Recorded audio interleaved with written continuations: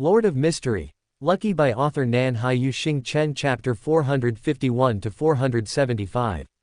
Chapter 451 Chapter 29 Russell is giving birth. No, Derek shook his head. I've already told the chief that I obtained the notary potion formula while clearing out the monsters in Afternoon Town. Alice blinked. What was his attitude then? The hanged man Alger asked. He just said, very good, Derek replied. Don't you two feel awkward? Alice asked with a sincere expression. This was a very strange situation. The chief knew Derek had a secret, and Derek knew the chief knew he had a secret, but neither of them said anything. Alice looked at Derek with a puzzled expression, waiting for him to express his inner feelings, while the hanged man Alger, as if he hadn't heard, chuckled softly and said, "You can rest assured for now. Your chief is very happy to see you grow like this. Comparatively, he is more wary of that shepherd elder." He didn't continue the topic and instead threw out a piece of news to all the members. Recently, many pirates have visited Bansi Harbor and found that it has been completely destroyed. Even if it were to be rebuilt, it would take several years. This was news everyone had already known since last week, so no one responded to it. Seeing that no one spoke, Alger glanced at World, withdrew his gaze, and said calmly, "It's your turn now." Alice blinked, and after realizing that no one else had any news to share, she raised her hand and said, "Next, I don't know how long it will take them to finish writing the new holy book, but in any case, I'll probably become the new saint of the night church." Audrey was the first to turn her head and look at Alice. She immediately dropped out of her spectator state, her eyes filled with shock, because she remembered a guess she had made not long ago. Mr. World is helping Mr. Fool babysit, Mr. Fool is helping the Evernight Goddess babysit, Mr. World is Mr. Fool's blessed, so. This guess, which Audrey had previously dismissed, was once again pulled out from the corners of her memory, and then thrown back in. How could such a thing be possible? Compared to that, Audrey was more inclined to another possibility. She was more willing to believe that there was some kind of cooperative relationship between Mr. Fool and the Evernight Goddess, and Miss Fate was the symbol of this cooperative relationship. Although, deep down, she felt that Alice couldn't possibly embody this symbol of cooperation. It wasn't just Audrey who was shocked. The more knowledgeable and experienced hanged man Alger and hermit Catlia vaguely sensed another problem. Counting it all up, Alice had done who knows how many things that offended deities. There was no need to mention Mr. Fool's side. As for others, just the ones they knew of, Alice had done two major things. One was impersonating an angel under the true creator in front of him, and the other was claiming that the Evernight Goddess was her blessed. Even if the true creator's state was truly so bad that he couldn't do anything to her, and even if the Evernight Goddess was truly her blessed in the past, the attitudes of these two seemed far too lenient. And the deities Miss Fate had offended, were there only these two? This was just true gods. If angels and King of Angels were included, then, most importantly, Miss Fate should basically not be able to defeat any of the people she had offended. Yet, she was perfectly fine to this day, and had not even been disciplined much. Too friendly. The hanged man Alger and hermit Catlia's gazes swept over Alice, inadvertently meeting, then each retracted.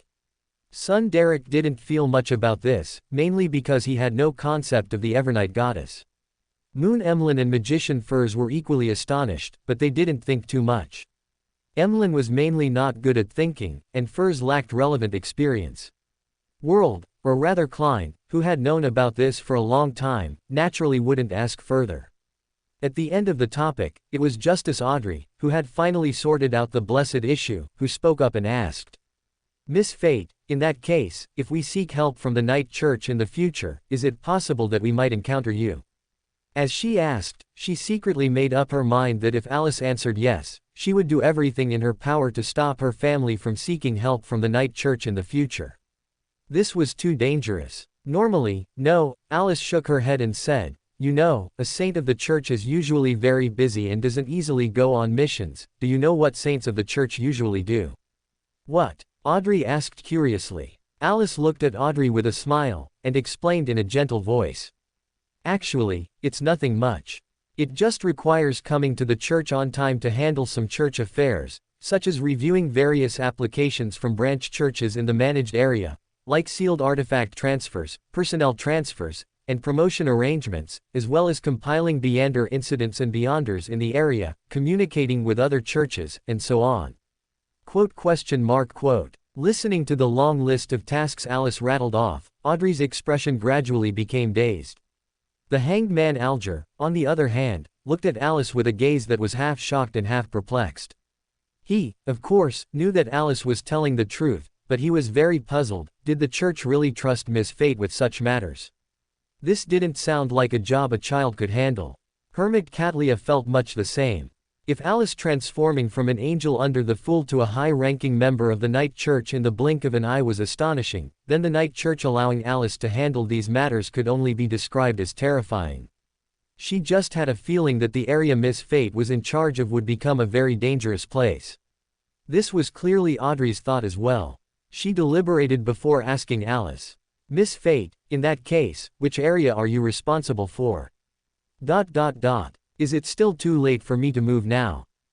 Alice's expression became hesitant. She, of course, knew that archbishops were responsible for certain areas.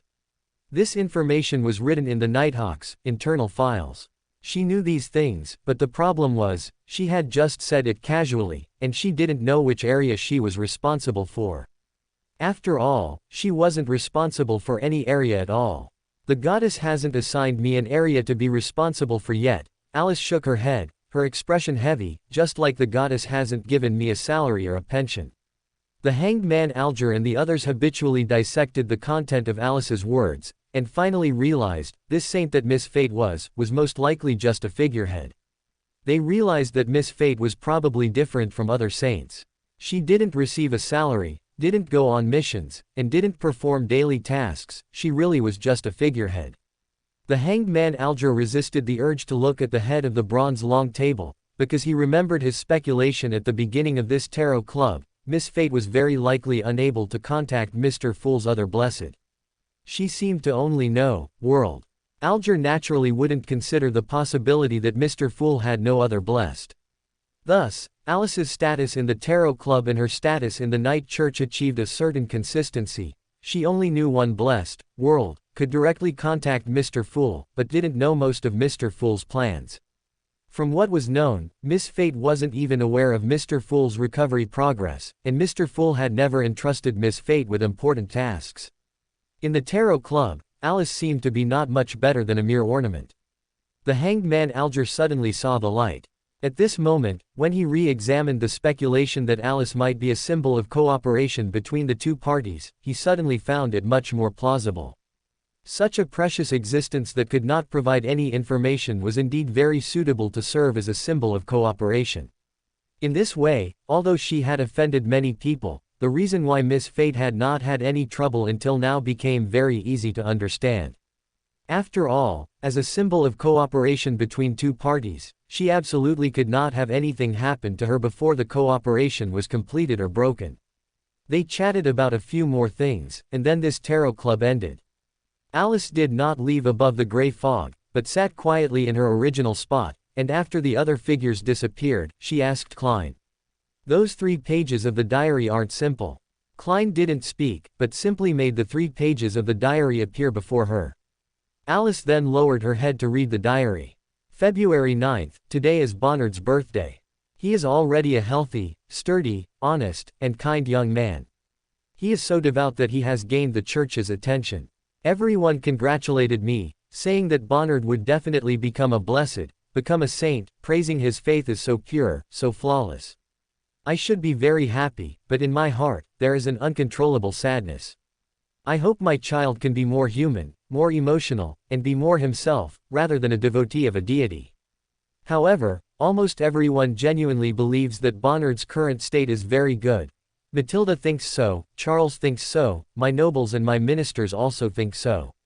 Only Bernadette shares the same feeling as me. She privately told me that she believes people should be more individualistic, as long as they don't harm anyone. Thinking of Zaratul's words when Bonnard was born, and the increasing premonitions I've had since stepping into the demigod realm, my mood grows even heavier. A lovely angel, truly a lovely angel. Is this your precaution against me?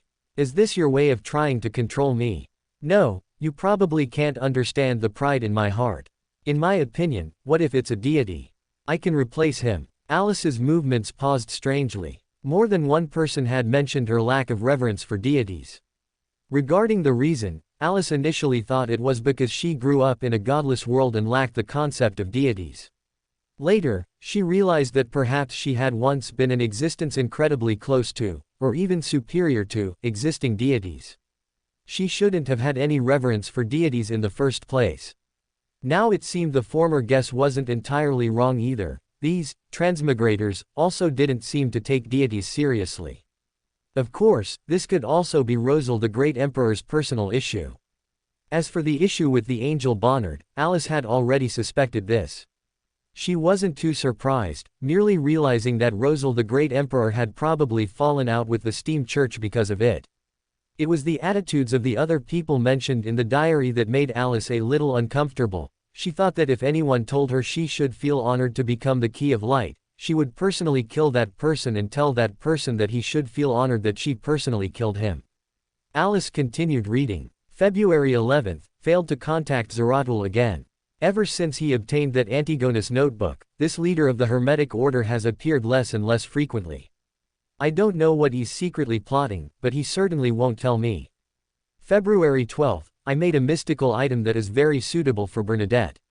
This can effectively help her avoid the hidden sage's nagging, as long as she doesn't actively pray or actively seek a response.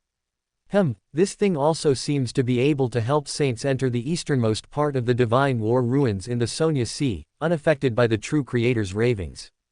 The secret of the forsaken land of the gods is most likely hidden there. I just casually made a small gift for my daughter, and it has such a powerful effect. Bernadette, your old man is indeed the most outstanding artisan in the world. The most outstanding artisan. Alice realized that this was probably why Bernadette could freely enter the Sea of Ruins. When this diary entry was written, Rosal the Great Emperor was likely at least sequence 2, otherwise, he wouldn't be called the most outstanding artisan. Alice put down this page of the diary and opened the second page. October 5th, several primordial moon believers were captured by the black-clothed organization I established, failing to complete the corresponding sacrificial ritual. Some things they displayed made me very curious. The power they obtained truly seemed to directly originate from the Scarlet Moon. Unfortunately, a large amount of data indicates that this red moon is indeed a satellite, truly orbiting our planet. So, how does it combine physics and mysticism? With my current abilities, going to the red moon is not impossible. At most it would be troublesome and difficult, but there doesn't seem to be a need for it. Alice looked up, almost in horror. She, of course, knew what was on the moon. Besides the goddess, the other two who held the symbol of the Scarlet Moon were existences she couldn't afford to provoke. She swallowed with difficulty and confirmed to Klein. Rosal the Great Emperor didn't run off to the moon, did he? Before Klein could answer, she took another breath and added, if Rosal the Great Emperor really ran off to the moon, then he might not be dead. He might just be giving birth. End of chapter. Chapter 452 Chapter 30 Public Dormitory.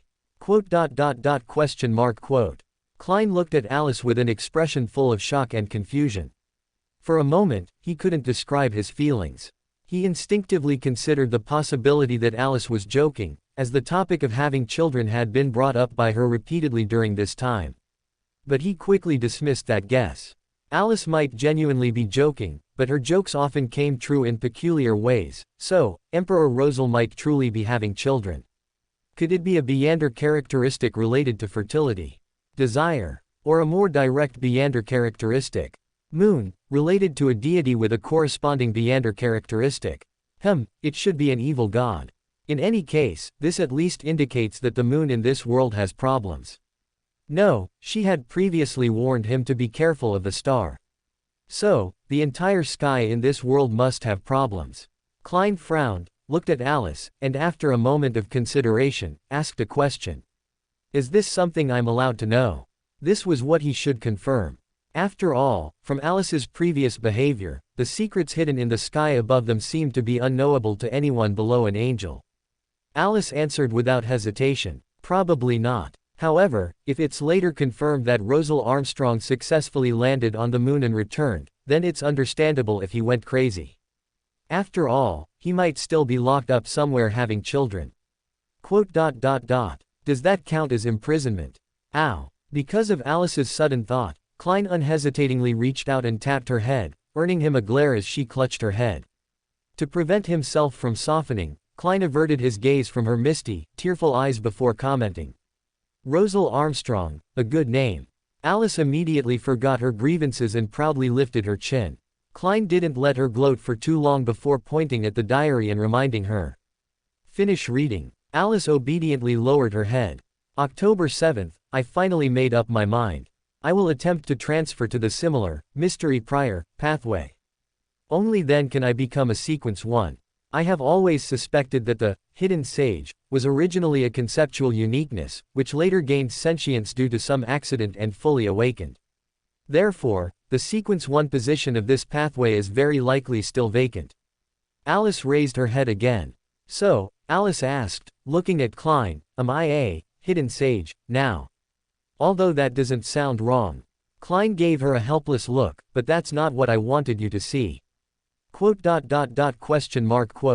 Alice blinked. She carefully recalled what happened during and after Klein read the diary, including Hermit Catlia's question at the time.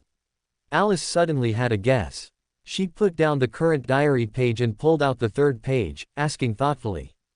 Was this written by Emperor Rosal during his late-life madness? He must have been extremely agitated at the time, to the point of losing control of his power.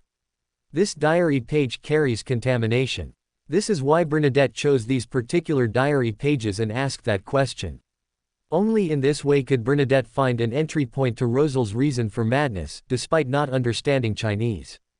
However, there could also be another situation. For example, as Emperor Rosal's daughter, Bernadette actually knew the time when Rosal wrote each diary entry. This is certainly a possible reason, but in Alice's view, through this method, Bernadette could more easily determine the time of Emperor Rosal's madness, but not necessarily determine which diary page contained the reason for Emperor Rosal's madness. Unless she believed that Fool already knew about this, but Fool was still collecting Rosal's diary, and Alice had also admitted that this was a language they used for communication. People would never guess that Fool needed to acquire occult knowledge from Rosal's diary, and thus it could only be for more hidden reasons, such as the truth of their arrival here, or the reason for Rosal's late-life madness. So Alice was inclined to believe that Fool, in Bernadette's eyes, was someone who had some guesses about the reasons behind these matters but still needed to investigate. Unless Bernadette actually found Klein of Tingen City from her investigations and linked Klein of Tingen City with Sherlock Moriarty of Backland, and finally connected that Klein was Fool himself. In that case, there was truly no other way, and Alice would have to consider the possibility of silencing him. While some morally questionable thoughts circled in Alice's mind, Klein, in surprise, had already affirmed her guess. Yes, how did you know? It's simple, Alice briefly summarized her guess, otherwise, what else could it be? Klein looked at Alice, completely bewildered. Alice ignored him and lowered her head to continue reading the diary. With just one glance, Alice realized she had guessed correctly. This diary entry was different from the previous ones. It had no date, the spacing between words was wide, and the handwriting was heavy, but these were not the most important aspects. A certain power, a power from the spirit, from emotions, lingered on this diary entry, contaminating anyone who read it. The good news was that this diary page appearing above the gray fog was not the original, and thus this power was like a rootless duckweed. After inflicting harm on Klein once, the residual power was already negligible. Moreover, Alice, being an angel, would not be affected. Alice merely sensed the existence of this power through her keen spirituality intuition. She looked thoughtfully at the diary's content. No. Impossible. How could this be? If my guess is correct, I shouldn't have been the only one who experienced such an encounter back then. No. How could this be? What I saw tells me that everything will be destroyed, and everything I created will be the same. No, I don't accept such an outcome. I must strive for self-salvation and no longer pin my hopes on the 7 deities. Only by ascending to the throne of Sequence 0 can I, and those I cherish, be preserved. Should I try to pull Mr. Door back into the real world? No. Although he claims to be only a Sequence 1, I believe he is by no means an ordinary Sequence 1. He is very likely to bring me unexpected disaster. Alice slowly exhaled. It turns out these diary pages, Bernadette chose correctly, she said to Klein. Although he had already read the diary once himself and had some guesses, Klein still gestured to Alice, wanting to hear her thoughts. After all, this was Miss Fate, although the information density of her words was sometimes even lower than that of Rosal's diary, you absolutely couldn't ignore a single word. Because you never knew which piece of nonsense, which joke, would eventually come true. Alice blinked and stated her first guess. The encounter like his refers to transmigration, doesn't it? I think so too, Klein replied. This was not difficult to guess, as the highly repetitive doctrines of the ancient sun god, in a sense, revealed his identity. With Rosal and Klein, plus Alice whose situation needed confirmation, there were already 4 transmigrators of uncertain authenticity in this world. Moreover, they already knew that Earth civilization existed before the first epoch. Although Alice's memories seemed to have been tampered with and her intuition might have been guided, the real world was not without evidence. The truth of this matter was essentially confirmed, and from a past civilization sleeping until now, it sounded much easier than transmigrating to another world. All they needed to figure out was where they had been sleeping all this time. Thinking of this question, Klein subconsciously turned to look at the long staircase.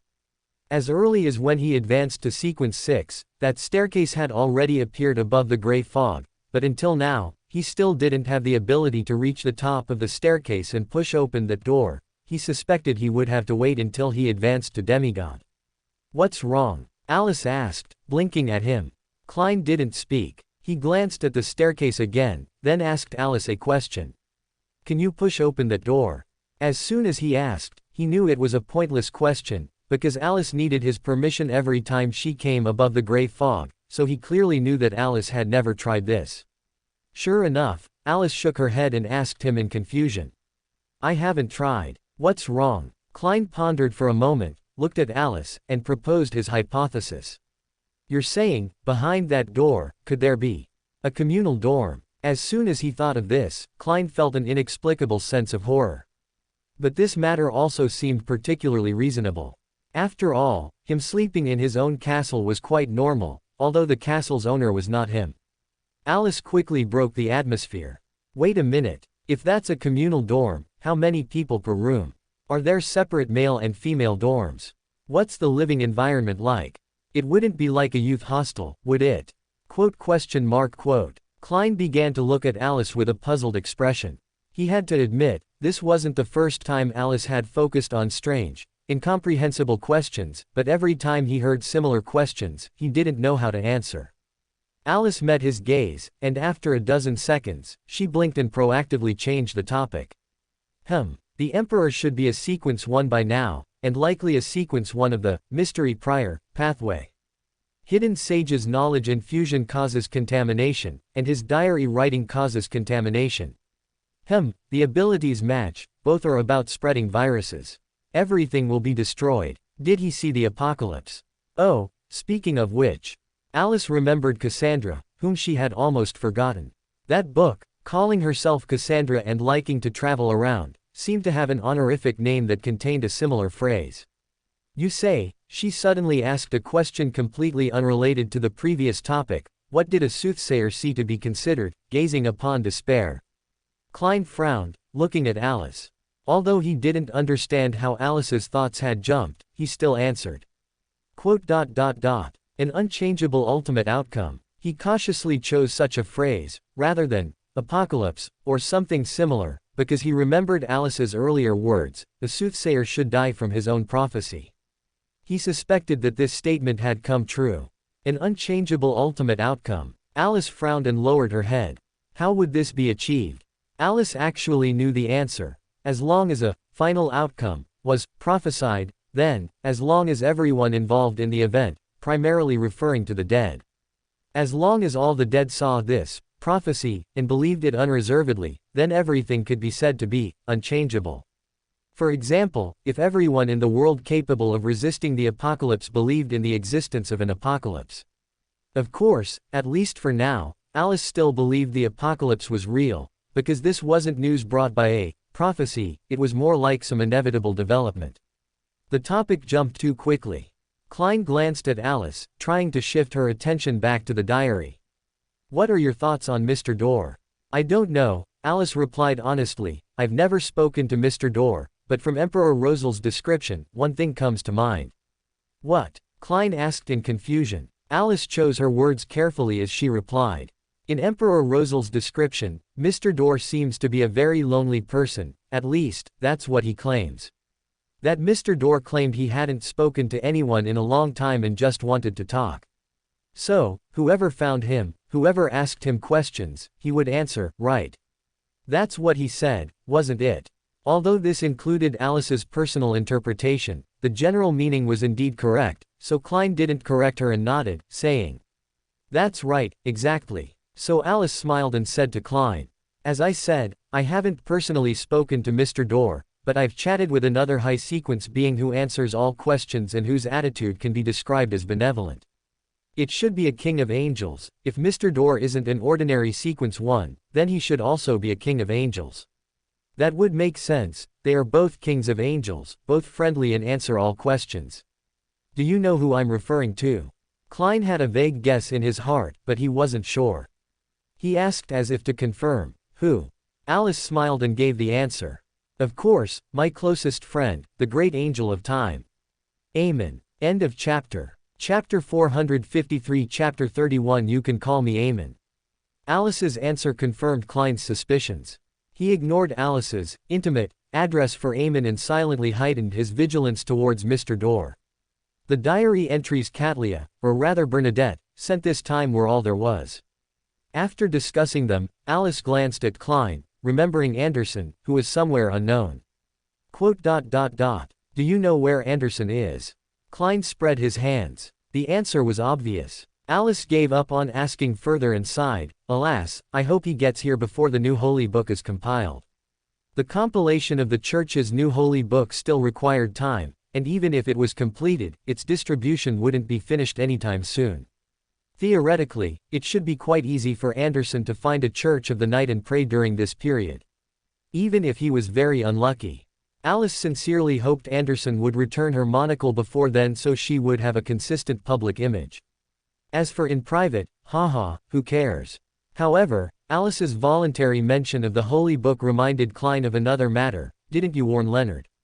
When it came to the Church of the Night, there were always a few unavoidable people.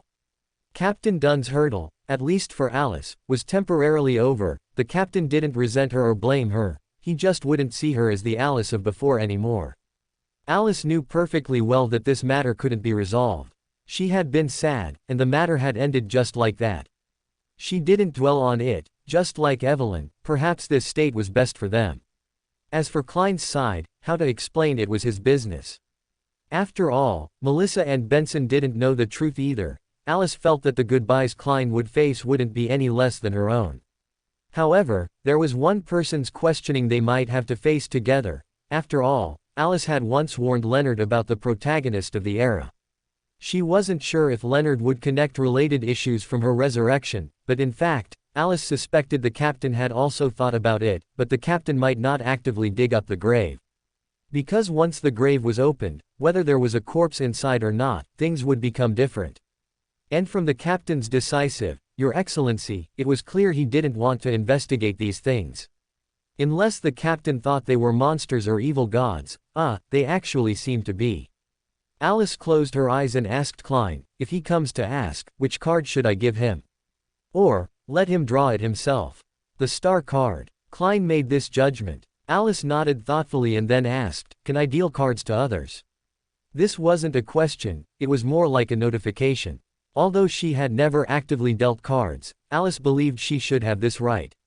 The fool was her dependence. Klein, of course, wouldn't deny Alice on this point, but he looked at her and made a request. If you meet a suitable person, can you ask for my opinion first? This was the insurance he was giving Alice, to prevent her from accidentally bringing in someone strange. Alice looked at him confusedly after hearing his words and couldn't help but mumble. I wouldn't be able to bring anyone in without your consent anyway. I will definitely ask you and definitely get your consent, otherwise how would I bring people in? Do you mean to ask you first, then tell them about the Fool and the tarot cards, and then draw the card? Yes, Klein nodded, and you always have to test the other party's trustworthiness. No need for that, Alice raised a hand. Actually, I have a simpler way to solve the trustworthiness issue. Klein looked at her, signaling her to continue, so Alice triumphantly replied. We can learn from the Aurora Order and the true Creator. Everyone, regardless of good or evil, regardless of what they've done before, as long as they pray, will become devout believers. Of course, this is actually my guess, but I think the truth of the matter is still very high. If it really doesn't work, we can still learn from the eternal blazing sun. I remember the Storm Church had a table that would praise the eternal blazing sun, although it was dismantled. Klein's mouth twitched. This referred to a past event in the Storm Church. Within the Storm Church, there was once a table that was contaminated by a sealed artifact of the sun pathway, turning it into a fool who would only praise the sun. So, those punishers dismantled the table and threw it into the fireplace. It could be considered praising the sun with their lives. This seemed to be a true portrayal of the entire sun pathway. The side effects of most mystical items made from Beander characteristics of the sun pathway were consistent, praising the sun and making others praise the sun. This brainwashing method of proselytizing was, in a sense, similar to the true Creator, both turning people into fools with only faith. Undeniably, Alice's words made sense. As long as he had the ability to turn everyone who had recited the fool's honorific name and everyone who had prayed to the fool into fools who only knew how to praise the fool in the tarot club, then the matter would be easily resolved. But the ultimate result of doing so would make him very displeased. Although he knew Alice was just joking, he still looked at Alice with a pious expression and said, "Praise you, great Miss Fate." Alice shivered. Klein looked at her expression and laughed, then asked her, "Miss Fate, you wouldn't want all your followers to treat you this way one day, would you?" Alice quickly shook her head. Klein reached out and tapped her head, stopping her movements, then said to her with a serious expression, "I don't want that either. This isn't faith, these are fools without their own thoughts. I don't want my followers to be like this, just as Emperor Rosal didn't want his children to truly become angels, although this example doesn't seem so appropriate." But, Alice couldn't help but correct him, "You're only sequence 5 now. Isn't it a bit too early to consider followers?" Mr. Fool, who had just revived to sequence 5, remained silent. They didn't chat for too long. Alice quickly returned to the real world and, at Klein's suggestion, tried to divine where Anderson had gone. After entering and returning from Grossel's travels, Anderson Hood bid farewell to Gehrman's Sparrow and began to ponder which Church of the Night he should head to. The sea was the domain of the Storm Church. Anderson believed it was best for him to go to Lowen for something like entering a Church of the Night to pray. But Anderson Hood didn't intend to just casually find a Church of the Night and go in to pray. Although he wasn't a wanted criminal at sea and could certainly do so, the misfortune left by Miss Fate might not be simple. After seriously considering the matter, Anderson Hood chose 2 places. One was Backland, the capital of Lowen, and the other was the legendary cathedral. Anderson Hood believed that the churches of the night in other places might not meet the conditions for knowing the identity of Miss Fate. Although he was indeed not a wanted criminal and could freely step onto the continent and find any church of the night to pray in, he might be arrested for this absurd matter. After careful consideration, Anderson finally chose St. Samuel's Cathedral in Backland, for no other reason than the cathedral in the Winter County was still a bit too dangerous, especially for wild beyonders. After arriving at Pritz Harbor by ship and then taking the subway from Pritz Harbor to Backland, Anderson eagerly decided to rest for a night before doing anything else. After recharging his energy, Anderson Hood got up from the hotel bed early the next morning. After checking out, he had breakfast before walking towards St. Samuel's Cathedral. Alice no longer needed the troublesome action of falling asleep to perform dream divination. With just a thought, future scenes appeared before her eyes. Scene after scene connected into a complete and fluid future. Alice saw Anderson Hood walk into the church in the faint morning light, wearing a monocle. However, this strongest hunter, who hadn't stepped into a church for too long, was unaware that at least the 3 official churches of Lowen, Storm, Night, and Steam, had all prohibited carrying monocles inside. When she observed in the future revelation that the bishop sent someone to notify his superiors, Alice closed her eyes in resignation, deciding to stake out Anderson the next morning. She had already recognized from the revelation that the church Anderson entered was the St. Samuel's cathedral she was extremely familiar with. So, early the next morning, Alice entered the church with the morning light, sat on the first pew in the front, closed her eyes in a prayer pose, and simultaneously focused her attention on the entrance. Angels had a great advantage in this regard. As long as there was a medium, it could be a believer, residual power, an item, or something else. As long as there was a suitable medium, she could project her gaze across all of Backland, or even the entire world. It was just that the level of power that could be projected differed. This method of observing the world through spirituality was often more direct. She could see many things invisible to the naked eye, even things difficult for spirit vision to detect. For example, she could see a disguised and hidden Amen. Although for this particular point, she didn't need such observation, she could still feel Amon's presence. This was a spirituality warning. However, Alice no longer trusted spirituality warnings as much now, mainly because spirituality hadn't warned her about the goddess's gaze. This already explained many issues. Facing certain existences, spirituality wasn't always effective, and she couldn't rely on spirituality to survive. Just as spirituality probably wouldn't warn her about the key of light. With a slight tremor in her spirituality, Alice saw Anderson Hood, wearing a monocle, walk into the church. She hurriedly opened her eyes. But the bishop's reaction was different from what Alice had seen in the revelation. Having already recognized Alice's identity and merely nodding in greeting, he now turned his gaze towards Alice. The bishop didn't come up to Alice to say anything, but Alice realized he was waiting for her reaction, so she thought for a moment, then turned her head, waved at Anderson, and called out, "Anderson. I finally waited for you, come here." Saying this, she moved over, making space on the seat beside her. At first glance, Anderson's expression was one of surprise, followed by a dawning realization after the shock. Alice saw Anderson smile with understanding as he walked over and asked, "Were you waiting for me here?" Alice stared at Anderson for 2 seconds, then smiled and gave an answer befitting her image. "No, I came because I knew I would meet you here today." During their exchange, the bishop withdrew his gaze from them and redirected his attention to others. This was a trust that fully entrusted the matter to her. Alice had almost never experienced such trust. She was inexplicably touched and decided to thank the bishop properly later. Her profound answer did not make Anderson feel any discomfort. Anderson even had an, as expected, attitude as he walked over and sat down. Alice looked at Anderson curiously. Under her gaze, Anderson removed the monocle from his right eye, handed it to her, and whispered, "This is an item Gehrman gave me. It is said to be from you." He paused, and relying on his previous experience of apologizing to the spectator pathway demigod, he asked very sincerely, "I apologize for my previous rudeness to you.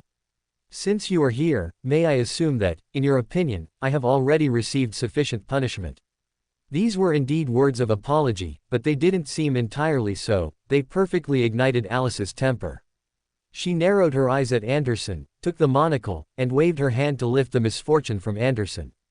Then Alice chuckled, put the monocle on her right eye, adjusted its position, and then looked at Anderson, saying intimately, "Do you know, my dear Anderson? I just helped you out big time. In Backland, if you walk into a church wearing a monocle, the church's bishop might think you want to rob the donation box. And if you hand the monocle to me, there's no problem. After all, I've already done what I wanted to do, just waiting for a monocle. Oh, right. I haven't introduced myself yet, my dear Anderson. You can call me Amen, Dolly Amen." End of chapter. Chapter 454 Chapter 32 Welcome to join us. Strictly speaking, the name, Dolly Amen, was originally used by her to scold Amen for being a copycat, but later Amen returned the favor. But it had to be admitted, the name was really useful, especially when she was indeed imitating Amen. Alice noticed that the bishop had already shifted his gaze to them, which was also her goal, because Anderson lacked understanding of Amen and couldn't experience immersive terror just from a name. Her goal was merely to replicate the scene from the Revelation where Anderson was mistaken for Amen. However, after saying this, Alice suddenly had a strange feeling. At one moment, something seemed to touch her spirituality, and she suddenly felt that she should go look for the Chaoswalker potion. This wasn't right, was it? This feeling should be a premonition after the advancement ritual is completed, which means she just disrupted a story that had already been set and wrote a new story, though possibly only the beginning. But the problem was, Alice had always felt that she had already broken a certain story, and that story, whose content she didn't know, had long since become a brand new story. Just as Klein said, she was the new protagonist. If she still had to struggle during the misfortune mage period, she had never even considered the possibility of performing a ritual for the Chaoswalker stage. Hadn't that already been completed? So, what did she just disrupt? No, what did she just do? Impersonate Eamon. But this didn't seem to be her first time impersonating Eamon. Was this time any different from before? Her inspiration refused to offer any hints on this matter, so Alice could only ponder deeply on her own, and after a brief thought, she decided to seek help from Sherlock Moriarty, the great detective. He must be very good at deduction. Putting this matter aside for now, amidst Anderson Hood's half-puzzled, half-uneasy expression, Alice leaned in close to him and continued to speak to him in that same intimate tone. "Welcome to our ranks, Anderson Eamon." Having done that, her figure vanished from the church. The vast backland actually hid many of Amon's avatars, either microorganisms in the air, birds flying in the sky, or ants crawling on the road. If your luck is good enough, you can try to grab a dog by the roadside and French kiss it. You might just experience what it's like to French kiss the great angel of time. Of course, if you plan to do this, the first thing to note is that Eamon generally does not approach urban areas, especially churches. He has always been very respectful of true gods. However, today's Amon seemed especially excited. This wasn't just happening in Backland, in fact, it was occurring all over the world. If it weren't for the signal delay caused by the seal, this would also include the interior of the forsaken land of the gods. In short, at some point, this basin of water named Eamon suddenly boiled, and all the Amons looked in a certain direction, saying in unison, "Welcome to our ranks, Dolly Eamon." The sound wasn't loud, despite the large number. Ultimately, the density of Amons not gathered together was still relatively low, so few people noticed any of this. If anyone truly did, they probably joined this big family, right? Alice, still inside the church, couldn't possibly know any of this. She merely concealed herself in place, and only after confirming that Anderson Hood had no choice but to start proving to the church that he was still himself, and not Eamon, did she chuckle and flee the scene. Wearing that monocle, Alice didn't immediately go to find Klein. This was certainly a very important matter, but Alice believed that, although she didn't know what had happened, it was a good thing overall, so she could first celebrate with a cup of ice cream. Yes, she admitted she just wanted ice cream. Alice began searching for an ice cream stall on the street. As she walked leisurely, she thought of another matter. Learning the abilities of a mystical item was not difficult for Alice, so she strolled down the street, combining its abilities and appearance, and began to consider whether this item should be given a name. It couldn't still be called wealth accessory, could it? The initial idea to make the wealth accessory into the shape of a monocle was an act of meaningless anger and catharsis for Alice. Just as Alice had said at the time, she hoped that Key of Light would encounter a player who completely disregarded the rules and thoroughly disrupt its game. Of course, relying on Eamon was unrealistic. To be honest, Alice felt that the true owner of Saphira Castle was more suited for this role. Eamon was more of a substitute in many ways. Precisely because of this, even though she wore the monocle on her right eye, Alice knew better than anyone that it was utterly useless to her, not even as good as the ice cream in her hand. At least it tasted good. Facing this monocle, which held far more symbolic meaning than practical use, Alice murmured thoughtfully, "Let's give it an auspicious name, at least a pleasant-sounding one. Should it be called luck accessory? No, that won't do, it's too perfunctory. Well, how about lucky star? A name not much more serious than luck accessory was thus decided." When Klein heard the prayer, he had just finalized the list of servants. Although he highly suspected it was Alice seeking him again, Klein dutifully and quickly found the washroom and went above the gray fog to check the source of the sound. Alice's crimson star was, as expected, pulsating. Klein extended his spirituality to investigate and heard Alice's familiar voice. "Great detective, can you help me with a deduction? Please, Sherlock Moriarty, the great detective. Oh, by the way, you should be almost done tidying up, right?" Can I come find you? It seems it's not urgent. Klein shook his head, and after a moment of contemplation, he responded. 3 o'clock in the afternoon. From 3 to 3:45 in the afternoon. Don't be discovered. He trusted Alice enough in this regard. Although Alice had done absurd things like making Admiral Emlyn's pants fall down, she at least didn't expose it in front of outsiders. Admiral Emlyn was actually Gairman Sparrow. Just like on the future, Alice, who had promised him to wait until the return journey, was very interested in Frank Lee, but she didn't actually do anything. She was just a bit playful, not truly lacking in judgment. With his trust in Alice, Klein exited the washroom, and after 3 o'clock in the afternoon, he instructed his servants. I am accustomed to taking a 3/4-hour nap at this time. Do not let anyone disturb me. This instruction wasn't just for Alice. In fact, it was primarily for the Tarot Club every Monday at 3 p.m. The next command was truly about Alice. Bring me a serving of ice cream. Klein clearly noticed the fleeting confusion in the eyes of his personal valet, his housekeeper, and his various servants. He knew what they were wondering about. After all, eating ice cream before a nap did sound like a very strange habit. But Alice only had this one hobby. So, when Alice appeared in Mr. Fool's bedroom, a serving of ice cream was pushed in front of her. Alice instinctively hugged the ice cream and took a spoonful, then excitedly asked him, "Are you really not considering having an extra daughter or sister or something?"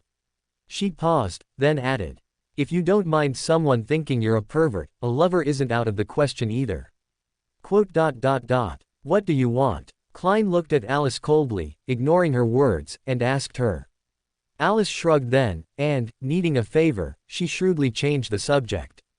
I want you to help me find out what the differences are in my several experiences impersonating Eamon. To be precise, what's different about this time compared to previous times? Klein gestured with his eyes for her to continue. Alice then blinked and began to recount in detail how she retrieved the monocle from Anderson Hood. It's like this, do you remember Anderson Hood? This monocle, I got it back from him. Klein glanced at Alice and asked her. You impersonated Eamon in front of Anderson Hood. Yes. Alice nodded. Klein looked at Alice and guessed, the effect probably wasn't very good, right? After all, Anderson Hood isn't even very clear about who Eamon is. This was true, Alice nodded and explained. Yes, but my original intention wasn't to scare him. It's like this, I met him in the Church of the Night. He was so irritating when he spoke, you know, I got angry for a moment, and I just wanted to, I decided to cause him some trouble. For example, making him prove to the Night Church that he is indeed himself, and not Eamon. Klein's mouth twitched, and he quickly imagined the scene at the time, nodding in understanding.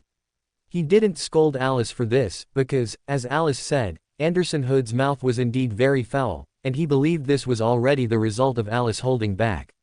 Tell me about the process. He prompted. Alice recalled and replied. First, Anderson Hood returned the monocle to me, but he was so irritating when he spoke that I couldn't help myself for a moment, and I just. I know. Alice suddenly slapped the table in front of her, sat up excitedly, and said with sparkling eyes.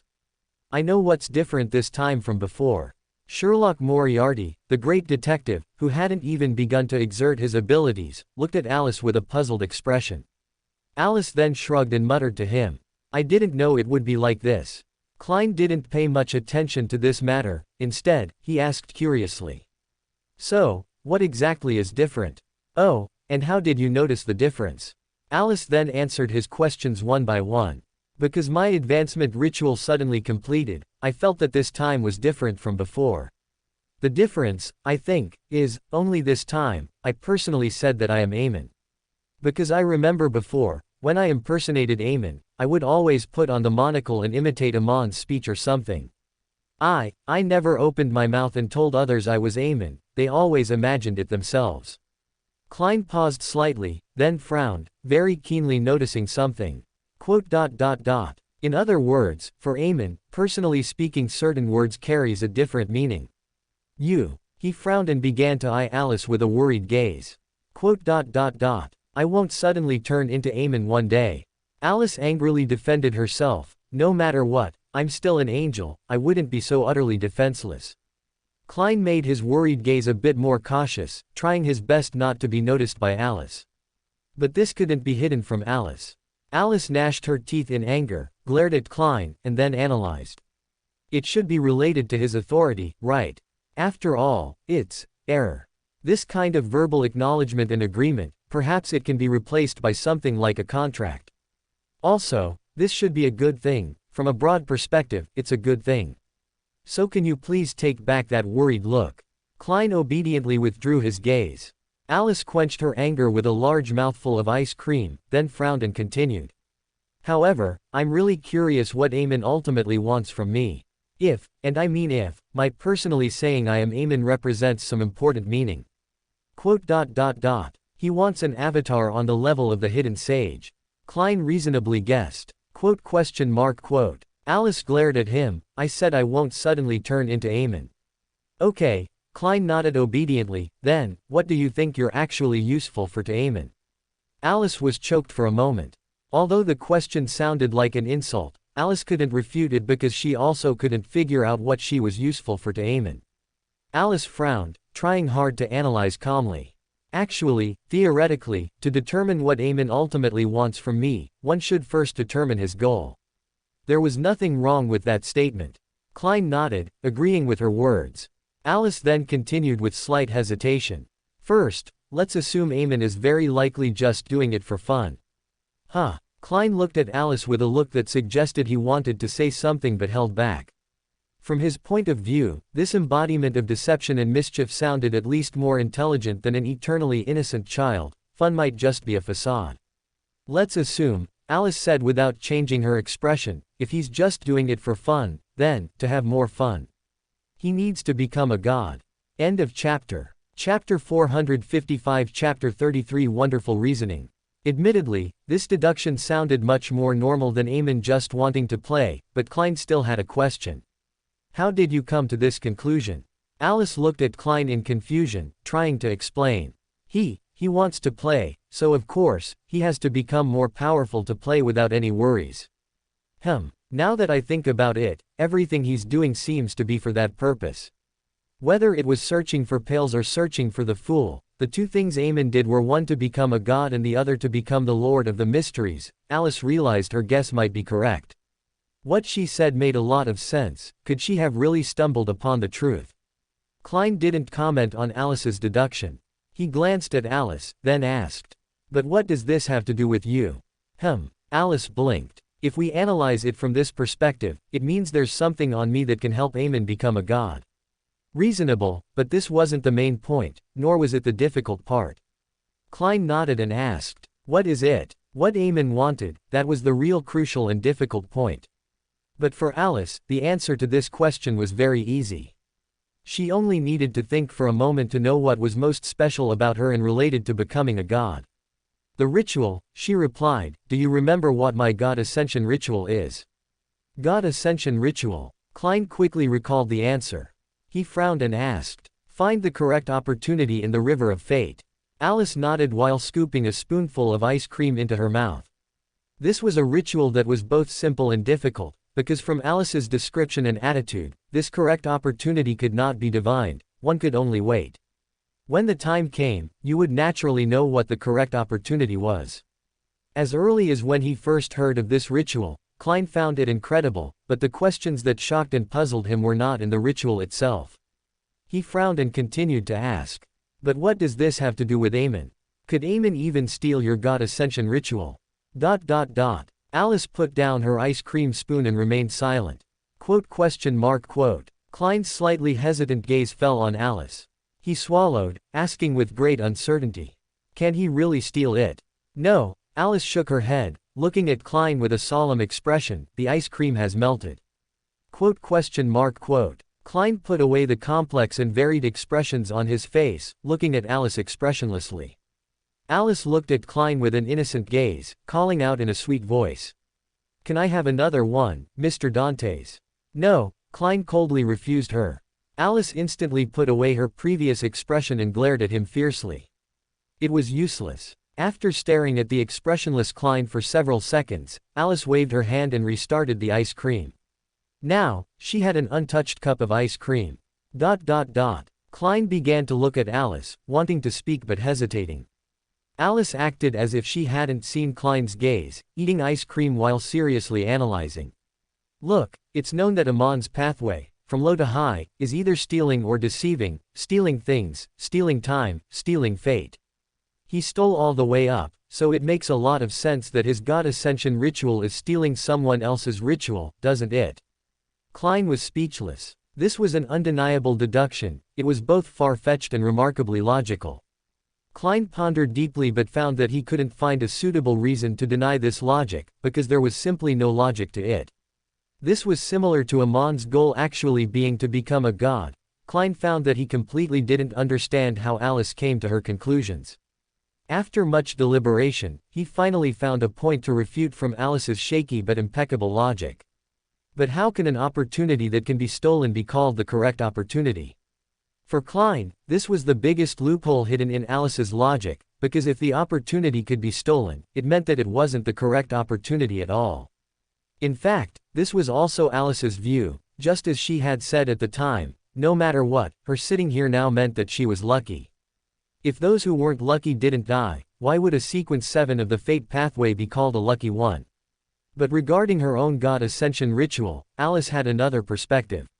She shook her head, picking parts she could tell Klein and said, "Because all along, I've felt, no, this should be the truth.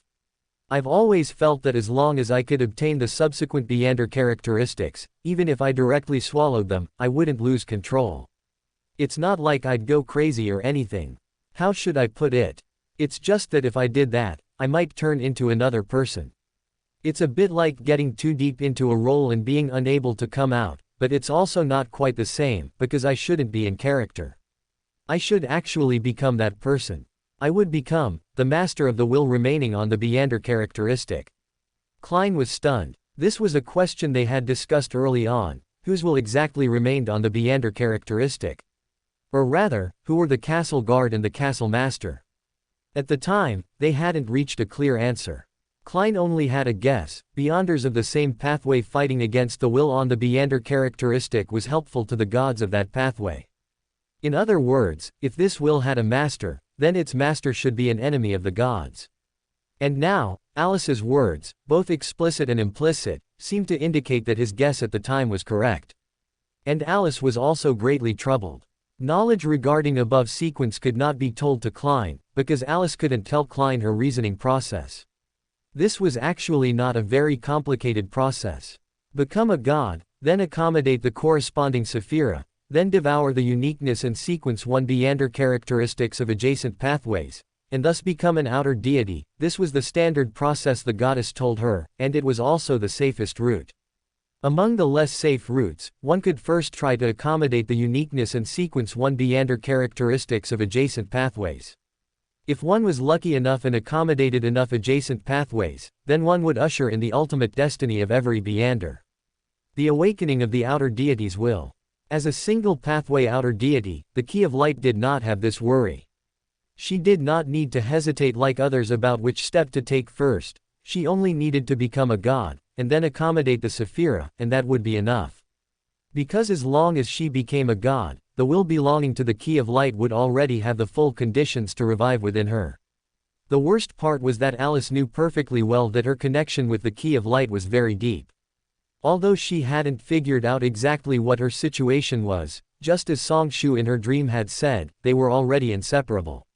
She didn't need to do anything. Similarly, the Key of Light probably didn't need to do anything either, because if she wanted to resist, she had to become a god, and once she became a god, it would be uncertain who she would be then.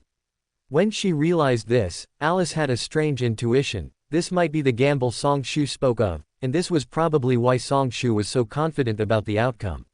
She had no choice at all. In fact, combining it with the God Ascension ritual of the fate pathway, Alice suspected that whether she won or lost had no impact on the outcome at all. What is the correct opportunity? If all Beyonders of the fate pathway were the Key of Light's backup plan for resurrection, then, perhaps whoever the Key of Light chose to revive within would encounter the correct opportunity and then become a god.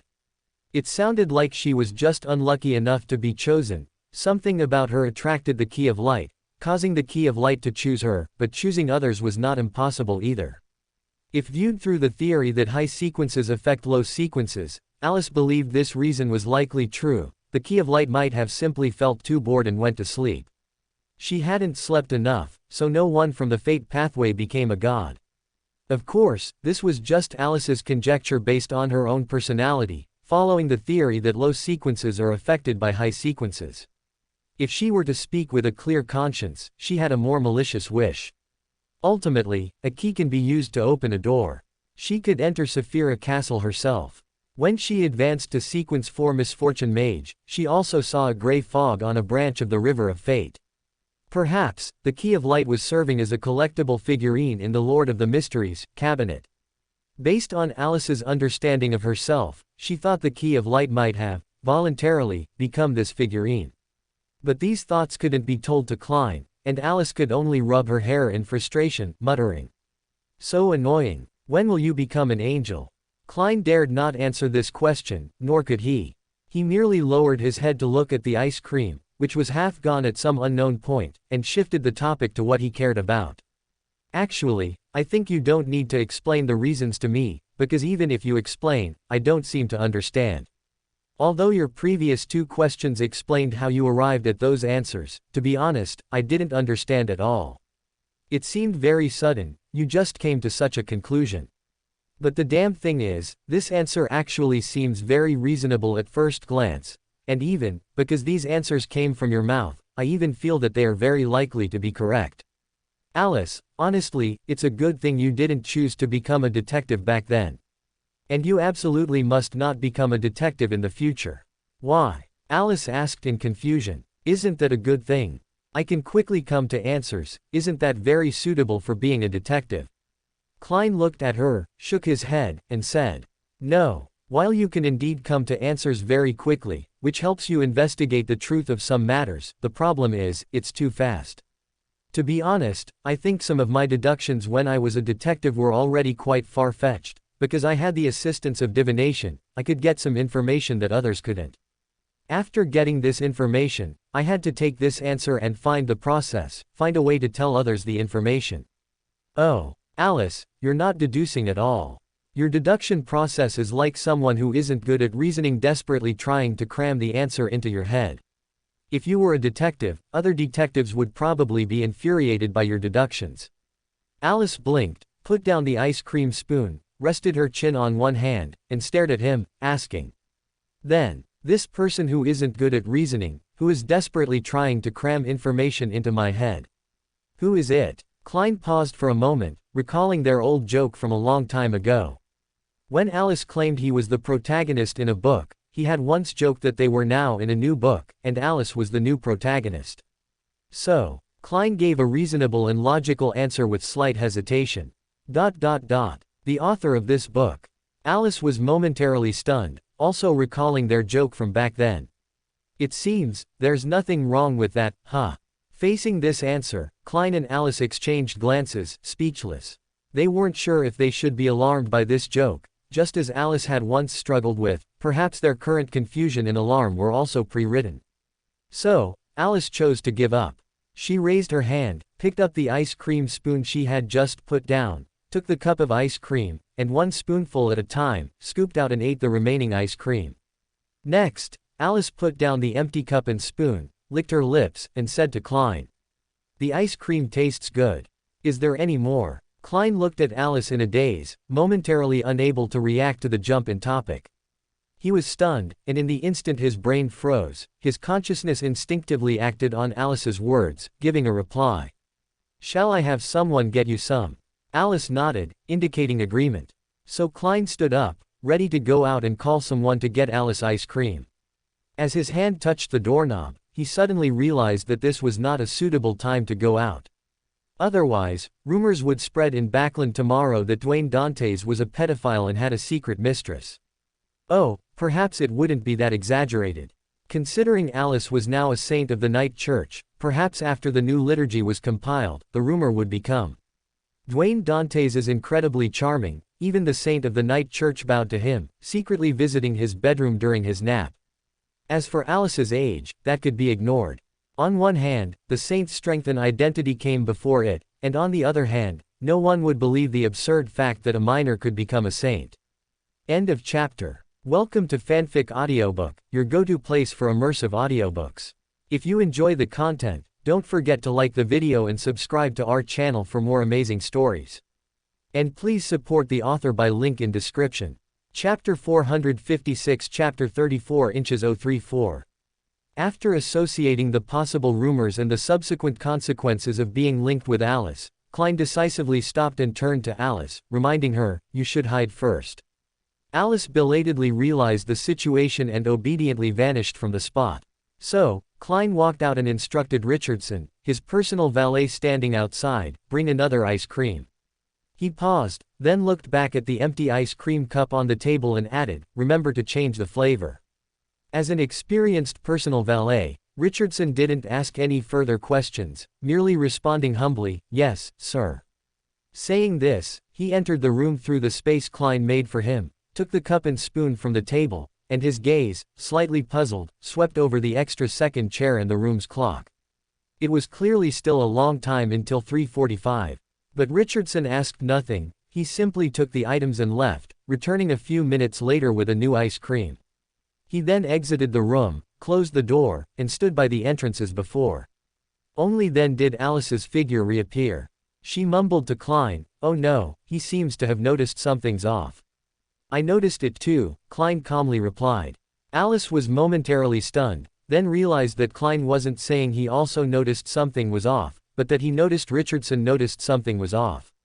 She shook her head, then quickly became excited again, asking enthusiastically, "Do you want to kill him to silence him, Mr. Sparrow?" Don German Klein Moretti Sparrow Dantes looked at Alice with a cold, emotionless gaze and said in an icy tone, "Eat your ice cream." Alice obediently lowered her head and ate her ice cream. Klein stayed put, watching her eat the ice cream, not disrupting the rare warmth and tranquility. Just as Alice quietly and quickly finished her ice cream, he was about to speak when Alice vanished from the spot, leaving behind only a full cup of ice cream. Everything was back to how it was when the ice cream was first brought in, except Alice wasn't there. Klein stood there, no longer angered by Alice's behavior, but rather feeling an inexpressible sense of speechlessness. He shook his head and, with a mindset of not wanting to waste it, went over and picked up the cup of ice cream. Klein unhurriedly finished the entire cup of ice cream, then placed the cup back on the table. Next, the cup returned to his hand, and the ice cream he had eaten returned to the cup, bite by bite. Everything was back to how it was at the very beginning.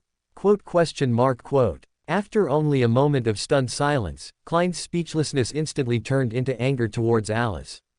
He angrily shouted, "Alice! He he he!" The light laughter of a young girl echoed in the air. Everything seemed unchanged, but Klein had a gut feeling that something was different.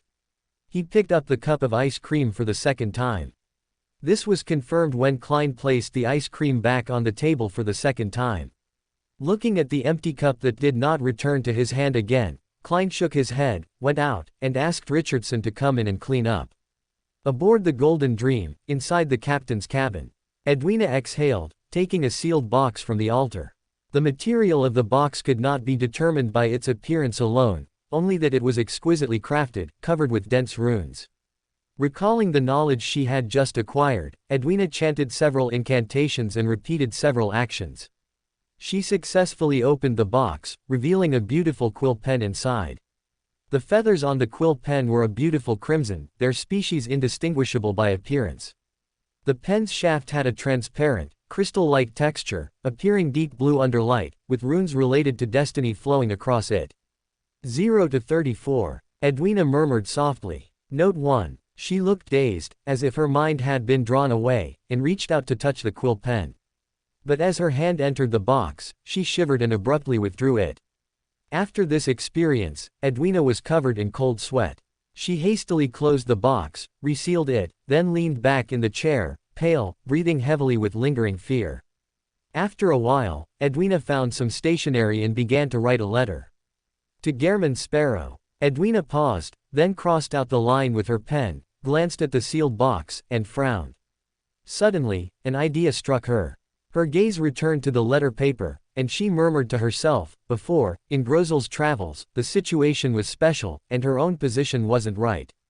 If she has returned, it is said she should be an angel. After another glance at the box, Edwina closed her eyes and decisively recited an honorific name. The eternally innocent child. The embodiment of luck and miracles. The origin of disaster and chaos.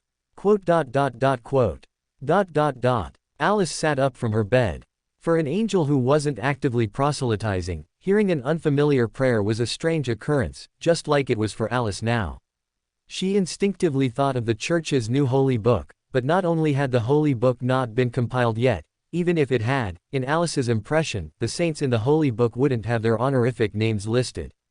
Alice, puzzled, extended her spirituality. Looking along the prayer, she saw Edwina. Alice was familiar with Edwina's surroundings. It should be the captain's cabin of the Golden Dream. She had been there quite a few times. Alice remembered that she had indeed given Edwina her honorific name, and Edwina's faith in the God of knowledge and wisdom was very flexible, so her praying to her wasn't strange. But Alice instinctively felt that something here was attracting her. What was it? After searching the entire captain's cabin, her gaze settled on the sealed box. Her intuition told her that what was attracting her was inside the box. After a brief hesitation, Alice appeared in the captain's cabin of the Golden Dream, behind Edwina. She thought for a moment, then patted Edwina's shoulder from behind.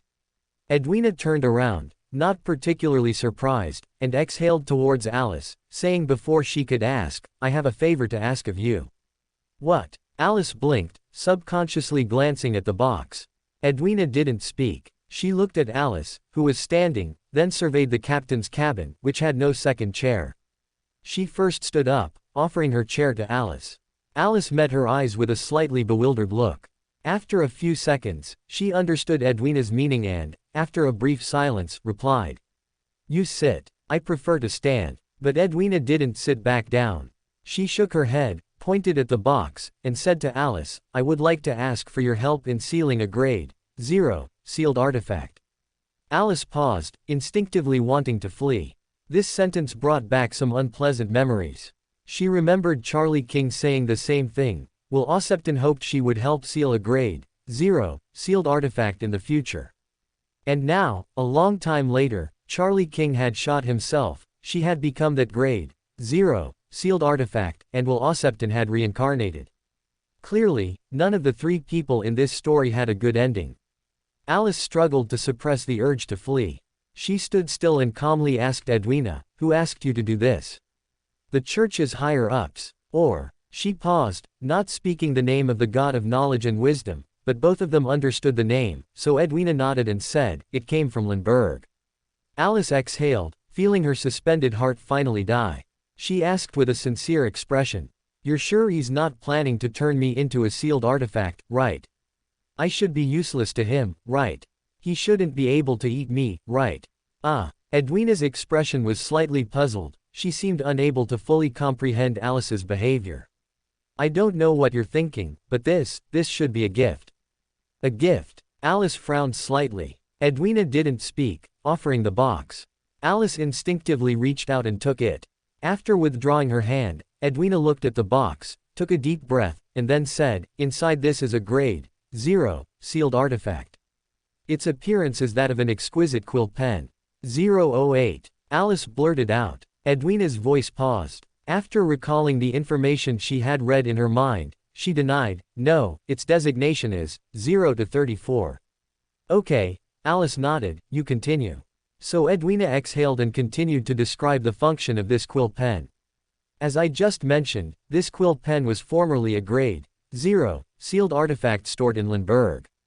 Its designation is 0 to 34. It is speculated that this quill pen originated from a soothsayer. It can draw scenes of the future. However, once one holds this quill pen, they will uncontrollably draw the first future scene, which is the wielder's inescapable doom. This is also the side effect of 0 to 34. Once the doom is drawn, it will inevitably come to pass. Even if 034 feet is given to someone else, it's useless. Therefore, we believe 034 feet cannot be utilized, and have kept it sealed. The preservation method for 034 feet is very simple. Although it has a slight effect of bewitching people, as long as it is sealed, no one will be attracted to it. Just as you see it now. But, as I just said, it can only be sealed, not utilized. Alice nodded thoughtfully. Presenting a sealed artifact that couldn't be utilized, or whose method of utilization couldn't be found quickly, to curry favor with her, certainly fit the style of the God of knowledge and wisdom. This could foster good relations with her without causing self-harm, and she also didn't have any clear enemies, no clear enemies at the true God level. After understanding the knowledge about outer deity and pillars, Alice understood that this phenomenon was normal, except for the rather awkward situations of Will-Osepton and Ouroboros. As long as she switched sides in time, strictly speaking, she had no life and death enemies within Earth. All of this was thanks to the Key of Light. Fortunately, he was a single pathway outer deity, and the authority he held was only for support, that of destiny. In this regard, the competition for the destiny pathway was much weaker, far less intense than the neighboring God Almighty and Lord of the Mysteries. Remembering the ancient sun god, who was betrayed by the king of angels under him, Alice shook her head and said to Edwina, "So, you brought it to me as a gift." Edwina remained silent. Just as she had initially tried to subtly tell Alice, she hadn't actually intended to state her purpose so directly. This was clearly not the style of high-sequence social interaction. But Alice seemed to react a bit too intensely to the phrase, "help seal a grade 0 sealed artifact." She seemed to have some severe psychological trauma regarding this matter, and Edwina had no choice but to offer a straightforward explanation. In any case, the outcome was good. Alice poked the sealed box in her hand and asked Edwina, "This is something from your church, right? How do I open this box?" Edwina then remembered this. She looked at Alice hesitantly, seemingly surprised she would ask such a question. Theoretically, an angel could smash open such an insecure seal, even if they had to break it. Alice saw the meaning in her eyes. She frowned and explained, "I don't like such violent solutions. If you have a way to open the box, I still prefer to use your method." Reasonable and logical, Edwina's instinct as a teacher resurfaced from her memory. She looked at Alice and said calmly and confidently, "It's very simple, you just need to." After dizzyingly jotting down a long string of incantations and gestures, Alice looked up and sincerely asked Edwina, "Do we have a different understanding of the word simple?" "No, I shouldn't ask that. Do you people of the Church of the God of Knowledge and Wisdom have a different understanding of the word simple than ordinary people?" Ordinary Alice shook her head twice in distress, looking at Edwina with a resentful expression, and said with utter sincerity, "If I had known, I would have just smashed it open." Edwina looked at Alice, on the verge of speaking but holding back. Although not specialized in this aspect of potions, in Edwina's impression, Beyonders of the Monster Pathway were not bad in terms of memory, let alone an angel. She really just hated studying, didn't she? End of chapter. Chapter 457 Chapter 35 The Scene of Death. Alice, radiating an air of academic ennui, left the Golden Dream, clutching the box. Mythical creatures represent an evolution in the level of life, an all-encompassing improvement. While intelligence is difficult to define, memory, at least, is enhanced. What's more, the misfortune pathway doesn't really have a problem with remembering or forgetting. Back in Backland, sitting in her study, Alice opened the box according to the method Edwina had described. According to Edwina, the box had a double safeguard. Even if it was opened, reaching for the quill would trigger a bone-chilling cold. This was the second reminder, to prevent someone from merely opening the box to check its contents and accidentally gripping the quill. However, Alice felt that such a perfunctory sealing method was likely not used internally by the Church of the God of Knowledge and Wisdom. It was probably a temporary container chosen with Edwina's safety in mind. As for whether her safety was considered, it was hard to say, and not particularly important. After hearing Edwina describe the effects and side effects of 0 to 34, Alice had a premonition of ill omen. If 0 to 34 truly came from a soothsayer's Beyonder characteristic, then the future scenes it depicted were probably not true future scenes, but merely what people believed to be future scenes, and thus, they became the true future scenes. Therefore, the death trap depicted in the first painting was probably not a true death trap either. And if this were true, Alice couldn't help but suspect one thing. Would the God of Knowledge and Wisdom, the symbol of omniscience, among the creator, not know about this? This was hard to define, because with Edwina's authority, she certainly wouldn't be privy to the true function of 0 to 34, and she also saw, no, wait, she could see it. The major churches had a tradition of informing each other about 0 and 1 grade sealed artifacts, although the communicated content only included the number and not the specific effects and side effects. Since the item had already been given to her, she could apply to the Church of the God of Knowledge and Wisdom for the relevant information. She should be able to, right? I'll go back to the church and ask. This was one of the few things Alice urgently wanted to know, because whether the God of Knowledge and Wisdom knew about it determined whether she was truly behind it. She didn't think she could hide anything from a true God who symbolized omniscience. Just as before, Alice had once wondered how Emperor Rosal managed to create the blasphemy card that could deceive a true God. Admittedly, as of today, Alice knew that Emperor Rosal had advanced to Sequence 1 Knowledge Emperor, and the blasphemy card was likely his work after his advancement to Knowledge Emperor. In other words, Emperor Rosal, through the authority of the Knowledge Emperor, used knowledge imbued with power to complete the creation of the blasphemy card.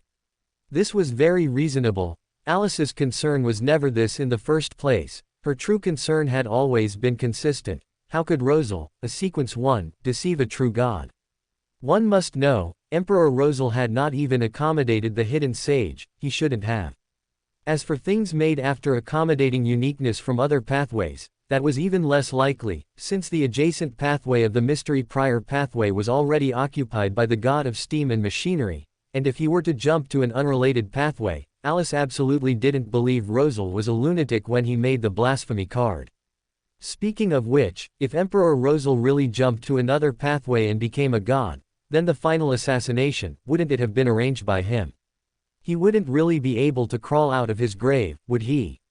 Alice recalled the 2 diary entries she had continued and swallowed nervously. She shook her head, hastily batting away the jumbled thoughts in her mind, and reached out to touch the quill. As her fingers probed into the box, Alice indeed felt a bone-chilling cold, just as Edwina had described. This cold couldn't actually harm her, but Alice very quickly recoiled her hand, shivering slightly. This was a human habit. Alice, still retaining these habits, took a deep breath, and only after preparing herself psychologically did she reach out again. Braving the cold, she took 0 to 34 out of the box and held the quill. Even though Alice had already largely determined that the future scenes were false prophecies before verifying the information, she was still curious about her death trap. After all, she was indeed going to die once, and if she knew her method of death, or even the time and place, she could replicate that scenario. She looked at the quill, didn't resist, and, guided by the quill, drew a painting on the paper. This was a very magical scene. Even though she didn't dip it in ink, let alone paint, the artwork flowed from her pen like a river, even in color. 0 to 34 first guided her to depict a gloomy, dark environment on the paper. Alice believed it was indoors, likely the background, and she felt a sense of familiarity but couldn't recall where it was for now. Above a slightly pointed roof, a white, scaleless giant serpent coiled into view, its pupils a cold and merciless red, its gaping mouth toothless, only a dazzling crimson. Alice paused, then she saw a golden-haired girl in a white robe, looking up at the tower's peak. The brush stopped at this moment, and Alice's gaze successfully turned cold. This outcome wasn't too surprising. She had even dreamed of the scene in the painting. It was precisely that shared dream of the three of them. What truly shocked Alice was something she hadn't noticed before. Previously, she had thought this dream was a revelation, indicating that her opportunity for godhood lay in experiencing death and then returning. At this moment, Alice suddenly realized something. Just as Derek the son had asked her when she mentioned it at the Tarot Club, in this dream, she had only seen her future death, but not the possibility of her return. The reason she only remembered it today, now, was entirely due to Klein's reminder. The answer to this matter also seemed to have been forcefully put into her mind by someone. Even her current suspicion seemed to be, after all, she had never doubted it before, right? When faced with questions she couldn't understand, Alice's choice was always decisive. She chose to give up. Alice threw 0 to 34 back into the box and sealed it again. Then, she turned her attention to the painting. After staring at the image for more than 10 seconds, Alice finally couldn't help but look at the sealed box in confusion, then looked back at the painting, murmuring softly. How did a quill draw a watercolor painting? Unable to comprehend, Alice shook her head, pulled out a match, and burned the painting. Of course, she wouldn't keep the prophecy of her death. But the painting did give Alice a reminder, watching the scorching flames slowly devour the future scene. Amidst the restless sizzling of the fire, Alice released her hand, letting the burning paper drift to the floor. Perhaps I should spread the prophecy of my return after death, holy crap. The flames extinguished before touching the ground, having lost their fuel, and the ashes of the burnt paper spread across the floor, causing the previously dazed Alice to jump up suddenly. After a blink of an eye, as if time had reversed, the ashes on the ground reignited into flames, floating in the air, slowly piecing together the paper. Before long, the painting reappeared in Alice's hand, her other hand holding a box of matches. Alice shook her head, walked to the trash can, and relit the painting. This time, everything went smoothly. Every speck of ash from the burnt paper drifted into the trash can, not a single one falling outside. Having done all this, Alice, clutching the box containing 0 to 34, stepped into St. Samuel Cathedral. Archbishop Anthony was already accustomed to Alice's sudden arrivals. He wasn't surprised by the extra person in the room, merely calmly put down his pen, looked up from the desk piled with documents, and asked in a gentle voice, "Is something the matter?" Strictly speaking, this wasn't the first time Alice had encountered such a scene, but after hearing Archbishop Anthony describe the work of a sage last time, she couldn't help but glance at the documents, mentally calculating their height. She didn't speak, and the atmosphere around them quieted, until a knock on the door sounded, and Alice snapped out of her thoughts, looking at Anthony hesitantly. She instinctively felt she should step aside. Although her identity no longer held much hidden meaning, her security clearance wasn't high enough. Anthony smiled and waved his hand at her, signaling that she didn't need to do anything, then raised his voice and said, "Please come in." Someone pushed the door open, and Alice turned to look, frowning at first glance. The newcomer wore a black trench coat, red gloves on his hands, and appeared to be about 40 years old, with soft facial features and long, deep sideburns. Alice didn't know this person, but his gold-inlaid black staff and extravagant top hat made Alice question his aesthetic taste. The man noticed Alice's presence almost immediately upon entering. He closed the door, his gaze sweeping over Alice, but he didn't ask any further questions, instead looking at Archbishop Anthony, his eyes conveying a sense of inquiry. Alice saw Anthony nod, saying nothing, so the man, as if understanding something, began to report on his work. Alice started to feel sleepy as she listened. She glanced around, carefully inching towards the nearest wall. Archbishop Anthony seemed to notice, turning to look at her, successfully making her stop and straighten her posture where she stood. This also made the flamboyantly dressed man look at Alice. Alice noticed his gaze lingered on her face for a moment, a flicker of doubt in his eyes, but he ultimately didn't ask anything, turning his head to continue speaking. Unable to escape, Alice tried to focus on the man's words, and soon she understood the content of his speech. It seemed to be about a devil case, during which they had temporarily used several sealed artifacts for investigation and apprehension, and were now returning them to storage. Alice suddenly remembered her purpose. She wanted to speak but felt it was impolite to interrupt, so she could only stand there and endure. Alice lowered her head, treating the floor beneath her feet as her enemy, and after several hundred rounds of battling the floor, she finally heard a voice that felt like a great relief. "All right, no problems." Alice excitedly raised her head, looking at Anthony with gratitude, then at the unfamiliar man, successfully causing the man to look at her with slight hesitation before averting his gaze, saying to Archbishop Anthony with what seemed like a hint of impatience, "In that case, I'll take my leave." Anthony, however, didn't let him leave immediately, but said in a gentle voice, "I think I should introduce her to you, otherwise you might keep thinking about this question tonight and not be able to sleep, even though you don't really need sleep.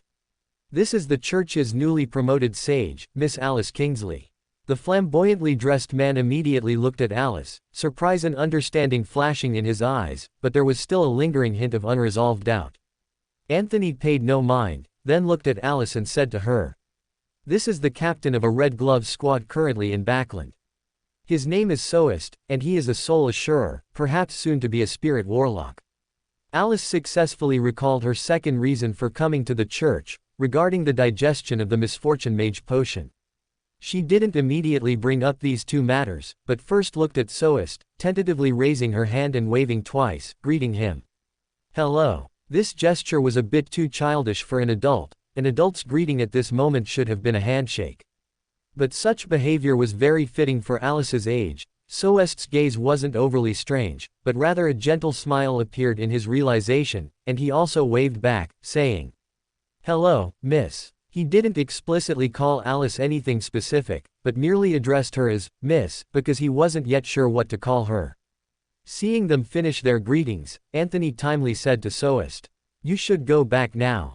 Soest then wisely exited the room. After he closed the door, Anthony looked at Alice and asked, What's wrong? Alice immediately shifted her attention back and explained her purpose.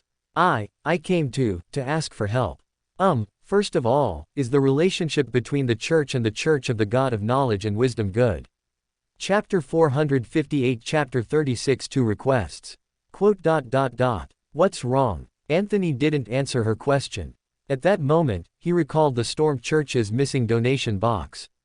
Alice handed over the box and said with slight hesitation, The Church of the God of Knowledge and Wisdom sent me a 0-grade sealed artifact.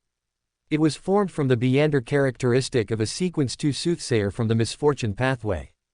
However, they didn't give me the sealed artifact's information. Perhaps they thought I didn't need it. But I actually want to see it. There are some things I want to confirm. Her reluctance to state the specific reason was too obvious, so Archbishop Anthony didn't ask that question. Instead, he shook his head and answered one of her doubts. I understand. However, the people from the Church of the God of Knowledge and Wisdom might not have intentionally withheld the sealed artifact's information from you. Alice looked at him in confusion. Soothsayer. Archbishop Anthony glanced at the box, not attempting to open it. This is a 0-grade sealed artifact, right? Alice nodded and said, Yes, the number is 0 to 34. 0 to 34, Anthony repeated thoughtfully. While I don't know the specific storage methods of the Church of the God of Knowledge and Wisdom, at least within the Nighthawks, all 1-grade sealed artifacts and 0-grade sealed artifacts have no paper documentation. Alice's eyes widened. This is for secrecy, Anthony said to her with a meaningful look. Alice, who wasn't good at keeping secrets, felt a sudden inexplicable pang of guilt. Soon after, she couldn't help but ask. But if that's the case, does the Church, every time a new saint appears, have a senior memorize all the information for 0-grade sealed artifacts and 1-grade sealed artifacts, starting from 001? Alice imagined Archbishop Anthony reciting all the information to himself in her mind and shivered in horror. No, Anthony denied Alice's guess. Under normal circumstances, there should be specialized mystical items or rituals to solve similar problems. Alice felt a strange sense of disappointment. She quickly had a new question. Then, is our church's information separated? Can it be retrieved individually if needed? Regardless of the answer to this question, Alice felt it wouldn't be suitable. The method of checking information one by one, and the oral recounting by other saints after one's promotion to saint, were not significantly different, both were troublesome enough to give Alice a headache. As for the other method, being able to access all information at once, that would be even more problematic. The trouble here mainly concerned the secrecy level in some special sealed artifacts, such as those similar to 008. Having experienced the events in Tingen City, Alice knew that although the church's secrecy levels were in place, for some urgent situations, special directives could be issued. This included, but was not limited to, temporarily using various sealed artifacts and information. But if a Beander with insufficient secrecy clearance temporarily accessed information on 0-grade or 1-grade sealed artifacts, what would happen to the extra sealed artifact information? To this serious question, Archbishop Anthony smiled and provided an answer. After you are promoted to saint, or when you have a need, you can, after your application is approved, come into contact with a holy relic of the goddess to obtain authority. Then, you can read the sealed artifact's information. For the part of the information that you don't have authority for, or your authority level isn't sufficient, even if you read it, you won't be able to remember it. Alice froze for 2 seconds before realizing this was the authority of secrecy. At the same time, she also realized that she seemed to lack authority. When her hesitant gaze fell on Anthony, he seemed to have anticipated it and added, "If you want to know about a sealed artifact's information, it's best to ask the goddess." Alice immediately gave up. She couldn't possibly ask the goddess about such a matter. After all, the goddess wasn't the esteemed Mr. Fool. It was fine to joke about it, but she probably wouldn't actually be her mother. Thinking of this, Alice sighed again and said to Archbishop Anthony, "Then, could you help me contact the Church of the God of Knowledge and Wisdom? Just say that I need the information for 0 to 34. Of course, Archbishop Anthony readily agreed to the request. Having resolved the first matter, Alice exhaled and continued, "I have one more thing I need the Church's help with, or perhaps it's a mutual exchange of help.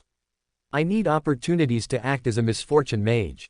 Misfortune mage. Archbishop Anthony repeated the name, his brow furrowing.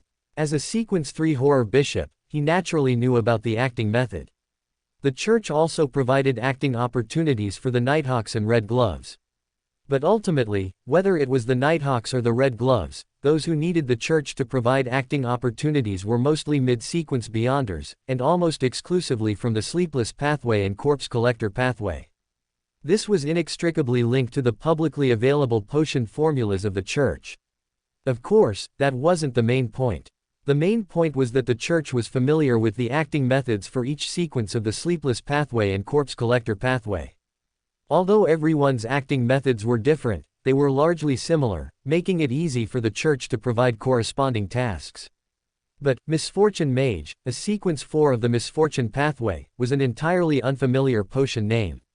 Anthony clearly didn't know how to act as it. As for other things, Anthony had no interest in investigating. He was well versed in the essence of secrecy, the most important of which was not to investigate. Alice was not surprised by Archbishop Anthony's confusion, she had also thought of this. She deliberated before saying, "If I'm not mistaken, a misfortune mage should be a character who controls misfortune, capable of bringing misfortune to others."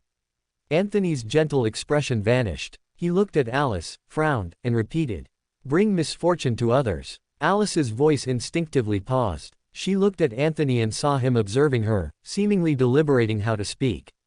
For a moment, Alice remembered the gaze of the City of Silver's chief. Undeniably, similar thoughts would indeed arise from him, and it did align with her consistent image.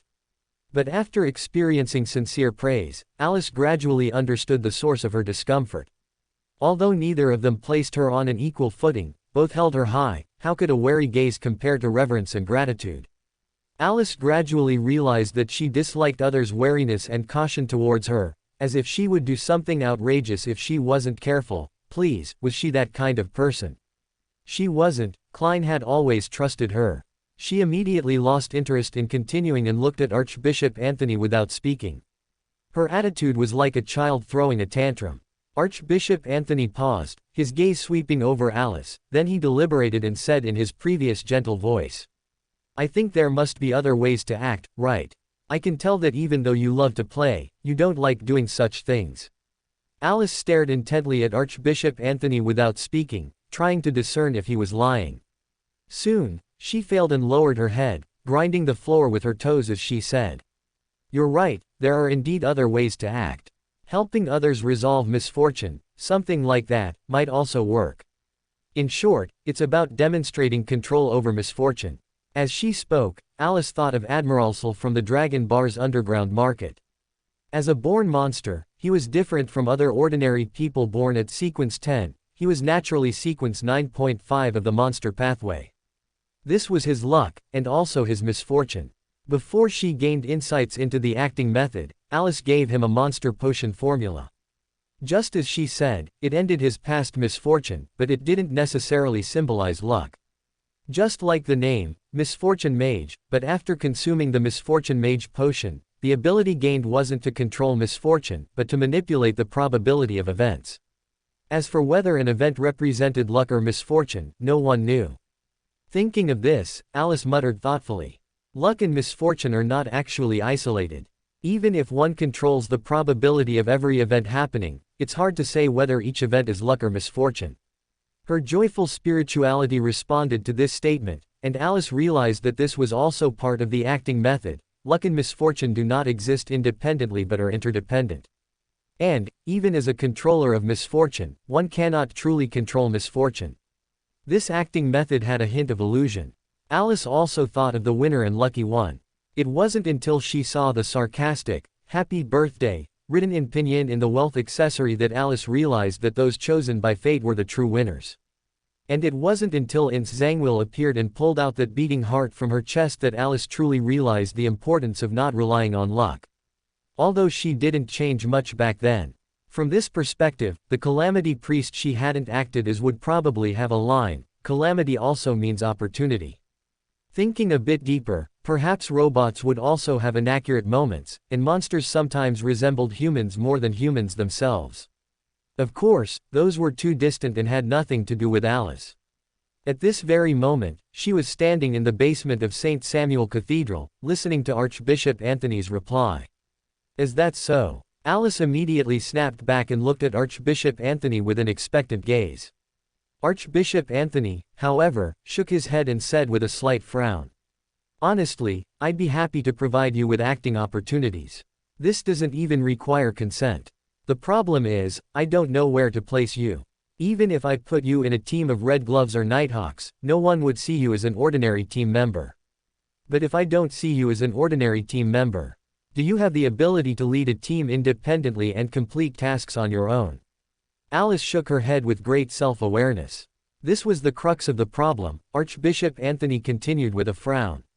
"If you can be a little patient, there might be another option." Alice looked at Archbishop Anthony curiously, waiting for him to continue. Anthony exhaled before continuing. "You could consider becoming a priest in the church, or even a bishop or archbishop." At this point, he paused slightly, glanced at Alice, and then added, "Of course, you don't have to handle these miscellaneous tasks like I do. In fact, we all know you probably wouldn't be competent at this job. But your salary will be less than a normal bishop's." Alice's eyes lit up. This was the biggest difference between the night church and Alice's impression. The priests here weren't just fathers, but also female priests. Would "mother priest" be appropriate? Alice wasn't sure, because the church collectively called them priests, unlike the Storm Church, where they were clearly referred to as fathers. Similarly, the night church did not lack female bishops and archbishops. In the internal records of the church, the goddess also had many female angels and favored ones. It could be seen that the goddess was indeed actively promoting gender equality. Wait, gender equality. Alice blinked twice, realizing this detail she had overlooked. She believed that the idea of gender equality was certainly not brought by her, and she also knew that the goddess was not the only deity promoting gender equality. However, this did not prevent Alice from having some suspicions. The main reason was that she had a very simple way to verify it. "That's a good idea," Alice said to Archbishop Anthony with a smile. "However, I still need a little time to prepare." After a slight pause, Alice continued, "I'm actually not familiar with what roles like bishop do. Of course, preferably not that high. Let me be an ordinary priest to get used to it. However, even so, I feel I need some onboarding training to familiarize myself with the job content and workflow. Also, I'm not familiar enough with the church's holy book. Is the new holy book not finished yet? Do you have an old one here? Can I take a copy home?" The God Almighty's creation story in the ancient sun god's holy book exposed everything, and on the goddess's side, if it were true, Alice didn't believe there would be no traces in the holy book. The part about the creator didn't count. In Alice's impression, the night church's holy book contained many poems, but unfortunately, she hadn't listened carefully in class. Alice sighed inwardly and silently prayed that Archbishop Anthony's answer would be affirmative, otherwise she would have to spend money to buy one. End of this chapter. Chapter 459, Chapter 37, No Abnormality. The good news was that Alice's worries didn't materialize. Archbishop Anthony calmly accepted her words, "Of course." Alice looked at Anthony in confusion. She considered her lying skills not very advanced, though partly because she often didn't try hard to conceal it, like just now. But Anthony always seemed to be like this. He wouldn't question any of his own actions, or perhaps he had in the past but never actively inquired. Was it for secrecy? Alice looked at Anthony thoughtfully, and saw him stand up and pull open the bookshelf behind him. It was packed with books, and Alice roughly scanned the spines, which were neatly labeled with information like time and place. They contained categorized data on Beyonders, Beyonder events, and, of course, various versions of the Holy Book. This looked like an archive cabinet. Alice dizzyingly averted her gaze. Anthony pulled out a Holy Book from it, placed it on the table, and said to Alice, "This is a sample of the latest edition of the Holy Book. Of course, it cannot be taken from here. But listening to your description, it seems you need something you can take with you." Actually, not that much. Alice glanced at the Holy Book. She didn't really have a need to take the Holy Book with her. After all, she had ways to recall what she had read. It was just that she really hadn't listened during the lectures. But Alice still asked, is there? As a favored one of the goddess, it would be too inappropriate to not even have a Holy Book at home. With this thought, Alice cast an eager gaze at Archbishop Anthony. As if receiving her gaze, Archbishop Anthony said in a gentle voice, "The main church will preach the Holy Book to believers. If you need one, you can also purchase one to take home after the sermon." Purchase? Alice continued to look at Archbishop Anthony with that eager gaze. Was she really short on money? Recalling Alice's concern for salary, a flicker of doubt crossed Anthony's mind. He then continued, "Of course, generally speaking, as a saint of the church, if you wish, you can claim a Holy Book." "That's great." Alice smiled happily. "Then I'm off." Archbishop Anthony dismissed his doubts and nodded. "Regarding the potion digestion, you can come find me again when you're ready." Alice was overjoyed. She cheerfully left Anthony's office, not even remembering to conceal her presence. This, however, caused trouble. It wasn't the first time she had openly appeared in the basement of St. Samuel Cathedral with her original face, but today, in the basement of St. Samuel Cathedral, there was an acquaintance of hers. To be precise, it was an acquaintance of Alice Kingsley, a Nighthawks from Tingen City. The protagonist of the era, Leonard Mitchell. Alice only realized this when she saw that striking face. Honestly, it wasn't too surprising. She knew Leonard was now a Red Gloves, and Soest, whom she had just met, was the captain of a Red Gloves team. But she wasn't sure how she should react. To be frank, Alice was actually a little afraid of seeing old acquaintances now. The captain's, "Your Excellency," had reminded her that everything had changed, and her relationship with others could never return to what it once was. Facing his former teammate, resurrected from the dead, Leonard himself was clearly filled with shock. The reminder from several months ago suddenly came back to him. You know, the protagonist of the era actually doesn't die. Even if he dies, he'll push open his grave and crawl out. Could it be that the true protagonist of this era was someone else? Looking at the resurrected Alice, an unsettling thought entered Leonard's mind. He didn't speak for a moment, and Alice's gaze was also fixed on him, motionless for a while. Soest, who noticed this scene, suddenly chuckled. "I almost forgot. I remember from the files that you two used to be teammates, so you should know each other, right?"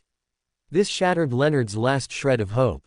He realized that the person standing before him was not a girl who merely resembled his old friend, nor someone who had changed through a mystical item, but truly his old friend. Alice glanced at Soest, realizing that this person knew her, or rather, had seen her information before, or perhaps it was incidental. Alice looked at Leonard and thought it was perfectly normal for Soest to know about his team members' information. Besides, even without this, she seemed to have been quite famous within the Nighthawks before, the kind of fame that had ornamental value. While Alice was pondering, Soest had already begun to introduce her on his own. "You don't know this one yet, do you? This is Her Excellency, Alice Kingsley, the newly promoted saint of the church. If you check her records, you'll find." After a deliberately mysterious smile, Soest drew out his tone and introduced her to the others in the hall. "This Excellency, more than half a year ago, died in the evil god's descendant incident in Tingen City." Soest's tone was exaggerated and boastful, because he had deduced from Archbishop Anthony's unconcealed attitude and Alice's natural exit that this was something that didn't need to be hidden. He had never considered the possibility that Her Excellency Alice had forgotten to conceal herself. Of course, even if he had thought of it, Soist wouldn't have taken it seriously. After all, could Archbishop Anthony really not stop Her Excellency Alice? Even if Archbishop Anthony truly hadn't stopped Her Excellency Alice, he surely wouldn't have failed to stop him from speaking, right? Since Archbishop Anthony's attitude was so clear, it must mean it was okay to speak. This conclusion was perfectly sound. Such an introduction naturally drew a flurry of shocked and bewildered glances. Among the many stares, Leonard's, and that of a certain Angel of Time's former lover, who refused to reveal his name, were less conspicuous. So Alice naturally followed those gazes, withdrew her own, tilted her head slightly, tentatively forced a smile, raised her hand, and waved twice, greeting everyone. Hi. Hello, everyone. Her hesitant gaze swept around. The Nighthawks in red gloves, both those she had met and those she hadn't, exchanged glances. It was Leonard who spoke first. Long time no see, Your Excellency. His tone was no longer as casual as before, carrying a rare formality. Alice realized that Leonard's mood was definitely not pleasant. This could actually be inferred from the address. This was the second, Your Excellency, Alice had received from an old acquaintance. She suddenly started to dislike this title. The good news was that her identity and status didn't require her to hide this displeasure, so she unhappily glared at Leonard and, with the same unhappy gaze, silenced everyone who was about to speak. Next, after retrieving a holy book from the above-ground part of the cathedral, Alice left the cathedral. After she left, Leonard made no attempt to hide. He stood up and said, "Sorry, I think I might need some time alone." No one was surprised by this. Suddenly seeing a resurrected former teammate and discovering that the other party had become a saint, Leonard's reaction could even be considered calm. He easily obtained his private space. He walked into an office alone, closed the door, and didn't bother to set up a spirituality barrier.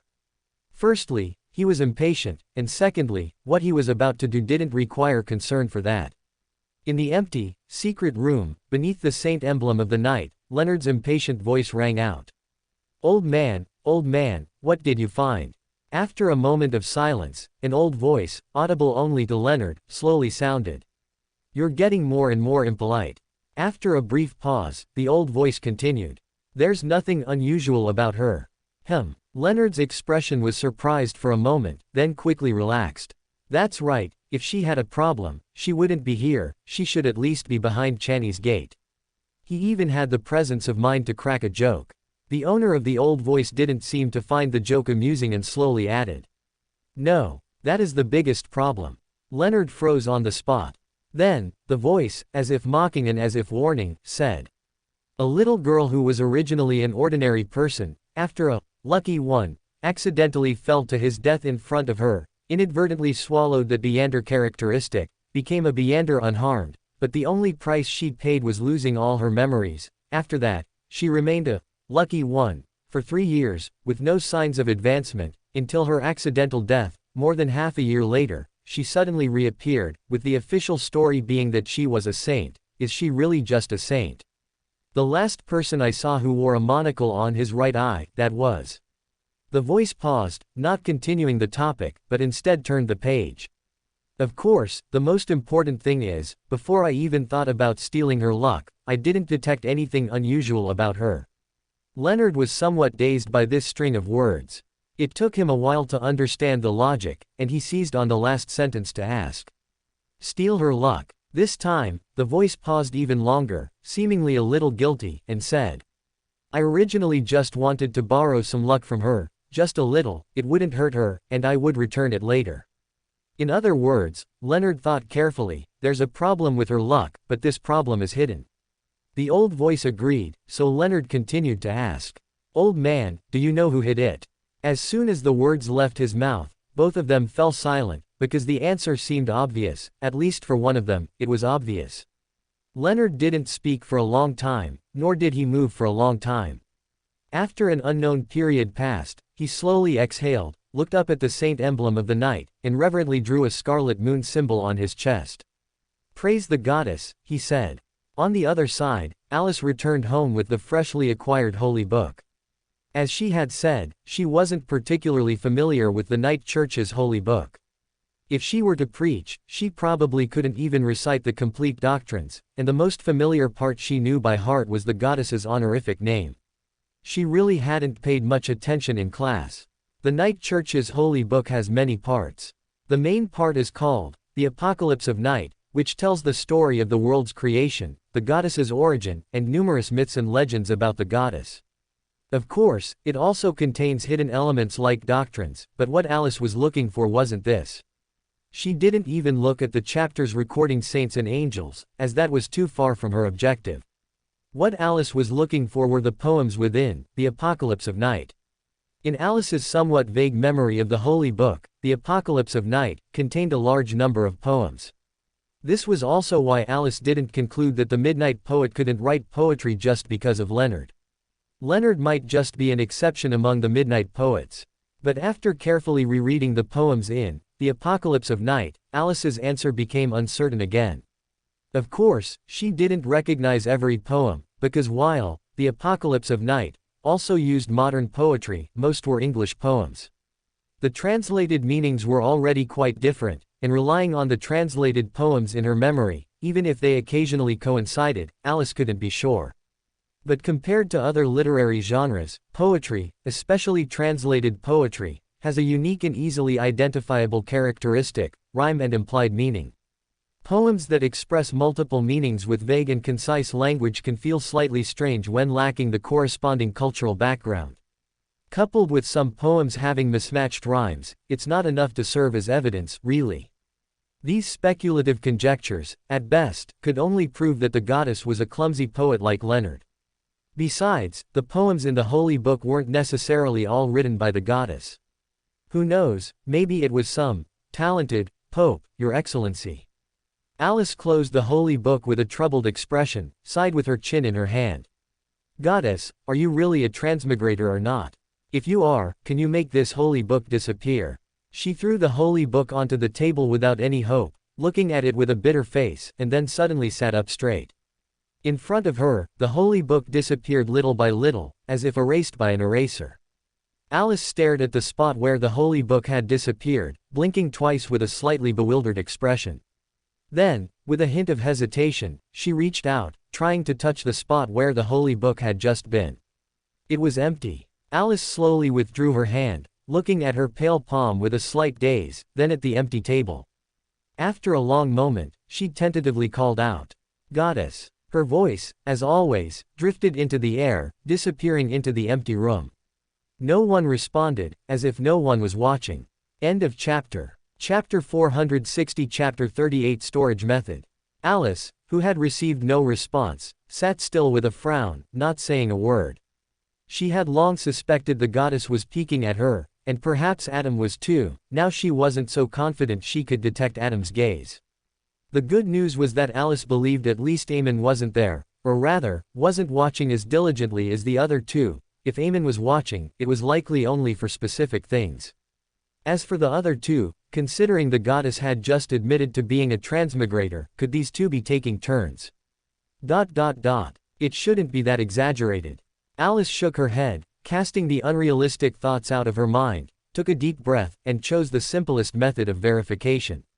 She cupped her hands around her mouth like a megaphone, then took a deep breath and shouted, "Adam, are you peeking at me again?" No one spoke, and no neighbors came to complain about her disturbing the peace. The latter was to be expected, as the sound hadn't traveled outside. However, the sound being confined to the small room didn't contradict the possibility of it reaching thousands of miles away. Alice lowered her hands, shook her head, and felt a gaze briefly appear and disappear on her. Alice lay down peacefully. There was nothing she could do, as she couldn't defeat either Adam or the goddess, and to some extent, the goddess was even her backer. What could Alice do? She could do nothing, so she slumped in her chair, raised her right hand, and vigorously waved it twice to express her excited mood, then weakly instructed. "The goddess is one thing, Adam, never mind, I'll just call you that for now. Adam, you must remember the difference between men and women, no peeking when I'm bathing." This time, no one responded to her. Alice didn't mind. She stood up, preparing to leave, but her gaze caught the box she had casually tossed onto the table, and she paused. "Is this box not quite suitable to be left here?" Alice murmured, a little lost in thought. Only then did she remember that the box contained an extremely dangerous, 0 feet level sealed artifact, which should not have been casually left on the table like this. But if not on the table, then where? Alice subconsciously thought of Klein's Saphira Castle, that mysterious space above the gray fog, which she had always used as a kind of storage space, always throwing important things in there. But Alice quickly realized it wasn't suitable. She didn't fully understand, 0 to 34, she didn't have the Church of Knowledge's information and knew next to nothing about 0 to 34. Meanwhile, Klein was still only a sequence 5, she couldn't dump this level of trouble on Klein. However, thinking of Klein, two thoughts simultaneously popped into Alice's mind. One was about 0 to 34, she thought of a wonderful place to store it, she could throw this thing behind Channy's gate. However, this might involve a very long process. Alice shook her head, troubled by the second issue. Strictly speaking, this couldn't be called a problem, it should be something that needed confirmation. Alice cleared her throat and asked, "Ahem. Goddess, can I talk about your matter?" She wanted to tell Klein that the goddess was a transmigrator. The goddess did not refuse Alice, or rather, the goddess ignored her. Alice waited for a long time without a response from the goddess after asking the question, only then realizing this. She pouted, decisively interpreting it as tacit agreement. After composing herself, Leonard returned to the hall. Soest, as expected, was enthusiastically discussing the unfortunate, lucky one, who had fallen to her death and the Migos incident in Tingen City with others, though he only knew what was recorded in the material. Leonard was no stranger to such scenes, as his new captain, Soest, was just such a person. He seemed out of place with the sleepless pathway, being entirely flamboyant and boastful. In Leonard's impression, he particularly loved to act this way in front of Ms. Daly. Even after learning about Ms. Daly and the captain, nothing had changed, now he should be called Bishop Dunn. Soest saw Leonard walking towards him from afar, waved to him, and then continued with the next topic. Speaking of which, I remember that in the incident of the evil god's offspring, more than one person seemed to have died. Yes, more than one person died, the other person was. Leonard's steps suddenly halted. If Alice of Tingen City was a little girl who had nothing and knew nothing but good luck, then Klein's specialness was actually very obvious. Compared to Alice, who had become ordinary after accidentally swallowing a lucky one, Beander characteristic, Klein's specialness had never been hidden, his connection to the seer pathway was almost openly displayed. More importantly, Leonard had once discussed topics related to the protagonist of the era. With Klein, he had once said that the two of them were the protagonists of two converging eras. Leonard thought of Alice, whom he had seen not long ago, and an absurd idea popped into his mind. Was Klein's Beander characteristic at the time also determined to have been taken by Ins Zangwill? Was Alice really the only one who climbed out of the grave? Leonard suddenly felt a desire to return to Tingen City. Soest shifted his attention back to him at this moment and shouted at him. "Leonard, what are you standing there for? Come over here." Leonard immediately reacted, a smile spreading across his face as he walked over and replied. "I was just thinking, when will I have a chance to return to Tingen City to visit the grave of my former colleague?" "Ha ha ha." Soest immediately burst out laughing. "Good idea, but it might be a bit difficult to achieve."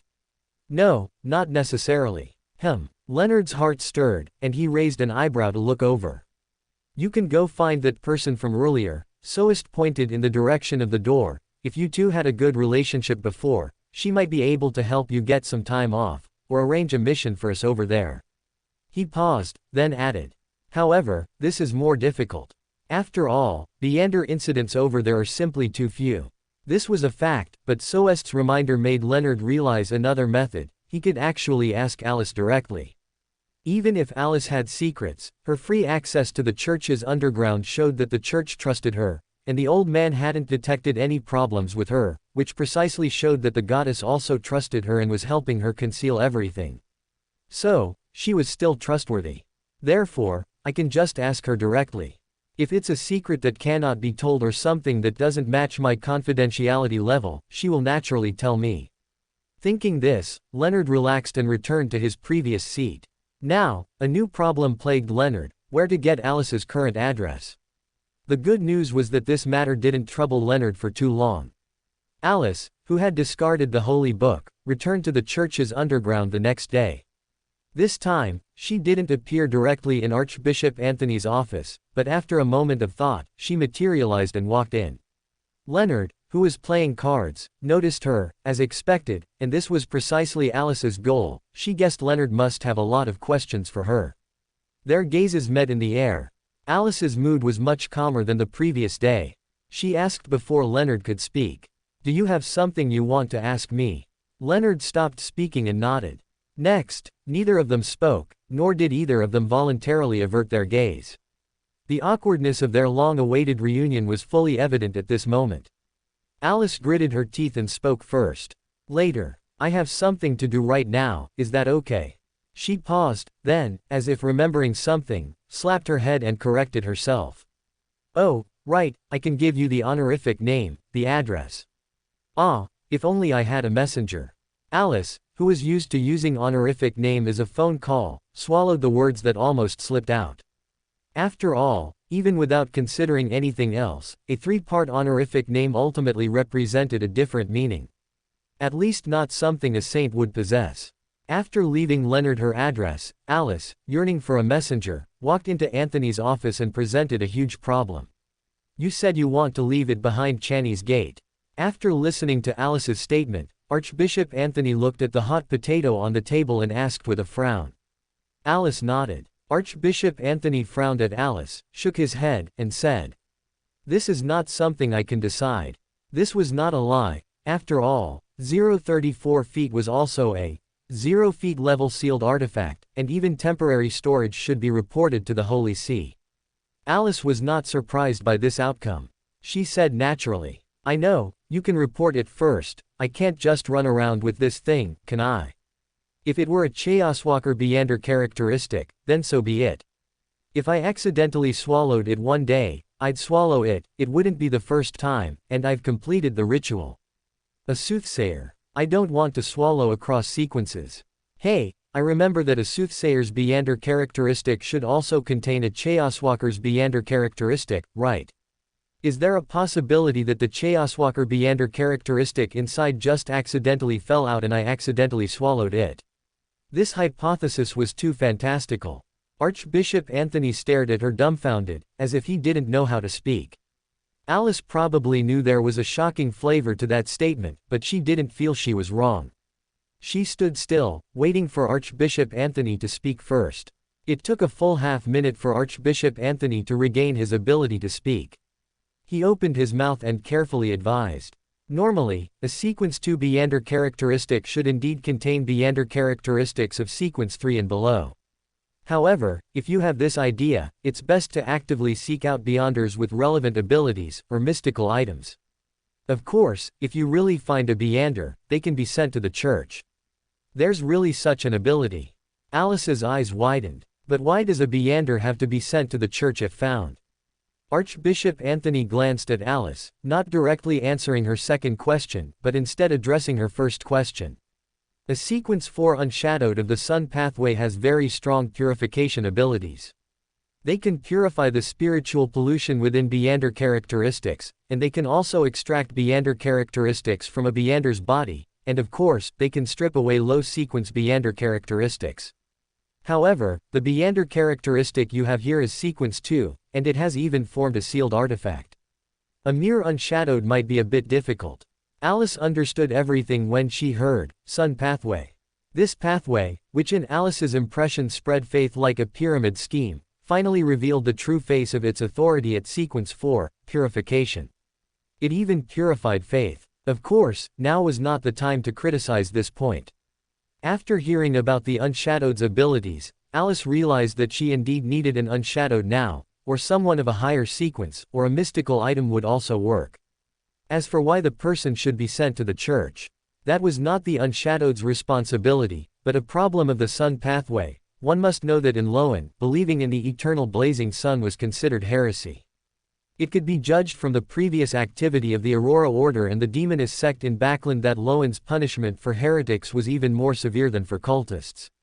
Given this, as a favored one of the goddess, as a saint of the church, if she discovered such an existence more hated than occultist, was there anything wrong with sending him to the church? Alice readily accepted this matter. She nodded, then felt something was off, and asked with a frown. Then if I found him somewhere else, a saint of the sun pathway, of course I'd hand him over to the local church, but if I found him in another country, then I might be the cultist. No, Alice, who had boldly imagined the future, silently retracted her assumptions and swallowed the, I am an evil god, that was about to escape her lips. Archbishop Anthony answered as if he knew what she wanted to say. If there's no church locally or near you, you can also consider bringing him over, or. He paused, glanced at Alice, and thoughtfully said, develop him into an informant or a believer. Alice blinked blankly at Archbishop Anthony, not knowing why, but she subconsciously felt that Archbishop Anthony hadn't originally intended to say that. This matter was basically confirmed. After ending the conversation in a few words, Alice, holding the box containing 034 feet, pushed the door open and walked out. Before leaving, Alice subconsciously glanced at Leonard's previous spot, only to find that he was no longer there. Where did he go? Alice walked home with a frown. End of this chapter. Chapter 461, Chapter 39, Mr. Star. After taking a big gulp of sweet iced tea, Alice successfully forgot about it and remembered Mr. Dantes, who claimed to be from Dissy. I wonder if Klein will host a banquet, she murmured. Her few experiences attending banquets in Backland had led Alice to define what should have been a social gathering as an occasion where you can eat ice cream for free. As for what impact this would have on Mr. Dantes, she hadn't considered it at all. After another big gulp of sweet iced tea, Alice started walking home. By the time she stopped and started, arriving at her doorstep, the half-hour journey had been stretched to nearly 2 hours. And so, Alice saw Leonard, who had been waiting for a long time, at her doorstep. To be fair, Alice's purpose in leaving her address wasn't for Leonard to come and wait, she just wanted to leave an address where letters could be sent. It must be mentioned here that, according to police feedback, the house had been re-rented by the landlord, and all letters from the period Alice was away had been taken. As for the new tenant, of course, it was Miss Selwyn Magridge, whom she had met once, if she still went by that name. Getting back to the main topic, when Alice saw Leonard waiting at the door from afar, she realized that her words at the time might have led to some misunderstanding. It was already evening, peak commuting time, and Mr. Leonard Mitchell had an exceptionally striking face. In this short while, Alice had already seen quite a few girls pass by and steal glances at him. Heaven knows how long he had been waiting there. Alice shook her head, pulled up the hood of her robe, adjusted the monocle over her right eye, and stopped in front of Leonard. When his anxious and eager green eyes fell on her, Alice thought she would hear something, such as a question or concern, there should be something. But she heard nothing. Leonard was quiet, unusually quiet. He looked at Alice and said nothing. Alice opened her mouth, but also said nothing. Good, it seems he has matured quite a bit, Alice thought, but she couldn't feel relieved. Because she realized that this was not a thought she would have had in the past, it wasn't just her old acquaintances who had changed, but herself as well. She was already looking at others, even those she had known in the past, with a condescending attitude. So in the end, Alice just sighed softly, looked up at the sky, and said in a gentle, ethereal voice, "Long time no see, Leonard." At the same time, she added in her heart, "Goodbye, Leonard." It was only then that Alice finally soberly realized that she and the mortals, no matter what their past relationship, were at least two different species now. Even she herself had long possessed that kind of lofty pride and disdain, and it hadn't even developed after leaving Tingen City. At the very beginning, she had been arrogant because of her luck. In a way, she had never truly considered herself to be the same as others, but she had always demanded that others do so, yet when others did so, they couldn't displease her. What a terrible thought.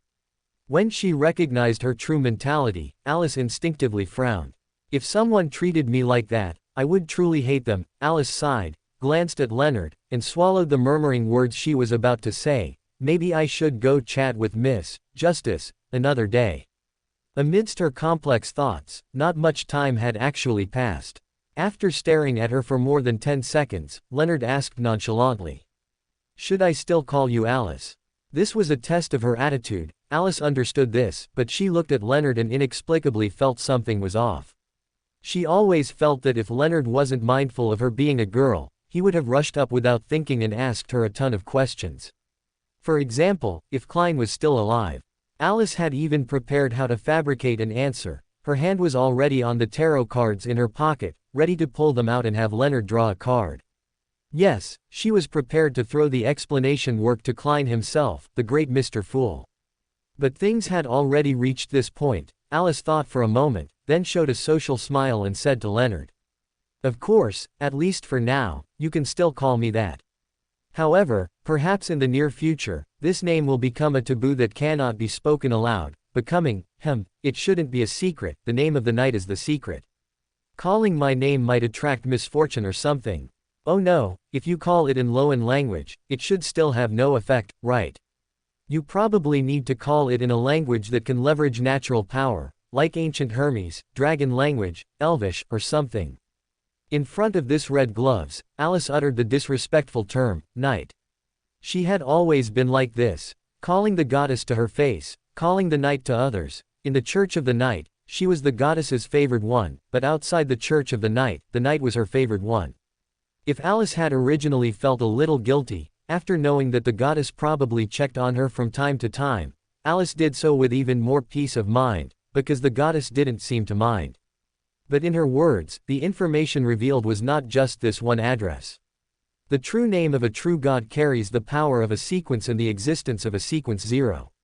For Leonard, who harbored an ancient archangel, this was no secret. Therefore, he understood the hint in Alice's words. A true god. Leonard's gaze towards Alice became horrified, and a belly full of questions were stifled in his heart. At this moment, it seemed inappropriate for him to say anything. Alice didn't intend to let him speak. She pulled out the long-planned tarot cards, and after spreading them out, Alice realized a problem. "Wait a moment," she calmly said to Leonard. Next, Alice calmly spread out the tarot cards in her hand, picked out the 22 major arcana from the middle, then stuffed the remaining 56 cards back into her pocket, shuffled the 22 major arcana, turned their backs towards Leonard, and spread them out again in her hand, saying to Leonard, "Pick a card." This calmly flustered action instantly destroyed her previous demeanor. Leonard was stunned for a moment, and a strange sense of familiarity arose in his heart. For a brief moment, Leonard felt as if the Alice in front of him was still the Alice from Tingen City. But this was impossible. He had, after all, matured a great deal. He only dazed for a moment before snapping back to reality, reaching out for the tarot cards. She didn't cheat like Klein. Klein had once explained how he made others draw the cards he wanted. Since our great Mr. Fool had never dealt tarot cards offline, always online, the 22 major arcana he manifested could all be the same card. "I'm not like Klein, I don't need to cheat," Alice muttered to herself while increasing the probability of Leonard drawing the star card. She watched Leonard's hand reach for the tarot cards, then she quickly pulled back the entire deck. With a bewildered expression from Leonard, she pursed her lips and asked, "I say, old mister of the Zoroaster family. There's no need to test me on such matters, is there? Or do you thieves and liars just enjoy provoking others? After all, your opponent, the greatest thief in this world, was raised by the top tier, provoker." No one spoke. Leonard, caught between the two of them, clearly felt the oppressive sensation of a mythical creature and realized that he might have gotten involved in a struggle he shouldn't have. This wasn't the end. The moment she saw the probability of the Lover's card increase and the Star card decrease, Alice was truly angry. So she used a newly learned technique to elevate her spirituality, glaring at pale Zoroaster through the unique vision of an archangel. This glare caused no harm, but it was clearly enough as a deterrent.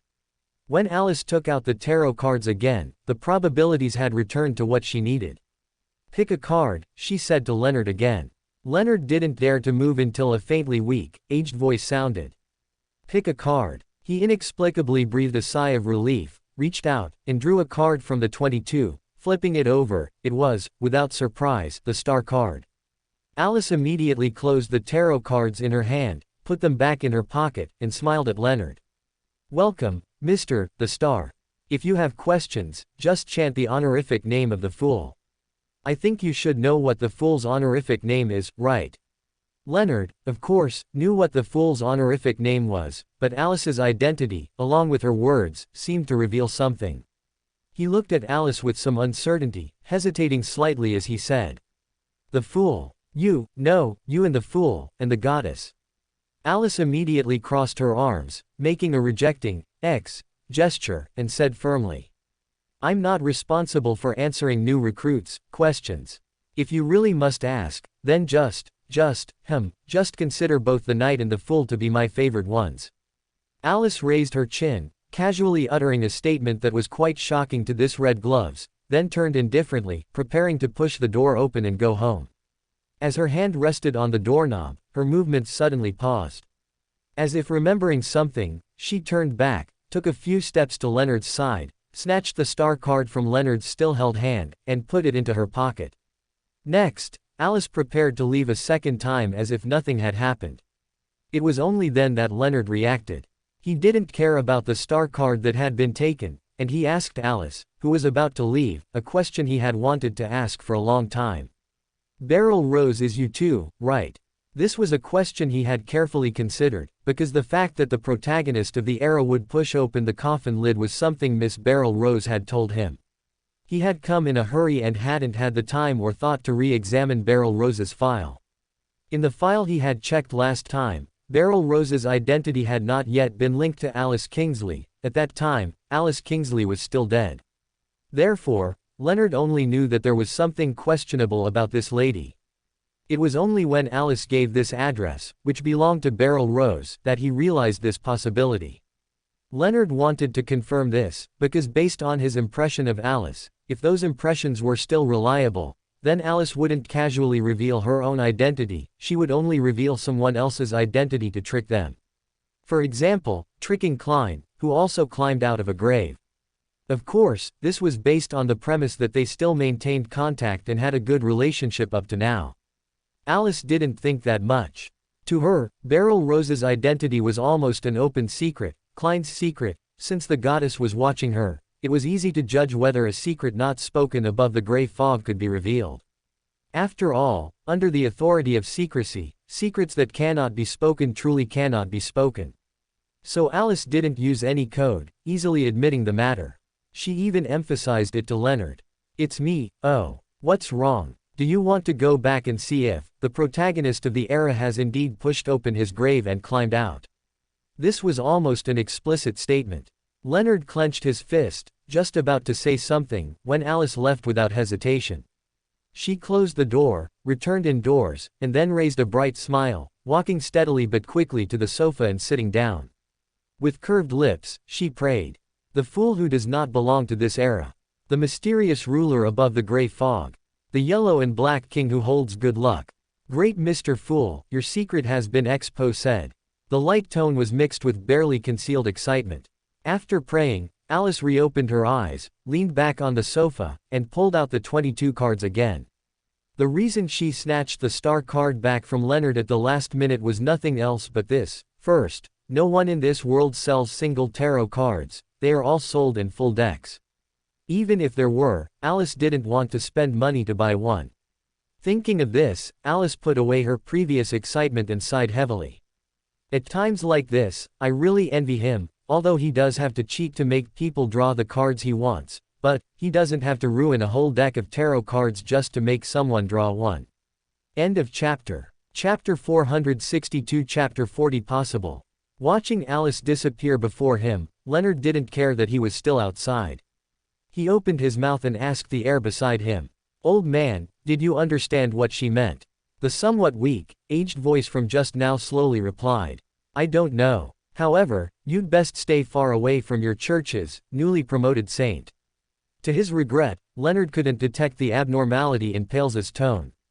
He asked, puzzled, "Why?" Pales was silent for a while, choosing his words carefully, because Leonard didn't seem to grasp the deeper meaning of his words, though this was normal.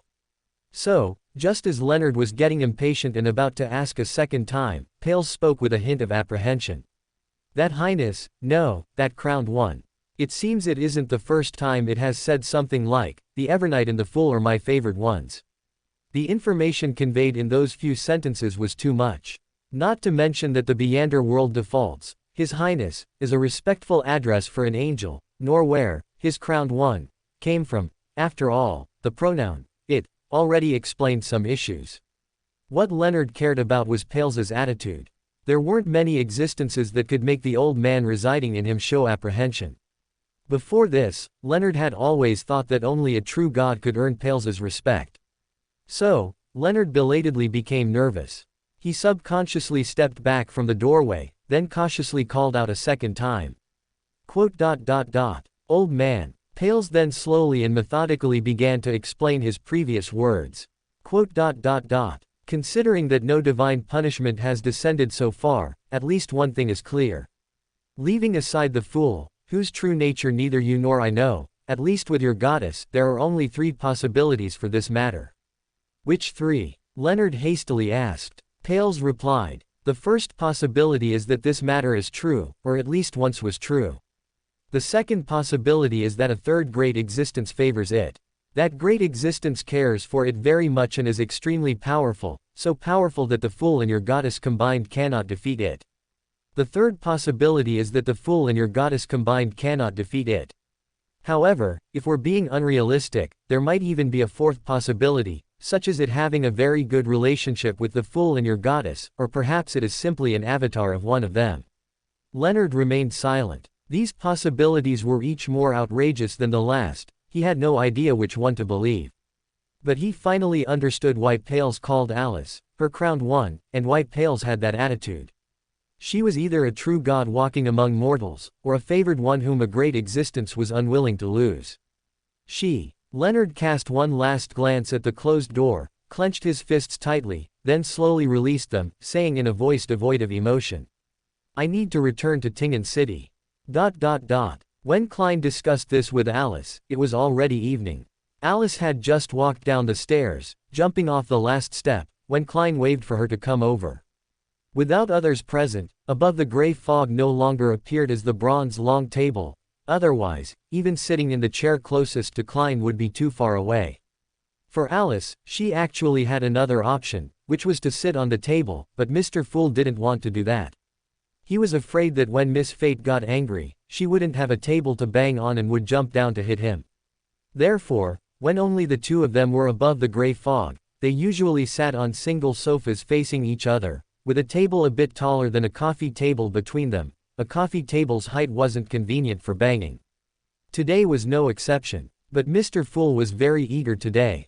He didn't wait for Alice to sit down before hastily asking, "What's going on? What do you mean your identity has been exposed?"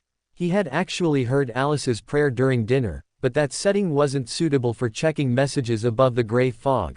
Typically, when Alice notified him this way, the matter was either not very urgent, or, from Alice's perspective, it might be a surprise.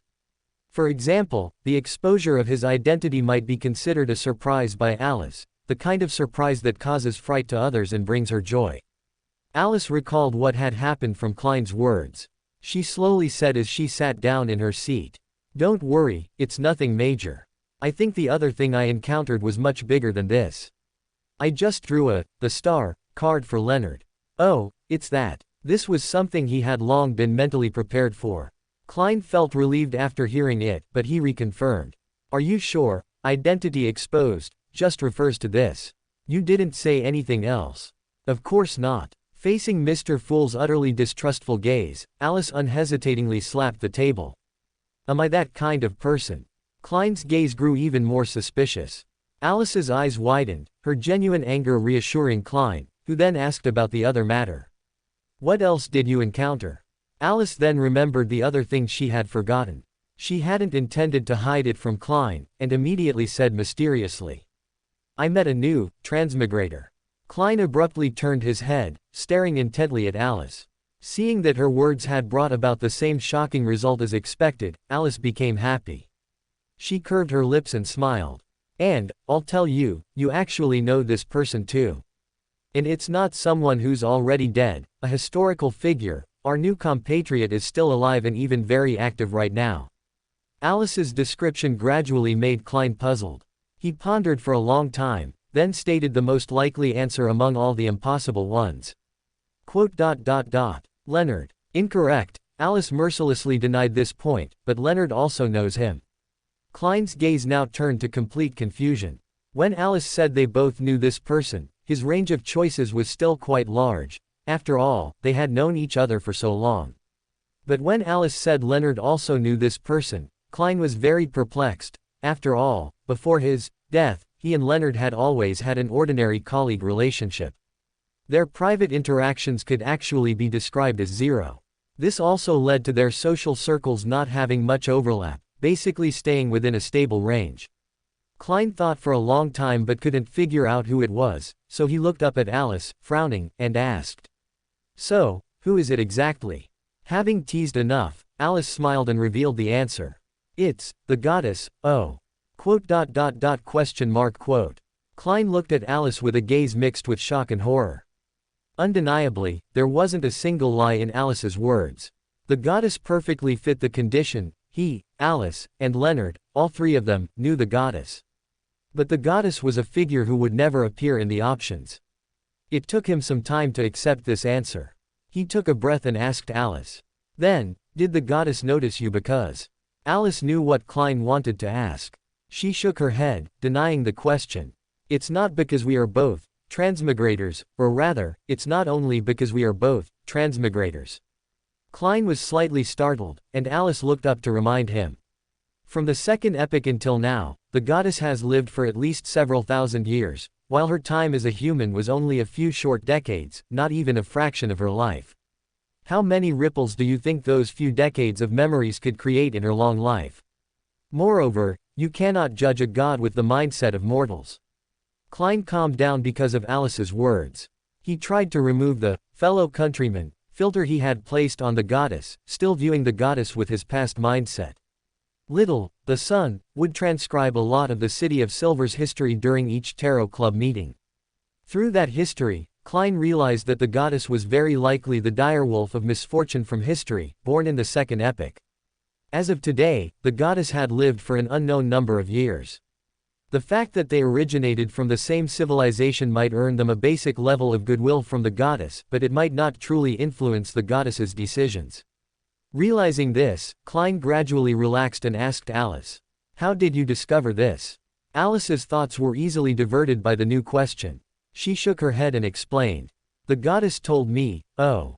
Klein glanced at Alice, not showing any of the expressions she expected. His expression remained unchanged. He had long understood Alice's way of doing things, knowing that when she spoke in riddles, it was purely to bluff. Cooperating with her would only make her push her luck. Sure enough, Alice quickly got bored because he didn't react, pouted, and began to recount the whole story. The information revealed this way was much more complete than her piecemeal revelations, allowing Klein to hear the full picture of events. Of course, this provided no help. He soon discovered that it was full of Alice's various far-fetched guesses and deductions. She seemed to have simply had this idea, then couldn't get it out of her mind, asked casually at some moment, and then coincidentally received an answer. This process was irreplicable. Not too surprised, Klein glanced at Alice with a complex expression, finding that Alice hadn't taken this matter to heart at all. She immediately asked excitedly, "Will I see Leonard at the next tarot club meeting?" Klein subtly answered the question. That would require him to first recite the honorific name of the fool. It's likely that few people in this world would recite the honorific name of an unfamiliar great existence. Alice couldn't be counted as a person. Even Alice wouldn't rashly recite an honorific name she had never heard. Now, she would at least research it before doing so. This reason convinced Alice. She pouted and sat down, grumbling.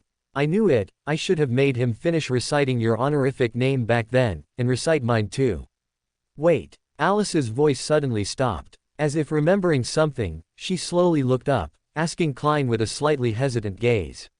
"My honorific name." Alice finally remembered what she had forgotten since coming out of the forsaken land of the gods, while Osepton was about to be born. What could an honorific name do? Of course, nothing. Whether by Alice's or Klein's mystical knowledge, an honorific name could only do one thing, that was to help Will Osepton find Alice. This was no big deal, but Alice currently had something, 0 to 34. In the prophecies of 0 to 34, concerning death, everything remained as Alice had seen in the revelation. she ascended to the peak of the door pathway and was ultimately devoured. However, with all three, snake of fate, meander characteristics of the door pathway having their own masters, the peak Alice could reach was actually only up to the soothsayer. And 0 to 34 came precisely from a soothsayer meander characteristic. So, from Alice's experience, the final development of this matter might be like this. First, at some unexpected moment, she would accidentally ingest the soothsayer meander characteristic. Will Aucepton would probably receive a revelation about this moment. He would prepare in advance. Alice believed he definitely had a way to temporarily restore his sequence 1 strength. He could make his move when she was advancing, as that would be her weakest state. That honorific name from Will Aucepton just happened to provide a means of positioning. So, should she keep the new honorific name a secret? This thought flashed through Alice's mind. She cast it aside, deciding to leave the problem for Klein, for the great Mr. Fool, later. All in all, Alice realized that if she followed the above line of thought, she would one day unexpectedly face a decisive battle with Will Aucepton, which was clearly not what she wanted. But, in that case, the winner would likely not be Will Aucepton either. Alice slowly exhaled, fully aware of this matter. As the son Derek had asked at the time, she hadn't seen the scene of her return, because the one returning, was it not her? No, it might actually be her. It might be an existence that was both her and not her. Alice shivered with a look of disgust, then seriously said to Klein. Klein, I'm giving you 2 tasks. She rarely had such serious and earnest moments. After realizing she wasn't pretending, Klein also sat up straight. So Alice exhaled again, choosing her words carefully. The first thing, help me monitor Will Aucepton's status. Tell me immediately when he's born. Wait a minute.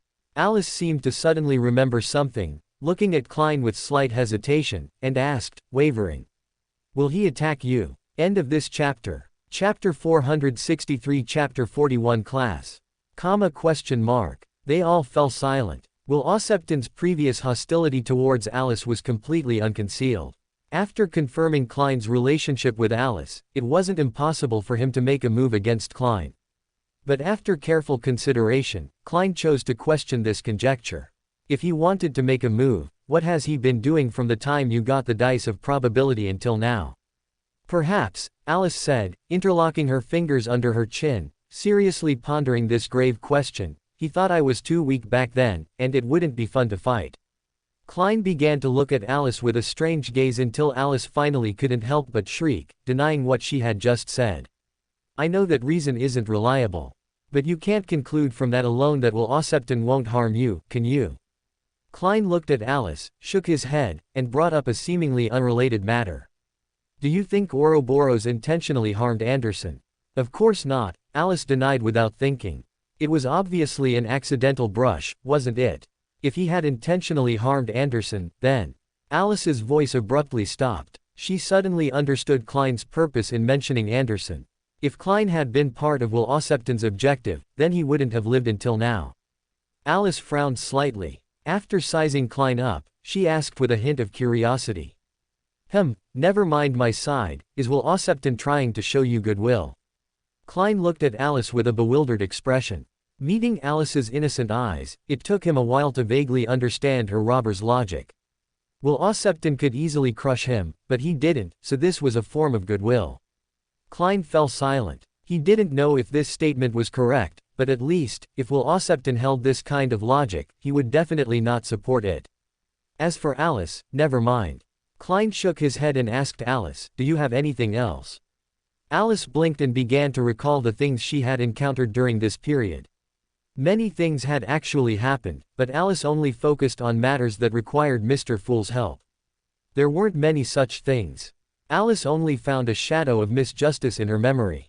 She remembered that she had originally planned to talk to Miss Justice. She also remembered that after receiving the contract Klein gave her, she hadn't even tried summoning a messenger, but this didn't seem to be something that required help. As for 0 to 34, Alice shook her head and asked Klein. Can I store the 0 grade sealed artifact with you? Klein subconsciously looked at Alice, as the 0 grade sealed artifact in her mouth mostly referred to himself. Alice almost immediately realized what Klein was thinking. She stared at him and said, "That's not what I meant." Then, her rising momentum receded, and she said with a troubled frown, "The Church of Knowledge sent me a gift, a 0 grade sealed artifact, whose source is a soothsayer's Beander characteristic." Klein was no stranger to this name. Alice had mentioned this sequence to him before, and even if she hadn't, the blasphemy card of Wheel of Fortune was temporarily stored with him, although Alice had refused his request to have this card appear with the other cards at the Tarot Club. This was because an additional blasphemy card wouldn't explain too much about Mr. Fool's status, and Alice had a peculiar stubbornness about Mr. Fool and Evernight both being her dependents. She didn't want anyone to think she had offered the Wheel of Fortune blasphemy card to Mr. Fool. Unless Mr. Fool had nothing at all and desperately needed a similar item to maintain his style. But the great Mr. Fool didn't lack such a blasphemy card, so he only privately perused the card and didn't take it out at the Tarot Club. The blatant Sequence 2 Soothsayer was not unfamiliar to Klein, and the reason Alice received this gift was also easy to understand. But regarding Alice's idea of leaving 0 to 34, above the gray fog, Klein unhesitatingly refused. This might not be safe. He didn't elaborate on the remaining reasons, because he believed Alice understood, and this was clearly not Alice's first choice. She seemed to have only asked casually. With the expected refusal, Alice sighed and shook her head, saying, "I know, I just mentioned it in passing, I should have nothing else. Or you could help me book an appointment with Miss Justice." Klein looked at Alice in surprise. Before he could agree, Alice shook her head, denying the matter. "Never mind, I'll go myself, or should I ask Miss Justice at the next Tarot Club?" Alice looked at Klein with an inquiring gaze. She could, of course, follow the network cable directly to find Audrey, but from Audrey's previous performance, Alice thought it might startle Miss Justice. Frightening a doctor was always impolite. "All right," Klein agreed with confidence.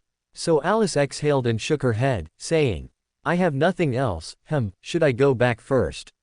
Klein nodded, and so Alice naturally left above the gray fog and returned to the real world. The next day was Wednesday. Alice still diligently went to the church in the morning. However, now, in addition to praying, she had a new goal: she was observing the actions of the church's priests.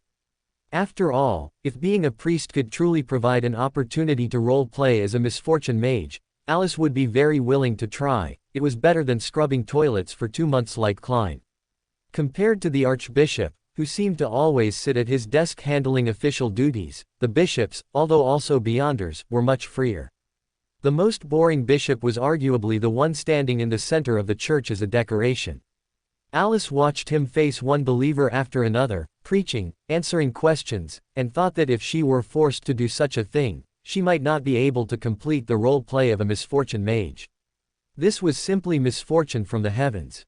No, from this perspective, perhaps Archbishop Anthony's position is more suitable for me. Alice shook her head in horror and looked towards the confessional. She knew there was a bishop on duty in the confessional. For no other reason, she herself had gone in to confess, though it might not be called a confession. Frankly, Alice thought that working in the confessional might be very interesting, as long as there were enough believers like herself. Of course, it didn't have to be as exaggerated as her. Ordinary gossip would suffice. One should know that the church's confessional held the gossip of the entire district. If she had to choose one of these jobs, Alice decided to choose this one. As for ordinary priests, after seeing their busy figures, Alice felt that this job was not suitable for her. Unless the church could accept her using Restart to clean the church. From Klein's performance, such a thing didn't seem too acceptable, so Alice pushed this option back and temporarily didn't consider it. This was the result Alice reached after observing for 3 consecutive mornings. As for why there wasn't a 4th morning, it was simple: she was called in by Archbishop Anthony. When she came out again, the box containing 0 to 34 had disappeared from her hand. She was holding a thick stack of books, which were said to be the newly compiled Holy Book. While inside, Alice casually flipped through it and found that the church indeed did not adopt her nonsense. It didn't write anything sensational like, Evernight is her dependence.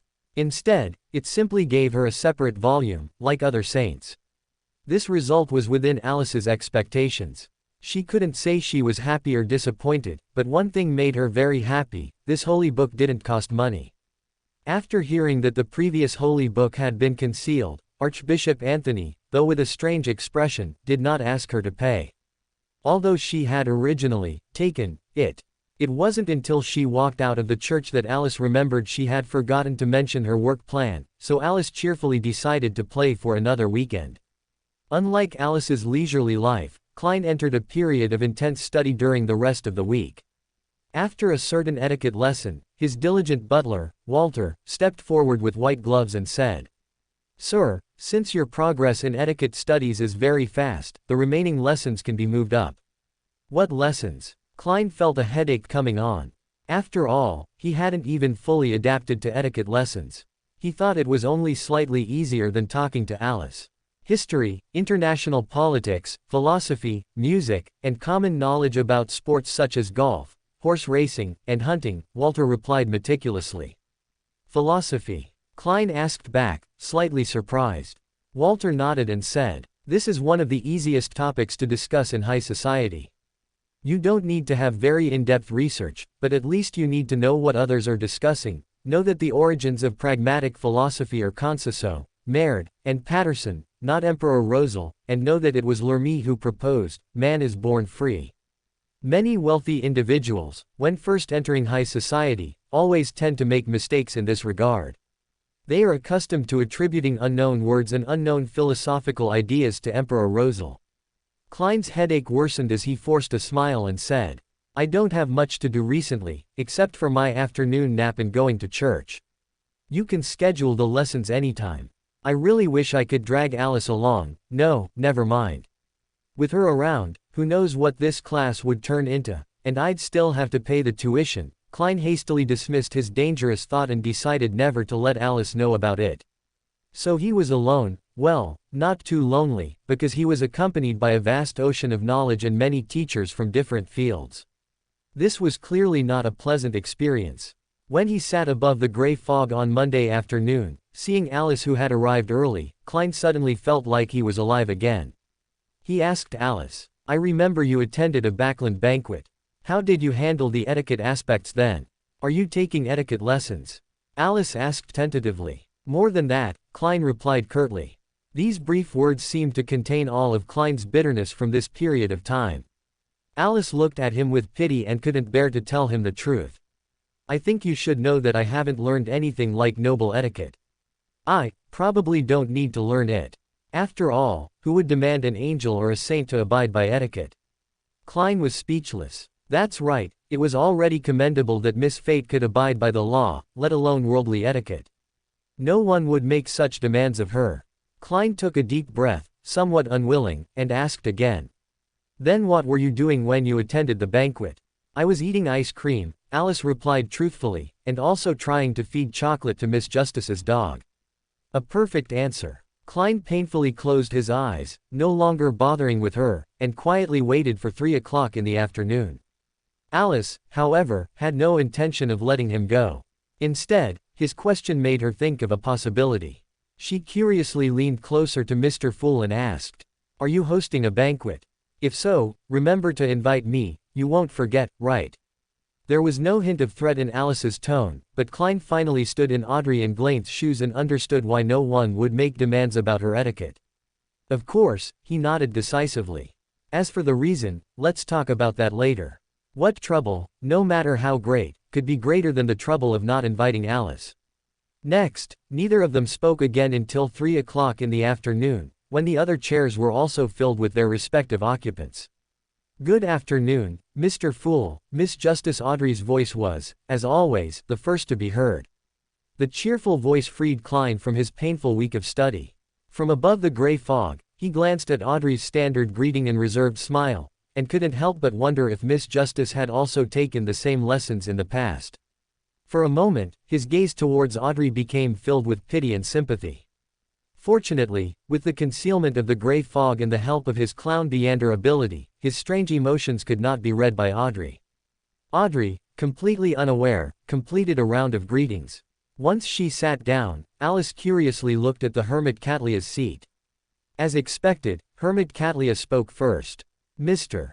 Fool, I only collected one page of Rosal's diary this time. End of this chapter. Chapter 464 Chapter 42 Of course it's Mr. Fool. Only one page. Alice looked at Catlia, the hermit, with even more confusion. If the 3 pages of the diary last time were carefully selected by Bernadette, then this time, she only chose one page again. Alice was utterly puzzled. She couldn't understand Bernadette's reasoning for doing this, so she turned her gaze to Klein, preparing to see how he would respond. This is the second time he hasn't received the expected result, isn't it? Mr. Fool, get angry. Alice secretly cheered Klein on in her heart, so much so that her expression inevitably revealed a hint of suppressed excitement. Justice Audrey, who was observing her, hesitated for a moment before moving a little further away. Miss Fate's expression looks so dangerous. Audrey looked around uneasily, finally casting a sympathetic glance at Catlia, the hermit. Miss Fate only showed that expression after the hermit finished speaking, which means, the hermit is going to have bad luck. Audrey withdrew her gaze as if nothing had happened. Catlia, the hermit, didn't notice their secret communication. Her attention was entirely focused on the figure shrouded in gray fog. After speaking, her emotions were anxious and uneasy. Klein noticed her emotions, which was understandable. Although he had the same doubts as Alice, he didn't pay much attention, only nodding lightly and saying, "This is not a problem." Alice lowered her head in disappointment. Catlia, the hermit, seemed to breathe a sigh of relief at this response. She materialized a page of yellowish-brown diary, watching as it flew into Mr. Fool's hand. Alice only looked up for a moment when the diary page appeared, then shifted her gaze away, her attention wandering again. She had never been a persistent person. Anyway, she would see that diary page sooner or later. Although curious, she didn't put much thought into it. Klein finished reading the diary during her distraction, made it disappear casually, and asked Catlia with a smile. "What is your request?" Catlia didn't hide anything. She candidly asked. Besides Emperor Rosal, who is the other main character of this diary entry? Her question immediately made Justice Audrey turn her head to look at Mr. Fool. Her eyes brightened full of curiosity, even her ears seemed to perk up. Hanged Man Alger and the others were also very interested in this. To be written in Emperor Rosal's diary, he must not be an ordinary person. Alice had already come back to her senses when Klein spoke. Hearing this, she immediately realized that this diary page was indeed carefully selected, but this didn't stop her from talking nonsense. She turned her head and said to Catlia, the hermit, "I know." This made Justice Audrey, Hanged Man Alger, and the others all look at her. Catlia, the hermit, also looked puzzled. After all, everyone saw that Miss Fate had not read that diary page. Klein, who was internally complaining about Rosal, cast a slightly hesitant look at Alice, and a certain uneasy guess suddenly formed in his heart. What is she going to say? Demoness. Primordial demoness. Hunter. Some noble lady. No, that's not outrageous enough. Could it be a faceless? Or, as his thoughts churned, Alice spoke with full confidence. Of course, it's Mr. Fool. The Tarot Club members all gasped at this answer. Believing it to be true, they all turned their heads to look at Mr. Fool in the gray fog. Justice Audrey was the boldest. Driven by curiosity, she was the first to ask. Is this true, Mr. Fool? The unexpected yet not entirely surprising answer made Klein ponder for 2 seconds. Already accustomed to all this, he remained unperturbed, leaning back in his chair with a relaxed posture. Under everyone's curious and reverent gazes, he chuckled softly and said, "Of course not." But such an answer couldn't dampen everyone's enthusiasm. Hanged Man Alger thought particularly far ahead, almost immediately making a guess. Mr. Fool must have known Emperor Rosal. It seems Miss Fate also knows about this.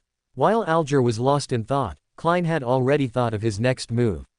He smiled and looked at Magician Furs, saying to her, "Miss Magician should not be unfamiliar with this person." Ah, the magician looked bewildered. So the other members of the Tarot Club all turned their gazes to Magician Furs, and even Alice was no exception. Under everyone's gaze, Furs had no choice but to rack her brains, wondering which important figures she knew. After much thought, she realized that besides the 7 deities, the person she was most familiar with was actually Mr. Fool. She looked at the head of the bronze long table with a slight hesitation. However, this person had just denied that the other main character was himself. Furs believed that Mr. Fool would not lie about such a thing. After a brief thought, she turned to Alice. Alice looked at her in confusion, her eyes blank and uncomprehending. So Magician Furs turned her head back, tentatively guessing towards the figure shrouded in gray fog. Could it be? She paused, but didn't utter the words, "It's Alice," or, "It's Miss Fate." Because just as the words were about to come out, she realized that if it were Miss Fate or Mr. Fool, she wouldn't be the only one who was familiar with them. Mr. Fool specifically emphasized me. What experience do I have that others don't? After such contemplation, Magician Furs finally came to a conclusion. She looked at the very top of the bronze long table and asked in a slightly trembling voice. "Is it, the one who creates the full moon's ravings?" Furs's words took a few turns, and it wasn't difficult for those present to figure out who she originally intended to mention, but no one cared, because they noticed something else. Full moon's ravings. What is that? Audrey and the others looked at each other, just like ordinary people who had just entered the world of mysticism. They had never heard of the so-called full moon's ravings before. Alice, however, knew about this. She had some understanding of the backgrounds of the Tarot Club members. She thoughtfully glanced at Magician Furs, and began to recall whether Klein had told her who that person was. After all, she never liked to use her own brain. Klein in the gray fog agreed with Magician Furs's words. "That's right. We usually refer to him as Mr. Door. It's him." Alice suddenly realized, glanced at Magician Furs, then at Katlia, the hermit, and shook her head. The two, he's already explained everything. Of course, for a figure who could be written in a single page of Emperor Rosel's diary, everyone had already anticipated it and wasn't too surprised. What was more shocking was the appellation, Mr. Door. After all, it sounded somewhat similar to Miss Fate and Mr. Fool. Everyone had their own guesses about Mr. Door in their hearts. Magician Furs silently exhaled, feeling that she was one step closer to solving the curse. At least, I already know who the ravings during the full moon come from. She lowered her gaze and sincerely said to Mr. Fool, "Thank you for your reminder." Sure enough, Miss Magician is not simple, she actually understands Mr. Door in relevant matters. My initial judgment was correct. Although the Beander materials she needs are of a lower sequence, there are too many possibilities. Katlia, the hermit, nodded imperceptibly, further solidifying her guess that Magician Furs was not simple. Klein didn't say much, just looked around and said in a relaxed tone, "You may begin." Almost as soon as he finished speaking, Alice turned her head to look at Justice Audrey, raised her hand, and asked, "Miss Justice, do you accept paid psychological counseling?" Audrey looked at Alice with a slight hesitation. If it was simple psychological counseling, she would definitely accept it, but when Alice brought up this request, Audrey suddenly had a strange worry. "This may depend on the subject," Justice Audrey replied with a smile. "I am not good at psychological counseling for some subjects, and I may refuse similar types of psychological counseling." Alice immediately breathed a sigh of relief and said with a smile, "Don't worry. I always feel happy and relaxed when I chat with you. I have always trusted your abilities in this area." After she finished speaking, everyone else understood Alice's meaning and realized that Alice wanted to ask Audrey for psychological counseling. They all cast sympathetic and pitiful glances at Audrey. Justice, of course, also understood Alice's words. She looked at Alice, trying her best to control her expression. Clearly, this was her initial worry. The person she least wanted to provide psychological counseling for was the one in front of her. "Even if Mr. Fool asked me to help him with psychological counseling, it would be better than Miss Fate." "Oh no, Audrey, what are you thinking?" She frantically cut off her thoughts, took a deep breath, and smiled at Alice. "Thank you for your trust and praise." She still didn't nod in agreement or shake her head in refusal, only hoping Alice would understand her reluctance and not pester her further. But Alice was clearly not someone who would pay attention to that. She glanced at Audrey, then immediately smiled happily and said, "Then, Miss Justice, do you have any free time recently? We can set a time first, and you can decide the price." All right, Audrey reluctantly agreed to the request. Could you come to me tomorrow afternoon at 1 o'clock? She paused, then asked again, "What kind of problem do you have?" You know, I might not be able to help with very serious problems, and I doubt my Beander abilities would affect you. She still hadn't given up on the idea of declining. She was too good at hiding it. Alice didn't hear it at all. After a brief thought, she answered one by one. I know about that. I know your Beander abilities probably won't do much for me. If I really need Beander treatment, I'm afraid I'd have to go find Adam. I actually have some questions I can't figure out, and I want to talk to someone. Ah, someone I'm not too familiar with. Alice glanced at Klein, adding the last sentence. Someone I'm not too familiar with. Justice Audrey lowered her head and began to seriously consider the possibility of building a good relationship with Miss Fate. After this request, Alice recalled and made another request. Do you have any clues related to an unshadowed, that is, a sequence 4 of the Sun pathway? Corresponding Beander items might also work. I need to separate a sequence 3 Beander characteristic from a sequence 2 Beander characteristic.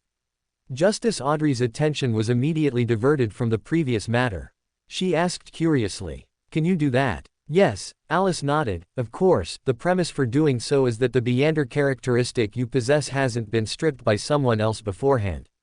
This was easy to understand. Audrey asked curiously, then how do I confirm that? You can try it, Alice calmly suggested. If you eat it and don't go mad or lose control, you'll naturally know which Beander characteristics it contains.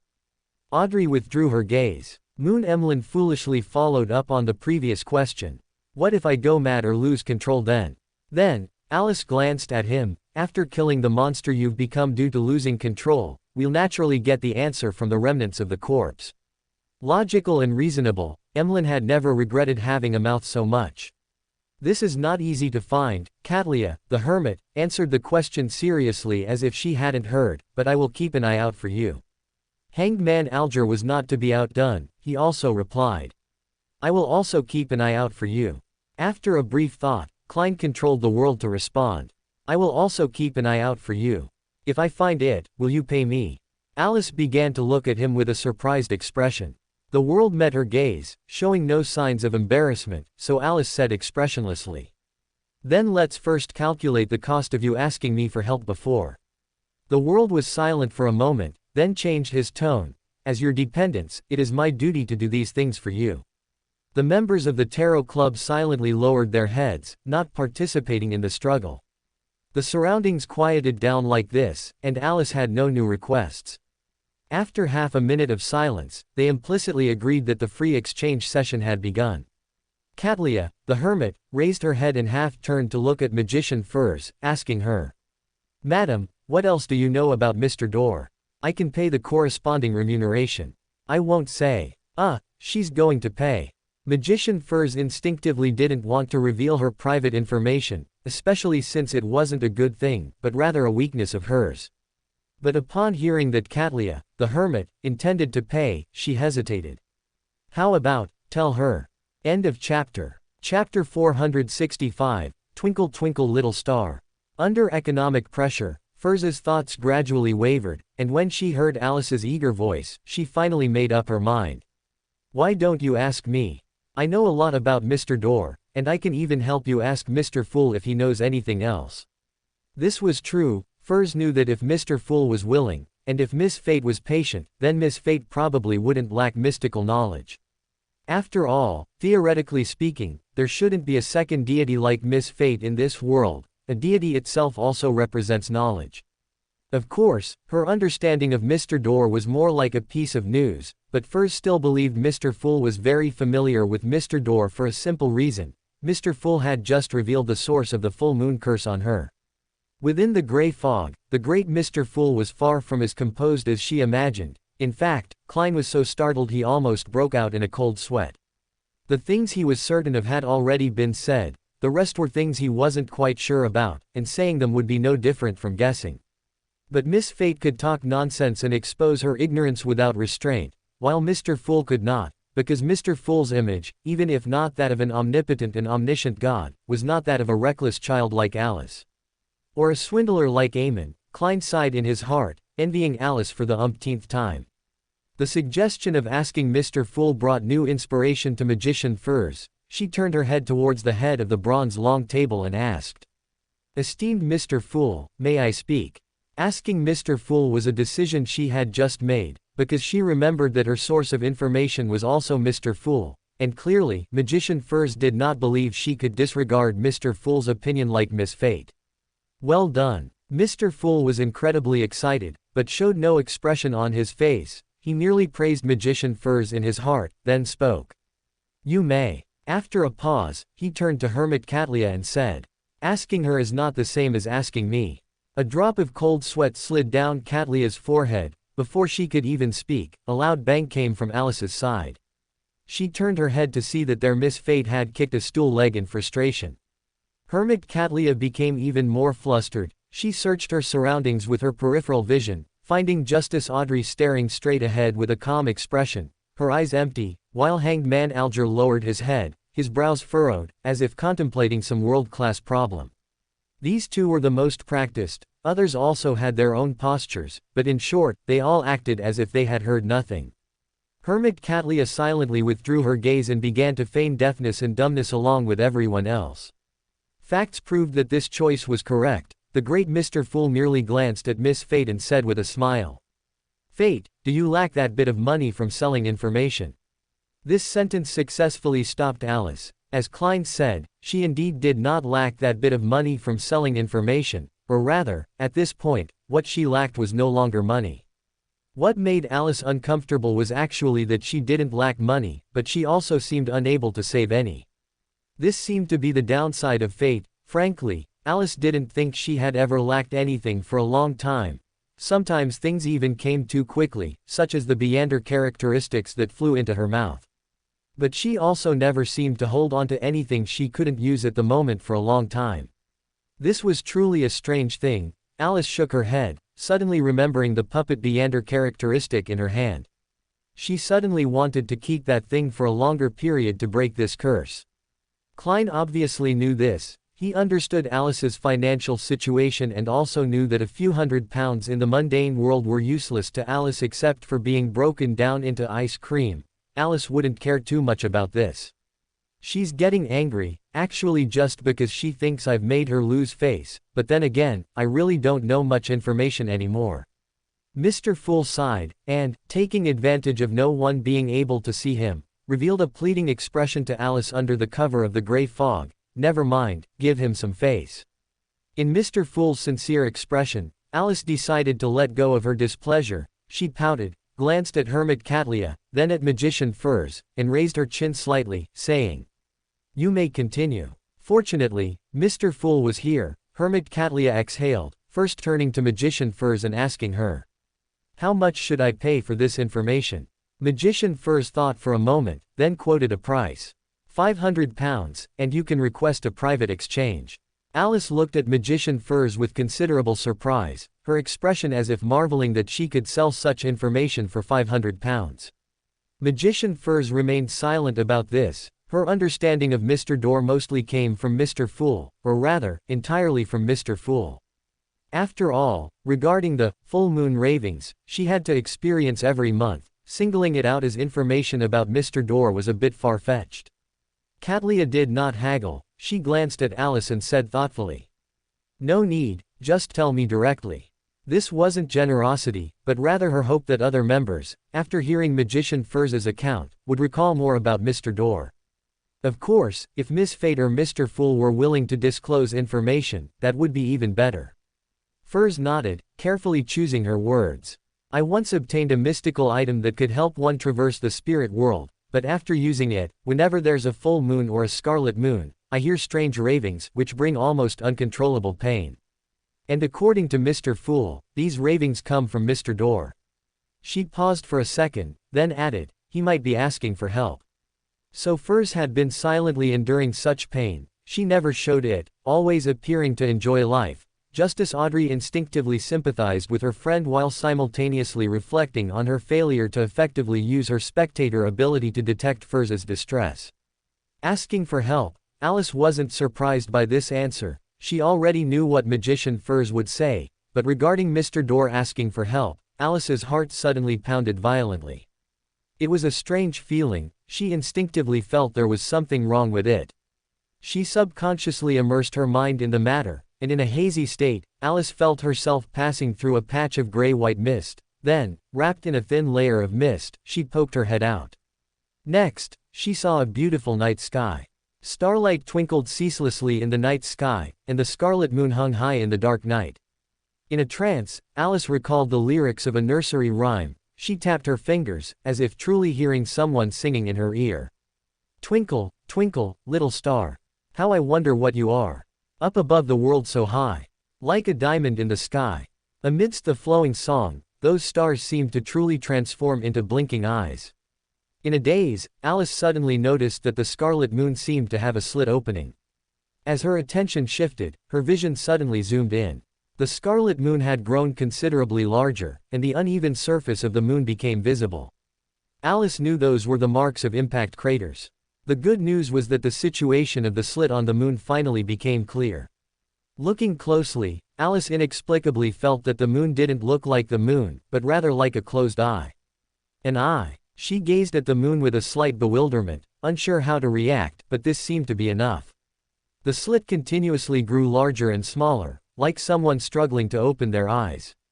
Her spirituality shrieked sharply. Alice detected an unprecedented sense of terror and crisis, much stronger than when she encountered Eamon. In that instant, only one thought remained in Alice's mind: run. But where should she run? With this thought, the mist around her seemed to sense something, like a bungee cord or an invisible giant hand, and it pulled her back. The gray-white mist submerged her a second time, then released her. Next, Alice suddenly woke up with a start, finding herself sitting at the tarot club. She looked around, slightly bewildered, trying to understand the current situation. Mystical item for spirit world traversal, ravings during the full moon, suspected plea for help. Hermit Catlia silently repeated the key points from Magician Furz's words in her mind, nodding with satisfaction. Thank you for your description. Her gaze then swept over the other members, hoping for more feedback. When that gaze fell upon her, Alice slightly raised her head, smiled at Hermit Catlia, and said with considerable interest. £500 for a warning, or rather, a reminder. Of course, I don't guarantee the accuracy of this information. You can understand it as, well, it's my intuition. Intuition, as if being targeted by something dangerous. Catlia felt the hairs on the back of her neck stand up, quickly spreading from below her neck across her entire back, bringing a chill. She almost immediately realized that this intuition was very likely related to what Magician Furz had just said. But Magician Furz's information seemed to come from Mr. Fool, so. As thoughts raced through her mind, Hermit Catlia and Magician Furz both looked towards the head of the bronze long table, towards the figure shrouded in gray fog. Klein silently fixed his gaze on Alice. Alice certainly wasn't trying to undermine Klein. She chuckled softly, drawing everyone's attention, then added. Don't misunderstand, I think Mr. Fool probably didn't mean it. He hasn't checked Mr. Door's current situation since he woke up. In fact, I haven't checked either. As I said, it's just my intuition.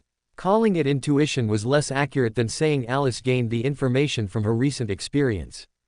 Although she was completely bewildered just now, upon waking up, Alice still knew what was in the cosmos. Beyond Earth, the outer deities coveted the Sephira and sequence pathways on Earth, encircling the planet, becoming the beautiful stars in everyone's eyes. Among them, the most powerful was undoubtedly one of the two beings occupying the scarlet moon, an existence known as the Mother Goddess of Depravity. That scene of the cosmos seemed to hint at this, and realizing that she saw this vision precisely because she heard Mr. Door's plea for help, Alice couldn't help but have some conjectures about Mr. Door's situation. After all, she had told Klein earlier that the last king of angels who was so responsive, understanding, and always answered questions was named Eamon. This way, the logic of the whole matter could be connected. Mr. Door used a rational, sober, and gentle facade to deceive beyonders who unintentionally encountered him, hoping they would perform rituals to summon him from who knows where.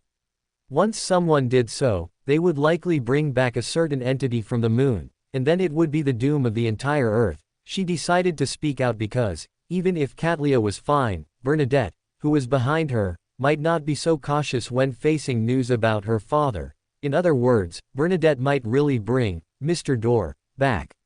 As for Furz, she was irrelevant. because Furs wouldn't be able to discern the truth of the ravings anytime soon anyway.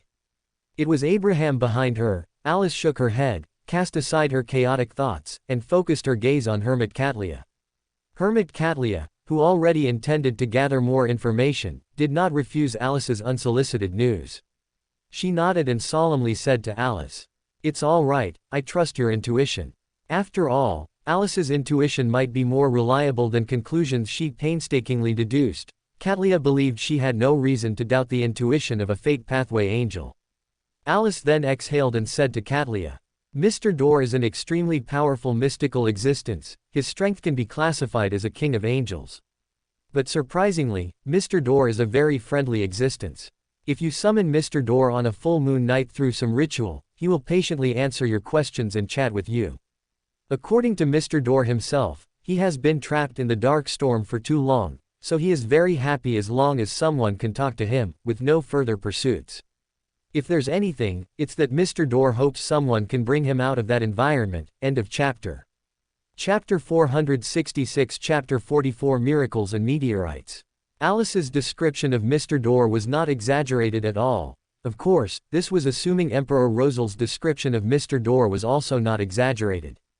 But because of Alice's choice of words, Hermit Catlia became wary of Mr. Door even before Alice spoke. When she heard Alice's words of pure praise, Catlia's brows gradually furrowed. She began to ponder the deeper meaning of these words with a preconceived notion, but the words seemed to have little meaning, mostly stating facts. But since Miss Fate said so, there must be something wrong with Mr. Door.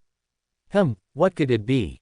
Facts. Friendliness. King of Angels. That's it. Hermit Catlia suddenly realized that the King of Angels in Alice's description seemed a little too friendly. Look at him, what a great person, answering every question, all you needed to do was chat with him. He didn't even ask the other party to bring a Beyonder characteristic back to the real world, only hoped someone would do so, but if they couldn't, he wouldn't force it. Would he really not force it? Hermit Catlia was thoughtful. She believed she had grasped the key point, but she didn't voice it, continuing to watch Alice. Alice slowly finished introducing Mr. Door from Rosal's diary, then leaned back in her chair and, with a smile, repeated what she had said to Klein. "Do you know? The last King of Angels I met who was this friendly was named Amon." Hermit Catlia shivered instantly. Magician Furs also trembled because of that sentence. After hearing Alice's introduction, her resentment towards Mr. Door had faded considerably. With her rich imagination, she pictured a lonely, trapped Mr. Door. For a moment, Furs felt that Mr. Door was quite pitiful. After all, to force a King of Angels to be so good-tempered showed how terrifying loneliness could be.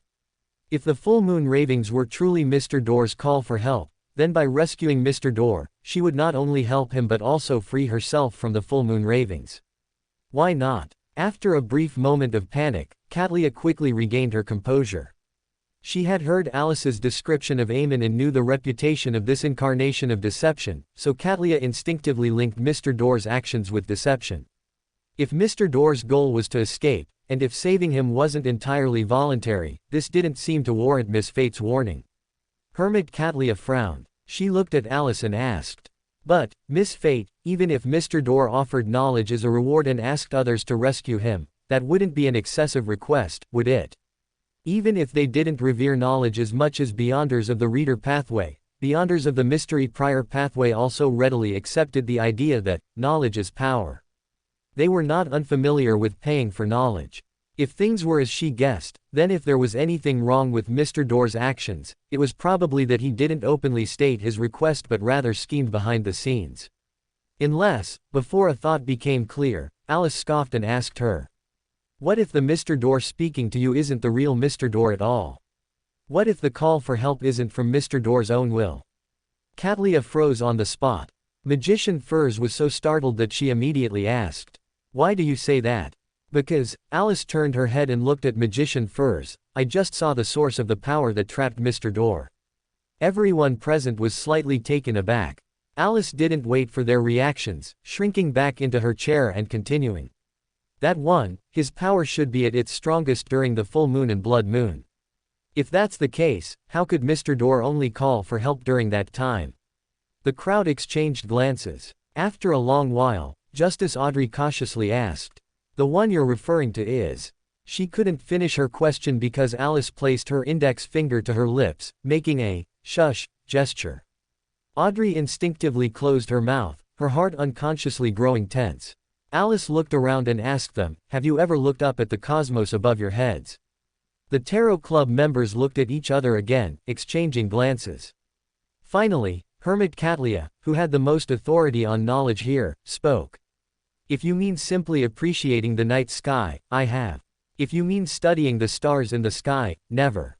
"Exactly," Alice spread her hands, "never." Such an attitude explained everything. Hanged Man Alger pondered and asked, "Miss Fate, is there something wrong with the cosmos above our heads?"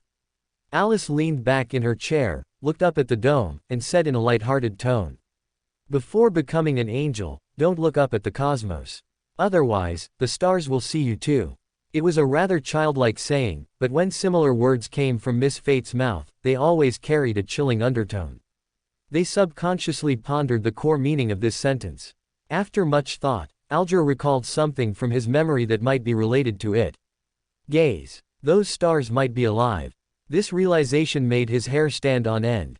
Unfortunately, as spiritual bodies above the gray fog, they couldn't break out in a real cold sweat. Alger cautiously stopped thinking. As an experienced Beander, he understood that understanding was also part of seeing. Hermit Catlia and Klein also suppressed their thoughts, but Klein wasn't entirely due to experience, it was more because he had been warned by Alice, which made him almost instantly understand the source of the entire matter. He quickly stopped his thoughts, and after looking around, he found that not everyone had realized this in time. So, after a moment of thought, he controlled the world to speak. "Don't investigate. Even merely knowing such knowledge can cause danger." Everyone reined in their thoughts in time due to this reminder. At this moment, son Derek asked them, "What is the cosmos like? I don't seem to have seen it. It's not in the textbooks either. Can you tell me about it?" The original silent fear was tinged with a strange sadness. Suddenly, no one spoke, and even Justice Audrey, who was best at comforting people, had to carefully choose her words. Alice, at this moment, laughed inappropriately. The laugh wasn't fitting for the occasion, but it did break the deadlock. Everyone looked at her. Alice, not at all embarrassed, turned her head and smiled at son Derek. "Do you know, little son? In the era I lived in, people always liked to associate stars with miracles. They liked to claim that when stars fell to the ground, miracles would arrive. But actually, when stars fall to the ground, they just become meteorites." "Oh, right, do you know what a meteorite is?" Derek honestly shook his head. The other members of the Tarot Club swallowed, not daring to speak. Alice, however, had no intention of letting them off. She smiled and said to the others, "Well, I'm not good at this sort of thing. Which of you will explain it to him?" After an awkward silence, they all simultaneously turned their gaze to Hanged Man Alger, who had taught son Derek the most, coercing him with their eyes to speak up. So Hanged Man Alger was forced to step forward and explain the dangers of meteorites to the innocent Derek, who nodded from time to time, half understanding, during his explanation. After they finished their discussion, Klein looked around, confirmed that no one had started a new topic, and then spoke. "Let's stop here." Hearing his words, Justice Audrey immediately took the lead and stood up, curtsying as she said, "Your will is our desire." The others followed suit. Alice remained motionless in her seat, watching the figures of the others disappear. After everyone had disappeared, Klein beckoned for Alice to come closer to him, and handed her that page of the diary, saying, "I suspect Emperor Rosal might have jumped to a non-adjacent pathway in his later years." Alice's half-taken steps slowed. She widened her eyes. He couldn't verbally explain why he came to this conclusion, so Klein gestured for Alice to come over and look at the diary first.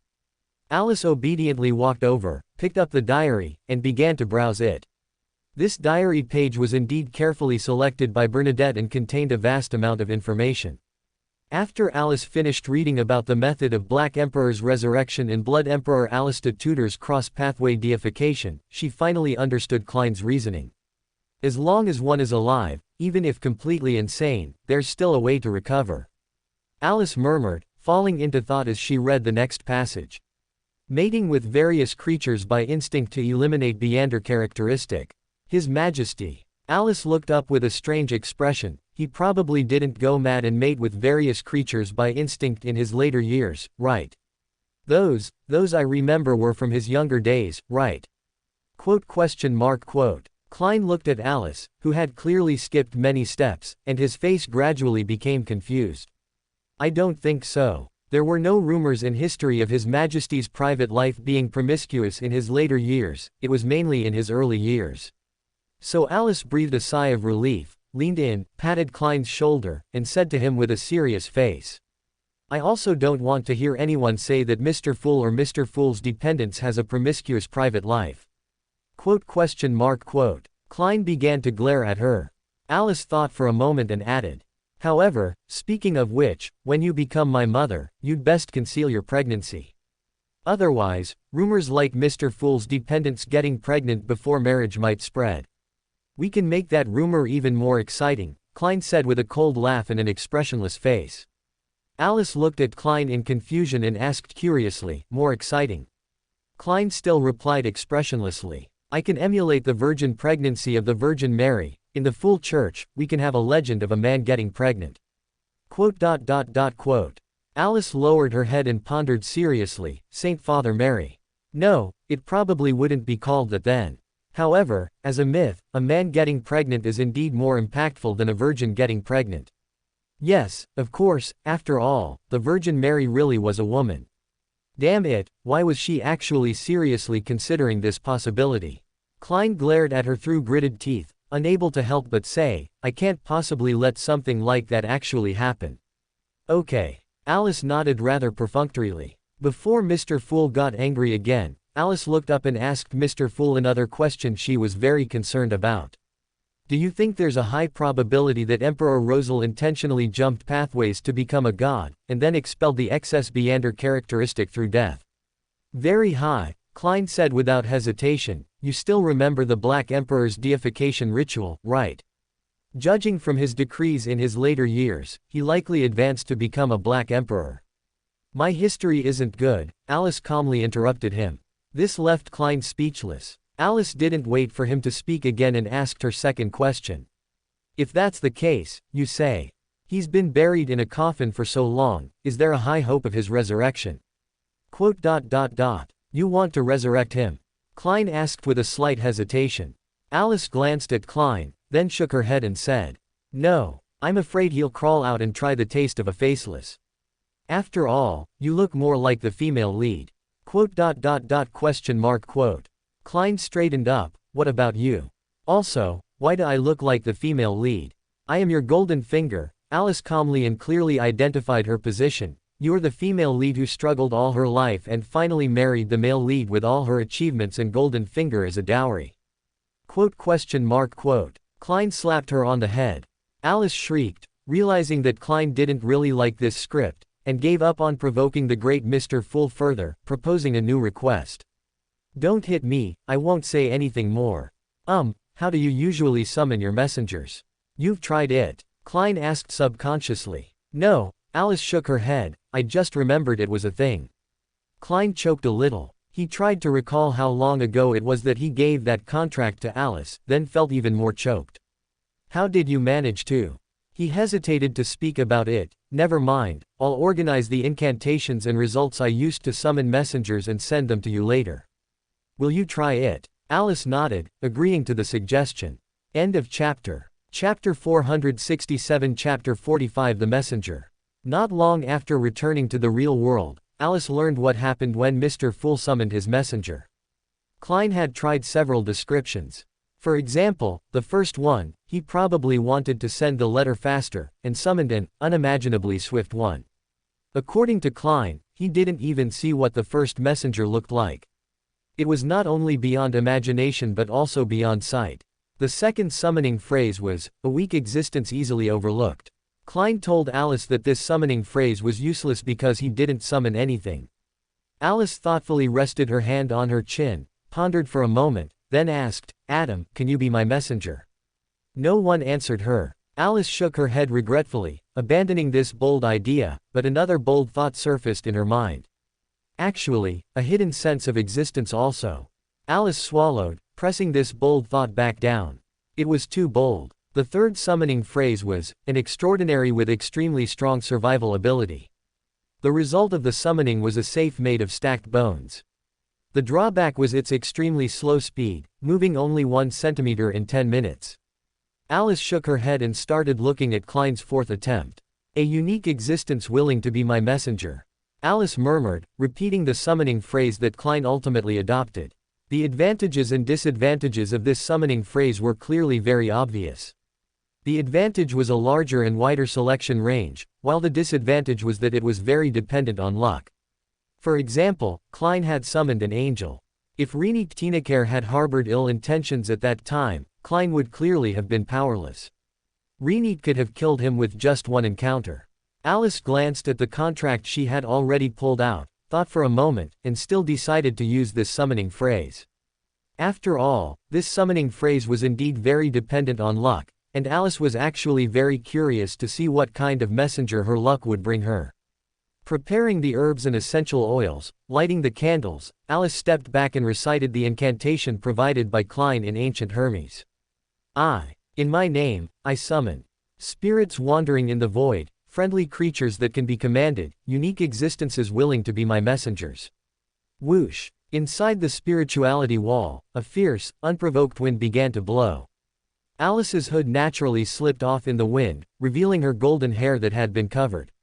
The candlelight flickered, expanding to the size of a human head, emitting a cold, pale glow that made Alice unsure if it was high or low temperature.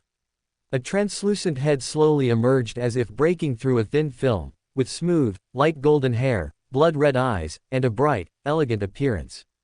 Alice recognized this face. It was Renique Tinekere, Klein's messenger. Alice stood in place in surprise, watching her pass through the flames into the real world. She blinked blankly, then suddenly remembered Klein mentioning that she needed to provide 1 gold coin every time she delivered a letter. Was she very short on money? Alice blinked, instantly imagining an angel who had to work odd jobs as a messenger everywhere for money. Her gaze towards Renique Tinekere couldn't help but be filled with sympathy and pity. After all, she was also very short on money. Alice remembered Renique Tinekere's previous offer to become her messenger. She recalled that at the time she had doubted Renique's intentions, and immediately apologized to her sincerely. I'm so sorry, I didn't know you were so short on money before, I didn't mean to doubt you. She paused, then remembered asking Renique Tinekere why there was no head on her neck, which made her leave in a huff.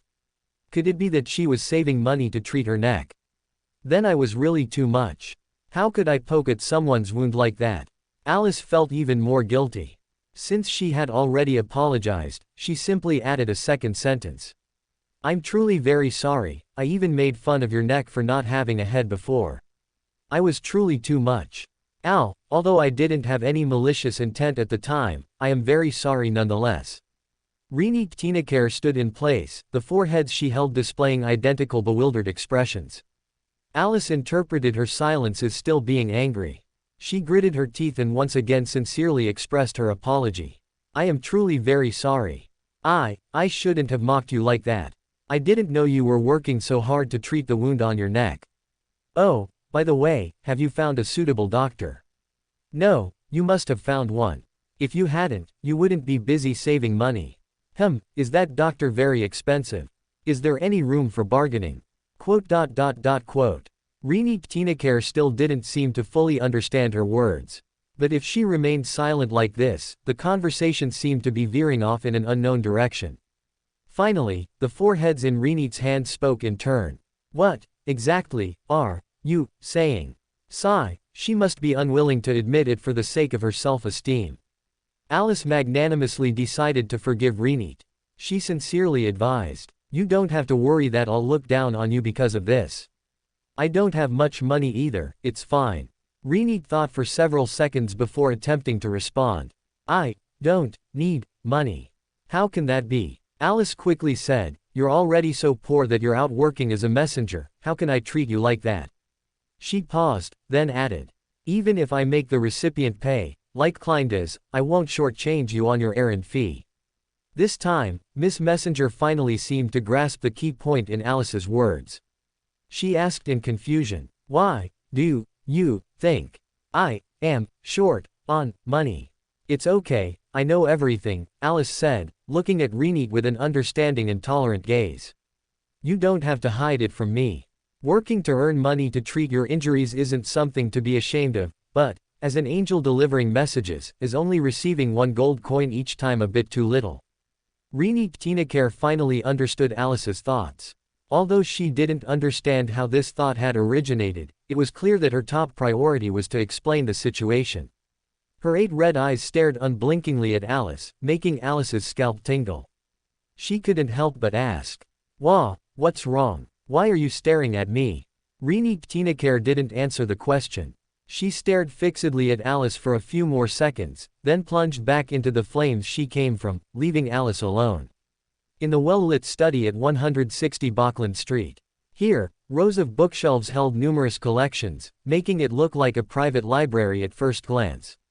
Klein was sitting in a high-backed chair, reading the letter Sharon had sent him.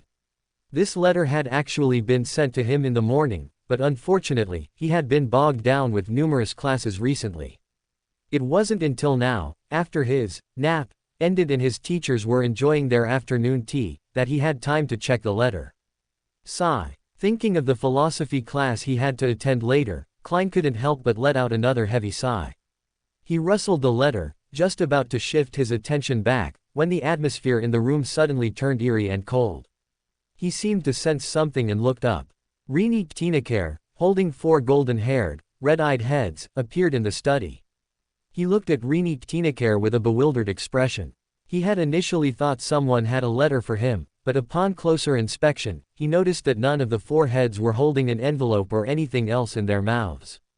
Under Klein's puzzled gaze, the 4 heads spoke in turn. How did you introduce me to your daughter?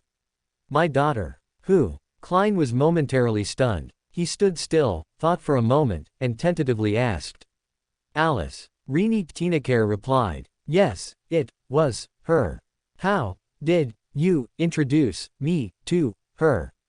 Klein was extremely confused. He realized Alice might have gotten into some trouble behind his back, so he first clarified. She's not my daughter. He paused, then, while recalling, answered Renate's question.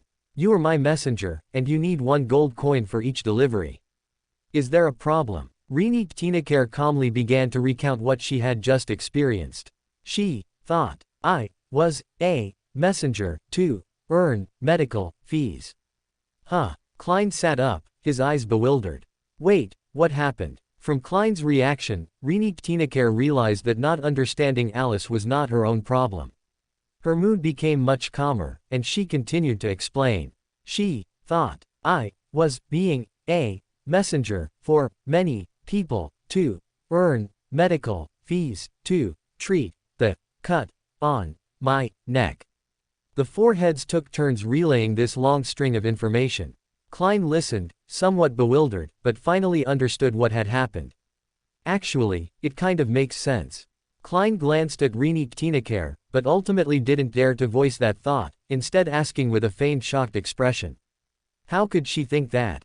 Renate Tinacare responded. I don't know. You really should take the time to properly teach your daughter. Klein paused, then emphasized again. She's not my daughter. Renate Tinacare seemed not to hear that last sentence, or perhaps she had come specifically to complain. After recounting her experience, she vanished back into thin air. Only Klein remained in the study. He massaged his temples, a headache brewing. After a brief thought, he continued to read Sharon's letter. Watching Renate Tinacare willingly dive back into the flames, Alice realized the summoning had been interrupted. This was understandable, as her summoned being had returned to the spirit world on its own. So it can be like this. Alice blinked in surprise, glanced at the burning candle, then grew confused. Did something I say just now hurt her self-esteem? Never mind, I'll have Klein apologize for me when he has time. Alice nodded, happily made her decision, and prepared for the second summoning. She exhaled, thought for a moment, then closed her eyes and began to do what people used to do before drawing in gacha games. I am willing to exchange Aemon not getting Saphira Castle and not becoming a god for a suitable messenger in my next summoning. Alice completed this prayer with great piety, then opened her eyes and recited the incantation a second time in ancient Hermes. In my name, I summon spirits wandering in the void, friendly creatures that can be commanded, unique existences willing to be my messengers. Rustle. Unlike the fierce wind earlier, a gentle breeze arose within the spirituality wall. The temperature seemed to cool slightly, but it wasn't uncomfortable. Alice blinked blankly. The flame on the candle, under her gaze, began to glow with a rainbow of colors. The flame expanded, spreading a pair of wings. In the center of the flame, the shape of a bird's head and beak gradually became clear.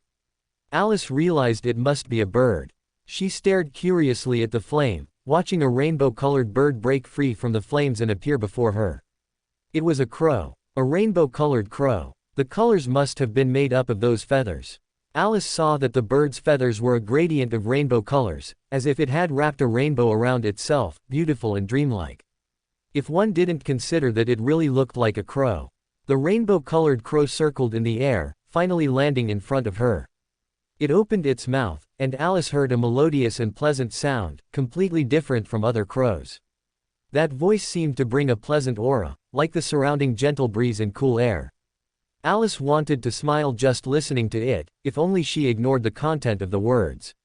Yes, ignore the content of the words. This crow, as if draped in a rainbow, landed in front of her and, with that melodious voice, sang a perfectly enunciated Chinese phrase that left her bewildered. You're going to die. From its tone, this crow sounded quite happy. Of course, we cannot rule out the possibility that it only knew this one intonation. End of chapter. Chapter 468. Chapter 46. Visit. Alice stood still, watching the crow. It seemed confused as to why she wasn't responding, so it circled once and then approached again, saying, hello. This time, it spoke in Loan language. Hello. Alice tentatively responded, while trying to analyze the possible identity of the bird before her.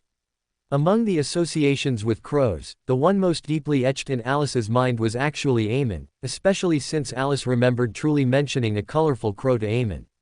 But if it really was Eamon, how would he act? Alice scrutinized the bird before her, deciding to first try and confirm something that confused her. What did you mean by what you just said? The colorful crow in the air replied, that phrase is for greeting, you know.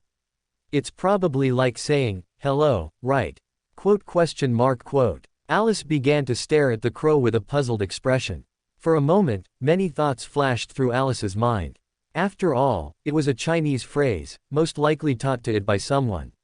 So, who would tell someone that phrase was for greeting? Of course, Alice actually had an answer to this question in her mind. It reminded her of the half-blind Taoist priests in some stories, who often liked to greet people with similar phrases. Things like, I see a dark shadow between your eyebrows, you will surely suffer a bloody disaster today. However, the person who taught it this might have just found it amusing, or perhaps that person didn't even know what the phrase meant themselves. Alice exhaled, looking at the crow before her and asking, who taught you this? No expression could be seen on the crow's face, and even if it could, Alice wouldn't be able to discern its emotions. She could only hear the crow's voice. My previous contract partner. Oh, right, you're looking for a messenger, aren't you? Alice hesitated and nodded, realizing she should probably get the conversation back on track. After a slight pause, she asked with a sense of ceremony, would you be willing to become my messenger? Her request was, of course, granted. Theoretically, the next step should be to sign a contract, but before signing, Alice had one more question. As she unfolded the contract, she asked, seemingly casually, why do you want to become my messenger? And so, she received her most loved and most hated answer, I don't know. I just suddenly really wanted to come and see. Alice remained silent at this answer. She wrote out the contract without a word, signed her name, and then gestured for the crow to sign its name as well. So the colorful crow finally descended from the air and left a claw print on the contract. Alice stared at the claw print and blinked, suddenly realizing a problem. She turned her head and asked, can you read? Of course not, the little crow replied as a matter of course. A reasonable yet unexpected answer, but in any case, Alice had already sensed the contractual connection. There would be plenty of time to explore the secrets behind the little crow, the urgent matter was perhaps something else. Alice looked at the claw print and mused, then what should I call you? In the very end, Alice received a name that was both reasonable and unreasonable as an answer, Ka. Yes, it was precisely the sound of a crow. After seeing off her freshly minted messenger, Alice put away the contract. After a moment of thought, she decided to try divination without any expectations. She wanted to divine the reason why Ka had come to her. A grayish-white dream enveloped her. Heavy, viscous darkness spread like ink, plunging the entire dream into a deep black. Next, a dazzling point of light ignited in the center of the scene, illuminating the entire darkness while also expelling Alice from her dream. What does that mean? Alice blinked blankly, as if she could still see that dazzling light when her eyes were closed. Thankfully it was a dream. If it were real, wouldn't I be blind? Alice shook her head, chasing away the strange worries from her mind, and decided to try other divination statements, such as who taught Ka, that phrase, and why that person taught Ka, that phrase. After receiving two identical dreams again, Alice gave up on divination. She kept feeling like she was going blind. A change of pace was necessary at this moment. Alice appeared uninvited near Mr. Fool. She didn't forget to first conceal her presence and observe whether anyone was around. The good news was that this worked. The esteemed Mr. Fool was attending a philosophy lecture. This was something Alice confirmed after listening to a few sentences about metaphysics. She approached Klein and was horrified to discover that Klein was actually taking notes, and not zoning out or doing something else. After a brief thought, Alice found the answer in the philosophy teacher's unobstructed view. After all, when she was the only one in the teacher's line of sight, Alice wouldn't make any small movements either. How pitiful. Alice shook her head without a shred of sympathy, gloatingly leaving Klein a divine oracle. Metaphysics, if you can't handle it, drop out. Quote! Hearing this, Klein suddenly looked up, with such a large movement that his philosophy teacher, Hamid, looked at him in confusion. Mr. Dantes? Hamid asked, puzzled. Klein didn't speak. He looked around the room before saying, sorry, let's continue. Hamid nodded and continued his lecture. After a moment of thought, Alice focused her attention on Klein's notes, attempting to browse the words. Before she could read 2 lines, Alice felt dizzy and closed her eyes, retreating a few steps. She then tried to listen to Hamid's lecture. She was quickly captivated by Hamid's knowledge. Specifically, she fell asleep standing up. After the incessant lecturing disappeared, Alice opened her eyes, feeling refreshed, and saw Don Dantes, looking as if he hadn't slept for 3 days and 3 nights, seeing off his philosophy teacher. She followed him out. After his personal valet, Richardson, caught up, Alice, though unseen by anyone, still stood abreast of Richardson with a sense of ceremony. She followed Klein up the stairs to the 3rd floor, seeing valets and maids stop to bow and greet them, then return to their respective duties. Everything seemed orderly. In the corridor on the 3rd floor, Alice saw a gentleman wearing white gloves hang a double-barreled shotgun on the wall, then pull out a gold-cased pocket watch from his pocket to check the time. Then, she heard Klein inexplicably clear his throat. She looked over, quite puzzled, and the gentleman in white gloves, who seemed to be a butler, had already put away his pocket watch and bowed sideways, saying, Sir, a total of 6 hunting licenses have been obtained, and 6 double-barreled shotguns with corresponding shotgun shells have been purchased. Alice looked intently at the shotguns and then asked Klein, are you going to hold a hunt? Of course, she wasn't lacking channels to acquire guns, and high-damage weapons weren't hard to come by, but hunting was more like a game, though usually only for nobles. Klein's movements paused suspiciously. He didn't take up the topic, and in fact, couldn't. He just smiled and asked, when I was looking at the Association for Helping Domestic Servants files earlier, I noticed that Walter, you seem to already have a wife and children. Walter responded solemnly. Yes, when I was a manor servant at Viscount Kennard's house, due to the needs of certain affairs, I frequently interacted with a lady and developed feelings for her. We then entered into marriage under the goddess's gaze and had a daughter. She is currently attending a grammar school and hopes to pass the Backland University entrance exam, but that is something to consider in 2 years. When mentioning his wife and daughter, the usually stern Mr. Butler's tone unconsciously softened. Klein smiled and said, Speaking of which, a friend of mine has a child who is also in Backland currently, around the same age as your daughter. However, she dislikes schooling very much. Before I came to Backland, my friend always entrusted me to look after her and persuade her more. If possible, it would be best for her to still get an education. Alice, the friend's child, Kingsley, nervously swallowed. Oh. Walter was completely unprepared for this, his expression slightly surprised. Doesn't like to study. It's natural for children of this age to enjoy playing, isn't it? Perhaps, Klein nodded, however, this is a friend's request after all. If possible, I still want to help. Walter nodded and asked thoughtfully, in that case, when you host a banquet in a few days, do you need an invitation for that young lady? I'm considering it, Klein said with a smile. Speaking of which, Ms. Tanya seems to still be single. Yes, Walter's expression returned to seriousness. In modern society, valets and maids are still not equal enough. This doesn't refer to salary. Housekeepers and male butlers, and assistant butlers are all on the same level, with annual salaries of £25 to £50. Rather, it refers to deeper concepts and ideas, a part that the Church is committed to changing but faces many obstacles, as the goddess is not the only faith in Loan. He paused, then added. Valets can marry, but if a maid has a family, it means unemployment or becoming the lowest ranked, temporary, live-out laundry maid. All of this can only be reversed at the housekeeper stage, but this is not something a young, inexperienced lady can handle. Klein did not continue the topic, nodding slightly and stepping towards the armchair. At this moment, his gaze swept over the newspapers piled on the nearby tea table. With a thought, Klein stopped, turned his body, and said to Mr. Butler. I saw an advertisement in the newspaper regarding the transfer of shares in the Backland Bicycle Company. Please find a professional lawyer and accountant to consult about it and clarify the specific situation. Haha, I'm very interested in this industry. If the price is right, I'll consider buying it. Only then did Alice realize that Klein had sold shares in the bicycle company. Without a doubt, holding shares and waiting for dividends was a job that met her requirements. She immediately had an idea and shouted at Klein, I want these shares. Klein's movements paused again. Walter did not notice this scene. He accepted the request. Yes, sir. Klein then stepped away and returned to his room. Alice followed him in, and after the door was closed, she revealed herself, asking Klein with great vigilance, You're not still thinking about sending me to school, are you?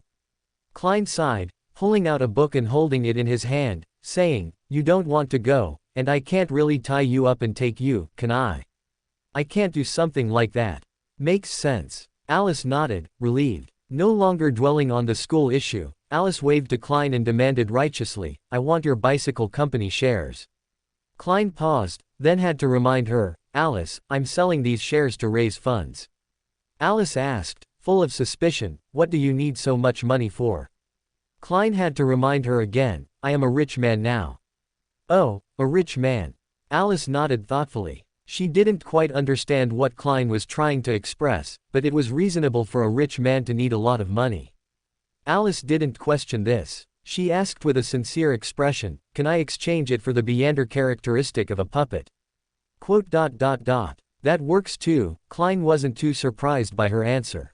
But keep it on you for now, until Sharon raises the money. Alice became happy. She was about to do something to celebrate when suddenly, there was a knock on the door. Klein looked at Alice. Alice had already discreetly disappeared from her spot, so he relaxed, cleared his throat and said, Come in. So, his personal valet, Richardson, pushed open the door and said to Don Dantes, who was leisurely reading a book, Sir, Mr. Maury Mahert and his wife, Ms. Liana, as well as Bishop Electra of St. Samuel Cathedral, have come to visit. As he spoke, he looked up at Don Dantes, seemingly a little puzzled by the open book in Don Dantes' hand, but said nothing. Maury Mahert, the Member of Parliament. And why is the Bishop of St. Samuel Cathedral here too? Klein thought for a moment, then asked with a smile, Is there such etiquette? As he asked, he also followed Richardson's gaze to the book in his hand, wanting to see if he had picked up something inappropriate. Do I have such a book in my room? A confused thought flashed through Klein's mind, and when he saw the book, his question was finally answered. It wasn't that the content of the book was inappropriate in any way, but that he was holding the book upside down. End of chapter. Chapter 469. Chapter 47. The Boss's Child.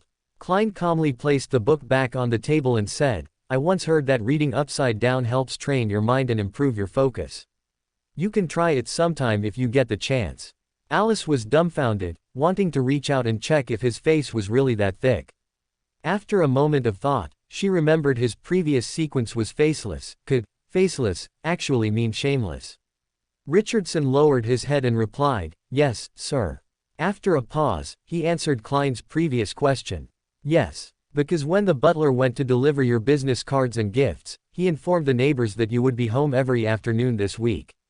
In such a situation, neighbors who receive your card, after inquiring about your circumstances and observing relevant details, can not only send their servants to invite you over, but also make a semi-formal visit between 4 and 5 p.m., under the guise of passing by during a walk. Ladies would wear appropriate walking attire, otherwise it would be improper, and you could invite them to enjoy afternoon tea. Alice looked thoughtful. During his explanation, Klein had already risen and walked towards the door. Richardson, understanding the cue, took down a coat and draped it over him, making Alice wince. So extravagant, I need to hire more servants. She clenched her fists and followed, hearing Klein ask again, then why is Bishop Electra here? That's right, why? Alice recalled the name in her mind. She had a slight impression of the name, but not much. This person seemed to often stand quietly near the donation box, patiently attending to every believer. Alice recalled her memories of this bishop, and her vague memories finally settled on the time she had taken money from the Storm Church's donation box and stuffed it into the Night Church's donation box. She vaguely remembered that he had been frowning at her then. Remembering this, Alice immediately decided to stay a while longer. Alice pricked up her ears to hear Richardson's reply. Bishop Electra was a guest at Counselor Match's home this afternoon. They must have mentioned you during their casual conversation and decided to come over for a walking visit, on the spur of the moment. His hands moved without being affected by his words, skillfully tidying Don Dante's attire. Alice looked at Richardson in admiration, thinking he was truly an excellent servant. If only he weren't a man, no, he could become a woman. Alice's gaze towards Richardson grew fiery. Richardson inexplicably felt a chill.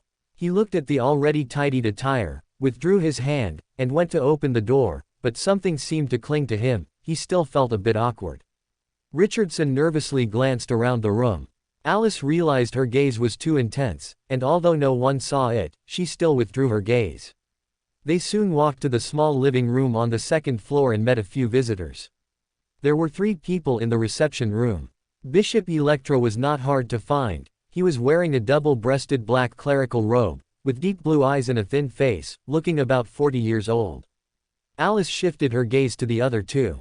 They were sitting together, and Alice realized this must be Counselor Maury Mahert and his wife, Liana. Seeing Don Dantes enter, Maury Mahert stepped forward 2 paces and chuckled. I've been hearing these past few days that a devout believer of the goddess has moved into Block 160. I thought I must pay a visit, and today I happened to be passing by on a walk, so I took the liberty of calling. Please forgive our rudeness. Klein smiled, tapping his chest 4 times clockwise, saying, at times like these, one only needs to praise the goddess. Praise the goddess. Bishop Electra and Liana nodded subtly, then drew a scarlet moon on their chests. Alice thought for a moment and also drew a scarlet moon. After the pleasantries, Klein invited the 3 guests to take their seats. Only then did Alice realize there was no seat for her. She looked at the door, knowing Richardson was standing there. Should I go out too? That was, of course, impossible. So, her eyes darted around, and she appeared outside the main door. Then, she generously reached out and knocked on the door. She didn't wait for someone to open the door. Knocking was merely a ritualistic act. A locked door clearly couldn't stop her. Alice then appeared at the end of the second-floor corridor, then generously walked to the small living room and knocked on the door under Richardson's bewildered gaze. Then, she pushed the door open without hesitation. Miss Richardson, unable to stop her, called out in surprise. The commotion successfully drew everyone's attention.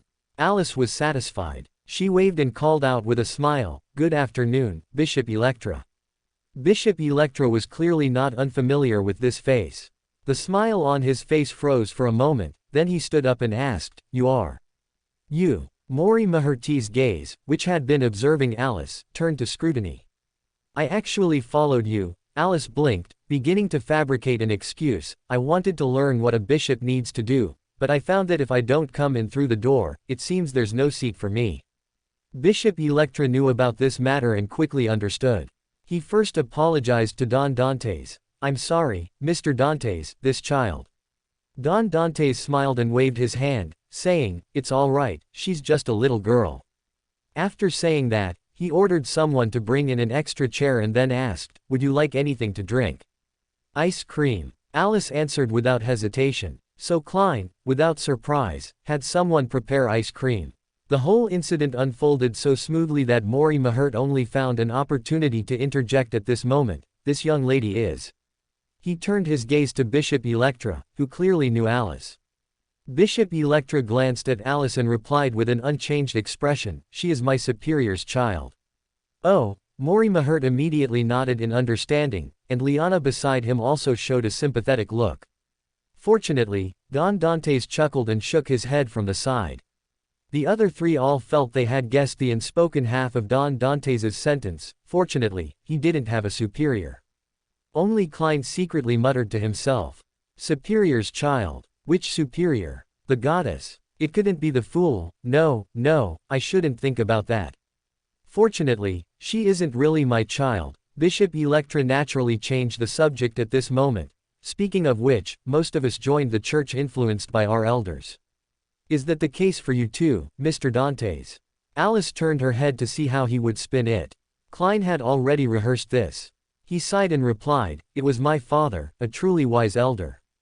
Unfortunately, he passed away many years ago in an accident."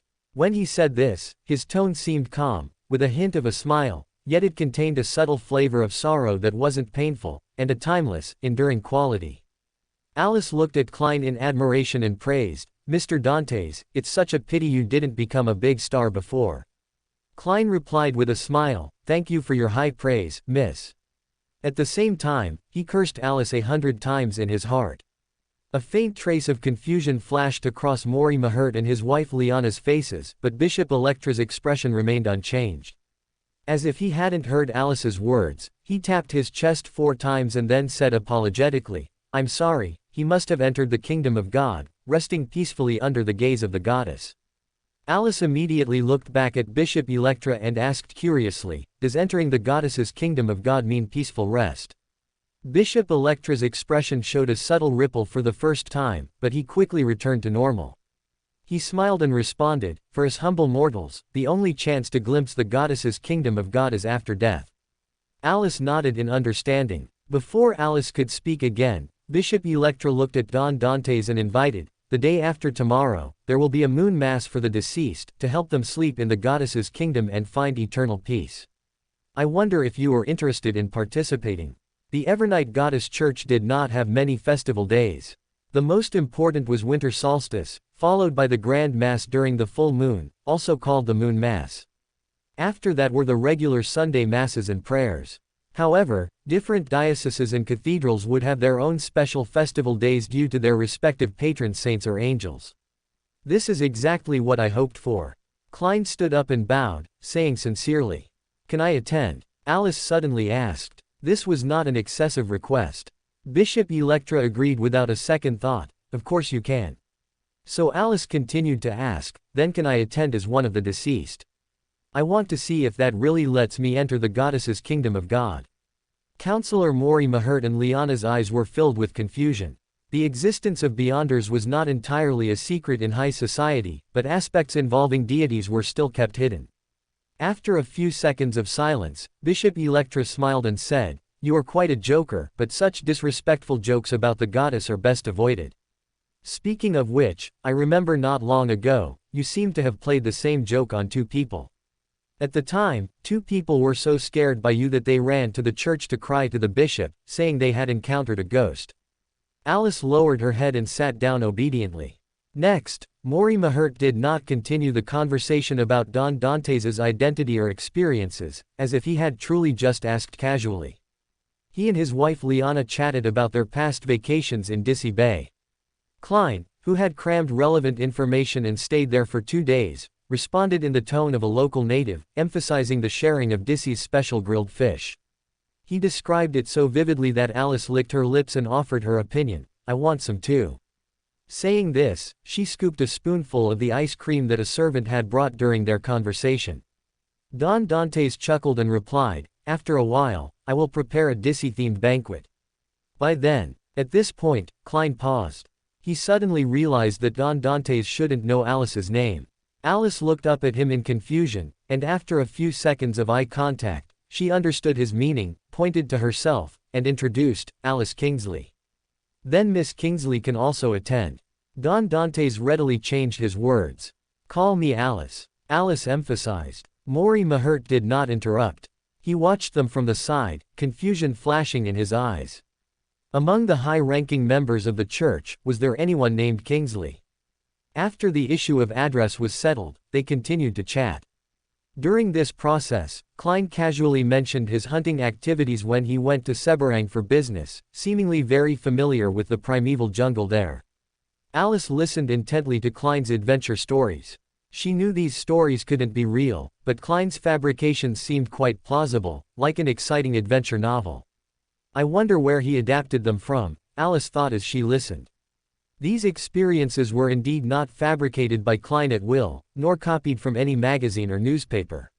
He had based them on the glorious deeds Anderson, the strongest hunter of the Mist Sea, had mentioned, extracting details, abandoning the main narrative, and reinterpreting them himself, making them both real and false. Alice hadn't heard these stories because when he and Anderson were discussing them, Alice was busy playing Ghost in the Forsaken Land of the Gods. Hearing about the huge pythons in the jungle, the man-eating sharp-toothed fish, and flowers that could catch their own prey, Counselor Matched's wife, Liana, occasionally let out exclamations, looking both timid and eager to learn more. The counselor and the bishop were equally interested, always interrupting Don Dantes's descriptions to ask for specific details. Alice's curious gaze occasionally slid between Liana and the other two. Finally, she abruptly interrupted their conversation and asked curiously, "Are you two verifying whether his words are true or false through these details?" Counselor Maury Mahert was clearly seeing such a direct question for the first time. He froze, looking at Bishop Electra hesitantly. Bishop Electra seemed unsurprised by this. He glanced at Alice and answered her question with a smile, "Of course not. You know, bishops of the church cannot easily leave their assigned districts. I am simply very envious and curious about Mr. Dantes's adventurous life." Don Dantes laughed heartily from the side, timely easing the awkward atmosphere. "You must work very hard," he said, shaking his head with a smile towards Bishop Electra, "if she's been with you all this time." End of chapter. Chapter 470. Chapter 48. Report. Alice hesitated, her gaze falling on Klein. "Is he cursing me?" Alice vaguely sensed this, but she knew she couldn't just ask, so she angrily swallowed her question. Bishop Electra skillfully picked up where Mr. Dantes left off. "It's all right, just a bit tiring. At least it's not like your past experiences as an excellent hunter, which sound like they could involve a constant threat to life." "That's not necessarily true." Klein used great effort to hold back the words that almost slipped out. "Yes, you truly are an outstanding hunter." Maury Mahert also praised him, picking up a small piece of red velvet cake as he spoke, successfully drawing Alice's attention to the tempting cake. "When I was serving in Dongba, I never had the chance to enter the jungle. I didn't realize it was so dangerous there." As he spoke, Alice watched him put a piece of cake into his mouth. He swallowed the cake without chewing. Alice stared as his Adam's apple bobbed once, then her gaze flickered back to his face. After a few seconds, Alice silently looked at Liana again, a strange feeling growing clearer in her heart. She unconsciously reached up and pushed the monocle over her right eye. For a moment, she saw the couple smiling and wearing two monocles. Alice's eyes widened in astonishment. Upon closer inspection, she realized they weren't a couple at all, they were two mice wearing monocles. Alice jumped up in surprise. Counselor Matched and his wife transformed back into humans in her eyes, both looking at her with confusion. Alice sat back down, unconcerned by their questions, and asked directly, "Have you met anyone recently who likes to wear a monocle?" "No, it should be mice who like to wear monocles." Her voice gradually trailed off as she realized how absurd her statement sounded. Perhaps Klein and Bishop Electra would understand what she was saying, but Counselor Matched and his wife would only think she was crazy. Just like now, Alice's pleading gaze fell on Bishop Electra. He, with his calm demeanor, clearly didn't take this as mere nonsense. He smiled and spoke to ease the awkwardness. You know, little girls this age always have some strange fantasies, like mice wearing monocles, or talking crows, and so on. Counselor Maury Mahert and his wife, Liana, nodded and no longer looked at Alice. Evidently, these few weak words failed to salvage her image. Alice exhaled and leaned back, deciding to act like a mute and focus on eating. Mr. Dantes, of course, couldn't just serve drinks to everyone, though he really wanted to. He even wanted to serve only plain water, or nothing at all. But his housekeeper, Tanya, was a very reliable person.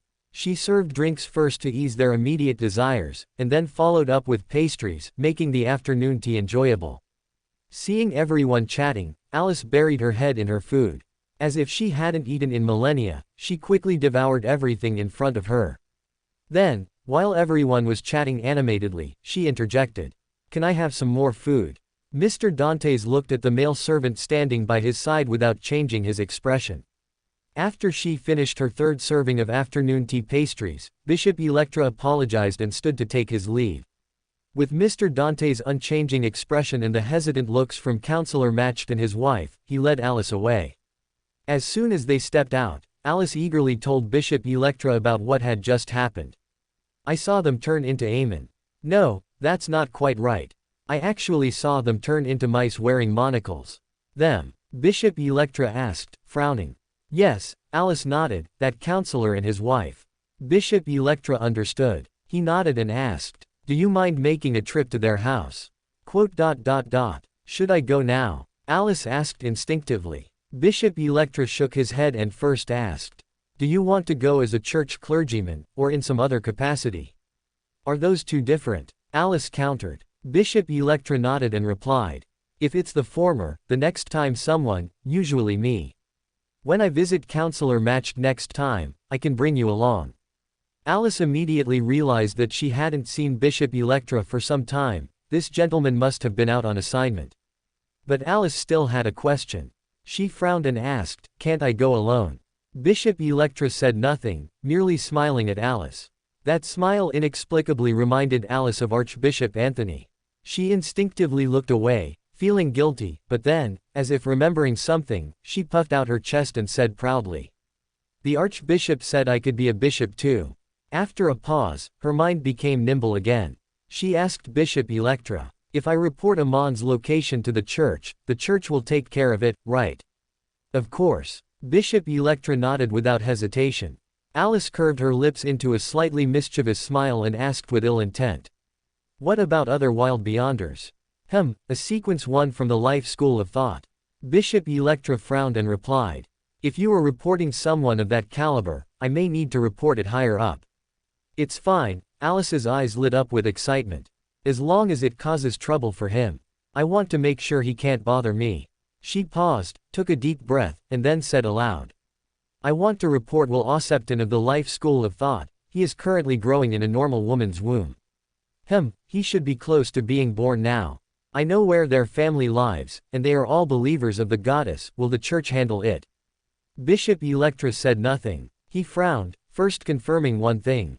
Is this a report, or a request for help? Both. Alice spread her hands, adopting a, you figure it out, expression. Bishop Electra pondered for a moment before asking, do you have anything else to add? Alice opened her mouth and gave Dr. Allen's address, then added. That's the address. He abandoned his previous body and reincarnated. No, this should be called a restart. His previous body has already been found. You should be able to find that in your archives. And, I guess you probably can't kill him, unless the goddess, but the goddess probably won't make a move. Although another restart would probably be a very troublesome thing for him, it's not impossible. Don't push him too hard. Alice was very concerned about Will Osepton. She earnestly instructed Bishop Electra, and the bishop nodded, solemnly promising Alice. The church has a lot of experience handling similar matters. You don't need to worry about that. When I return, I will report it immediately. In the garden of Alan Kreese's home. Vilma, close to giving birth, was strolling in the garden, supported by a maid. She had stopped working early due to frequent morning sickness in the initial stages of her pregnancy, forced to take maternity leave. Although later, after a near miscarriage, she no longer experienced any pregnancy symptoms, Alan was still uneasy about letting her go to work by herself. So she had stayed at home, and at this moment, nearing her due date, she was following Dr. Alan's advice to maintain a certain amount of exercise daily. During this time, Vilma's condition had been very good. She held her belly with one hand and her waist with the other, walking slowly with the maid's support, occasionally turning back to chat with the maid. Suddenly, a sharp pain shot through her abdomen. Vilma, her face pale, clutched her stomach and let out a painful groan. "Madam, what's wrong, madam?" The maid quickly supported her, asking her questions while shouting to those around, "Quick, go get someone." The gardener, who was watering plants in the garden, dared not delay. He immediately stood up from the ground, ignoring the mud on his feet, and rushed indoors, shouting as he ran. "Help! Madam has a stomach ache." The pain actually subsided very quickly. By the time the servants arrived in a flurry in the garden, Vilma no longer felt any pain. But this matter could certainly not be dismissed lightly. She still sat on the stretcher brought out by the servants and was carried to the hospital. This was the hospital where Alan worked. Someone recognized Vilma and, upon seeing her, immediately rushed to inform Alan. The good news was that Alan Kreese was not in the operating room. After finding a doctor to take his place, he immediately came out to find his wife. He knew, after all, what his wife was carrying. Tests still had to be done. Without them, he couldn't hide it from others. After entrusting his wife to a colleague, Alan immediately went into the washroom, cupped water to splash his face, and looked into the mirror. The familiar stroller appeared. The figure, as usual, didn't seem to want to talk to him, only saying one sentence. "I sensed danger." Just like last time. After that, Alan watched the image in the mirror disappear. He left the washroom without a change in expression, accompanied his wife through the examination, and received the results. The bad news was that the result of this examination was not a sign of miscarriage, but another sign that Alan didn't know whether to consider good or bad news. "You need to be prepared," his colleague told him. "Based on the current situation, this child is very likely to be born prematurely." Premature birth. Alan Kreese bade farewell to his colleague, preoccupied with his thoughts. Alice ultimately decided to return to St. Samuel Cathedral with Bishop Electra. She certainly wasn't there to interfere with matters concerning Will Osepton. After all, the purpose of the report had been achieved, and Alice couldn't intervene in the higher-level reporting and final decision-making. She was actually there to apply for a job. "You want to sit in a confessional?" Archbishop Anthony listened patiently to her statement and asked with a frown. This was a very perplexing matter to Anthony. He didn't think Alice could endure the loneliness of sitting in a confessional all day, nor did he think Alice had any interest in listening to others' confessions and offering comfort. It would be good if she didn't scare people. But Alice's way of thinking was different from his. She only thought the confessional was a good place for gossip, so she nodded with a beaming smile and said, "Yes, can I?" To be honest, this was much more reassuring than letting her out. After all, this was under the goddess's watchful eye. Archbishop Anthony almost agreed, but he held back and continued to ask, "Do you know what work a bishop needs to do?" Alice counted on her fingers for him. Listen to confessions, preside over prayers, visit believers, preach doctrines. When she mentioned preaching doctrines, Archbishop Anthony interrupted her, frowning as he asked, "Do you know what the goddess's doctrine is?" Alice's movements paused suspiciously. As for the goddess's doctrine, it was impossible for her to be completely ignorant. She knew a little, more or less, but couldn't meet the requirements for preaching. She couldn't articulate the doctrine completely and fluently. This was actually the case for most believers. This outcome wasn't too surprising for Alice. Archbishop Anthony looked at her with a headache. He knew in his heart that it would be absolutely impossible to make her study the doctrine now, but sending out such a bishop seemed to be completely embarrassing the church. Viewed this way, perhaps putting her in the confessional was also a good idea. Anthony looked at Alice, then, after a moment of thought, decided to test her with a question. He recalled his experiences during his time as a bishop and gave an inconspicuous small example. If someone walks into the confessional and tells you he stole his neighbor's money, what would you do? Stole the neighbor's money. Alice gritted her teeth, immediately putting herself in the neighbor's shoes, feeling extremely angry. She ground her teeth and said, "Can I call the police?" Quite obedient. Archbishop Anthony inexplicably breathed a sigh of relief, but this wasn't the answer he needed. He looked at Alice and emphasized again, "I'm asking what you would do. You are now the bishop accepting the confession." Alice also remembered this. She thought for a moment, then reached out and tapped her chest 4 times in quick succession, drawing the symbol of the scarlet moon, and said with a solemn expression, "God will forgive him." After a pause, she looked at Archbishop Anthony again, asking as if for confirmation. "That's how it should be said, right?" Archbishop Anthony felt relieved and nodded. Alice then became happy. She smiled at Archbishop Anthony and added the next sentence. "You know. Actually, generally speaking, there's a second part to that sentence. My mission is to send him to meet God." End of chapter. Chapter 471 Food. Anthony's heart, which had just settled, rose again. He looked up, his gaze fixed on Alice. Alice was familiar with that look. Whenever she said something wrong, Klein would stare at her with that look, and at those times she would usually. Alice covered her mouth with her hand. Such a gesture did not ease Anthony's furrowed brow, instead, it made him frown even more deeply. From his expression, Alice realized that she was not trusted here. This was normal. She had known for a long time that even Klein would not entrust important matters solely to her. It seemed everyone was wary of her suddenly causing trouble. Alice sighed, trying to reason with him. "I know you don't trust me. That's normal, after all, you've never seen me complete a task on my own. Perhaps, you could try giving me less important tasks." She stared at Archbishop Anthony. After some thought, Anthony gave an answer Alice definitely did not want. "Perhaps, you'd like to try cleaning the church. I imagine that as long as you are inside the church, messages from the confessional should not escape you. You're looking for more clues, not the confession itself, right?" Alice took a breath and asked seriously, "Do you mind if I use restart to sweep the floor?" Anthony looked at her with a slightly puzzled gaze. Alice reacted, realizing Anthony might not know what restart was, so she explained. "This is a sequence 1 ability of the fate pathway. It's best not to do that." Anthony tried to persuade this lady who treated authority like a toy. Alice stared at Anthony, about to say something more, when suddenly, the room grew cold. Alice and Anthony both looked towards the table, as if sensing something, and a letter quietly appeared on it. With just one glance, Anthony averted his gaze and looked up at her, saying, "Your letter." In a room with only one person, Bernadette put away the letter in her hand, frowned slightly, and whispered, "Mr. Dorr." Unlike the members of the Tarot Club who found this title mysteriously awe-inspiring, Bernadette knew the origin of the title, Mr. Dorr, and even the origin of Mr. Dorr. She knew this was the ancestor of Abraham, an existence who had once been incredibly close to a true God, perhaps like that Miss Fate.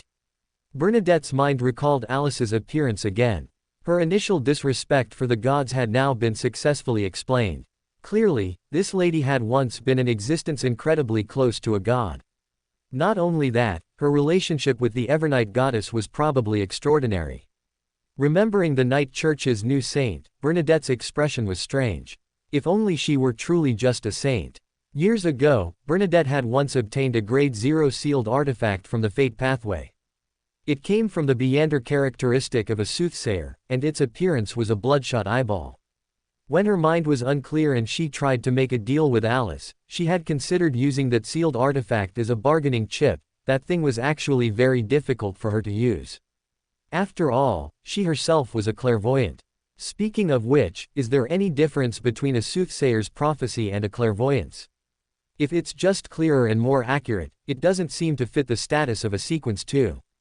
This was not just her confusion, it was the confusion of everyone who knew or didn't know the soothsayer's abilities. A dignified sequence 2, could he only see?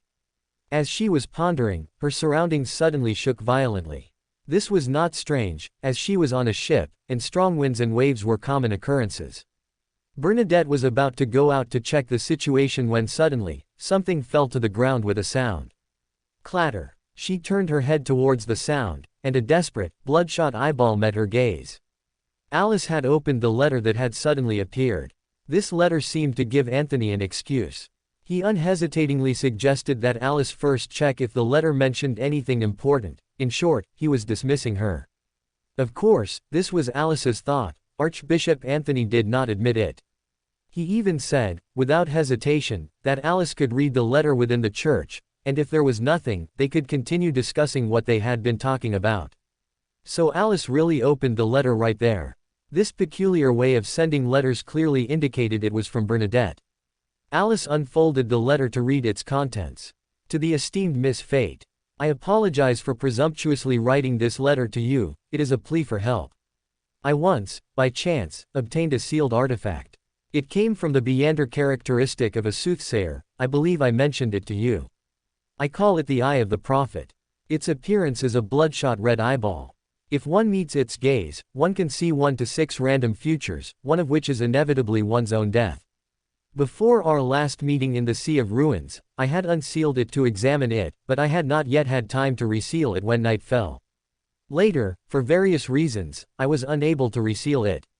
Coupled with the fact that there was no danger as long as one did not meet its gaze, I gradually forgot about it, until today, when, due to an accident, I met its gaze, and I only saw one future.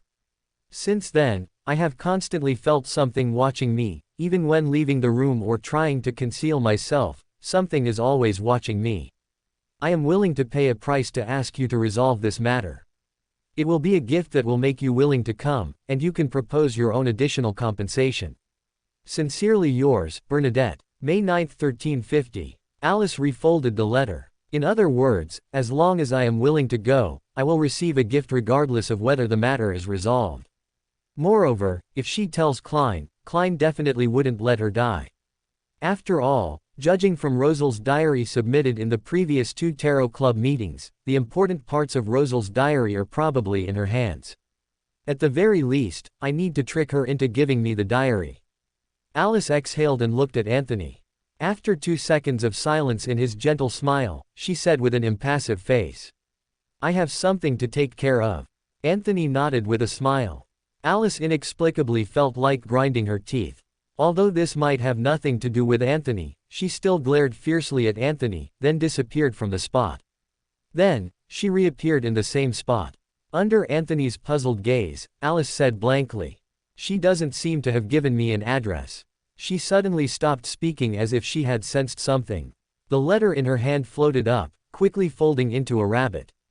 Then, the rabbit came alive, becoming a small white rabbit. Alice watched the white rabbit jump from her hand, growing larger and larger in the process, until it was the size of a normal rabbit when it landed. The white rabbit rushed towards Anthony's desk under their surprised gazes, then disappeared in front of the desk. Alice saw that where the white rabbit disappeared, a hole had appeared at some point. That hole seemed to possess a captivating magic. Alice wanted to jump in and see. She hesitated, looked up, and Anthony nodded at her, saying, Very magical. Alice was relieved by the compliment. She walked towards the hole and, like the rabbit, fell in. It was a long and winding passage. Alice felt like she was falling for a long time, from the flickering and floating lights at the beginning to the complete darkness later. She even saw exposed stones and mushrooms on the walls, and a lot of moss. She felt as if she was falling into a very deep place, so deep that Alice wanted to sleep during the fall, so that she would wake up already at her destination. The bad news was, before she could do that, she suddenly felt solid ground beneath her buttocks. She seemed to have landed. Alice looked up, normal light and shadows appeared, and she saw a dimly lit room. She sat on the ground, her gaze blankly sweeping around, then she saw Bernadette, who was looking at her with a slightly hesitant expression. Meeting her gaze, Bernadette called out with a good deal of uncertainty. Miss Fate. Alice inexplicably read a hint of regret in her voice. She got up from the ground with a strange expression and asked, Are you hoping I'll just take the gift and leave? No, no, Bernadette denied without hesitation, then pointed to the table, That is your gift. Please be careful not to meet its gaze. Alice then looked at the table. On it was a covered serving dish. After 2 seconds of silence, she turned to Bernadette and asked. If I remember correctly, you seem to have said, that thing's appearance is a bloodshot eyeball. Alice pinched the bridge of her nose. The first time she heard about this sealed artifact wasn't from Bernadette, but from Katlia, which meant this sealed artifact had been in Bernadette's hands for quite some time. At this moment, Alice no longer wondered why this sealed artifact hadn't caused trouble before but suddenly did now, nor did she find it strange why Bernadette would think of asking her for help. The answer was obvious, this was aimed at her. This was already the second soothsayer sealed artifact she had acquired. No, actually, counting Cassandra, who is now God knows where, it should be 3 already. So why did Bernadette use a serving dish for an eyeball? She scrutinized Bernadette, confirming that she wasn't truly losing control. There wasn't any other suitable container. Bernadette tried to explain. Alice was silent for a moment, then clapped her hands sincerely, praising. That's really good. Bernadette for a moment couldn't tell if Alice was praising or mocking. As she was weighing her words, Alice had already stepped forward and reached out to lift the lid of the serving dish. The bloodshot red eyeball, without surprise, met her gaze. Thus, Alice also saw a future. This future was a bit longer than what 0 to 34 had drawn. Alice saw that dream again. She still saw herself alone ascending to the top of that tower amidst the chaotic stairs, finally looking up to see the giant white snake above her head. The giant snake opened its blood-red maw, and then she was swallowed. This future, she had seen many times, was no longer enough to stir Alice's emotions. She impassively replaced the lid, picked up the serving dish, and turned to ask. Is anything still watching you now? No. Bernadette shook her head. I'll tell you the compensation once I've thought it over. Alice dropped this sentence, then reappeared in front of Anthony, placing the plate on his desk. Quote. Anthony looked up at her in bewilderment. Alice didn't bother with him. She was feeling the gaze that had fallen upon her, a gaze transmitted through fate. Judging from Bernadette's answer, this eye seemed to only be able to see one person at a time. This was also normal, after all, it only had one eyeball. Alice's mouth twitched. After confirming that the gaze actually couldn't find her at all, she refocused her attention on Anthony. I'm going to place another sealed artifact from a soothsayer's Beander characteristic behind the Chinese gate. After a pause, she disregarded Anthony's bewildered gaze and added, I know you'll report it. I wanted to tell you that when you report it, you'd better mention that I might place many more soothsayer Beander characteristic sealed artifacts in the future. I don't know exactly how many, but I suspect that unless I immediately swallow this thing on the plate, I might have to collect all of the soothsayer sealed artifacts. This scene was both shocking and puzzling. Anthony pondered for a moment, then looked at the plate and asked. This is the second soothsayer sealed artifact. Alice nodded. So, Anthony continued to ask, what are the preservation precautions? Just make sure no one meets its gaze. Alice shook her head. If it really happens by accident, just let me come over and take a look. A very reasonable answer, so Anthony nodded and said to her, I will notify you after I've reported it. So Alice carried the plate back home again. After a moment of thought, she placed the plate on the coffee table and found a set of knife and fork, placing them on either side of the plate. This was certainly not for sealing. In fact, she just thought it was strange to have a plate without a knife and fork. After all, there was even food in this plate. At least for her, it was food, in some sense. After doing all this, Alice sighed. After washing up, she lay on the bed in her bedroom.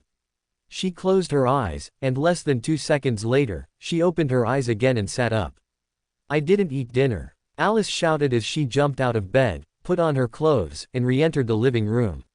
The serving dish was still neatly placed on the coffee table, with the knife and fork laid out on either side, seemingly inviting her, its owner, to eat.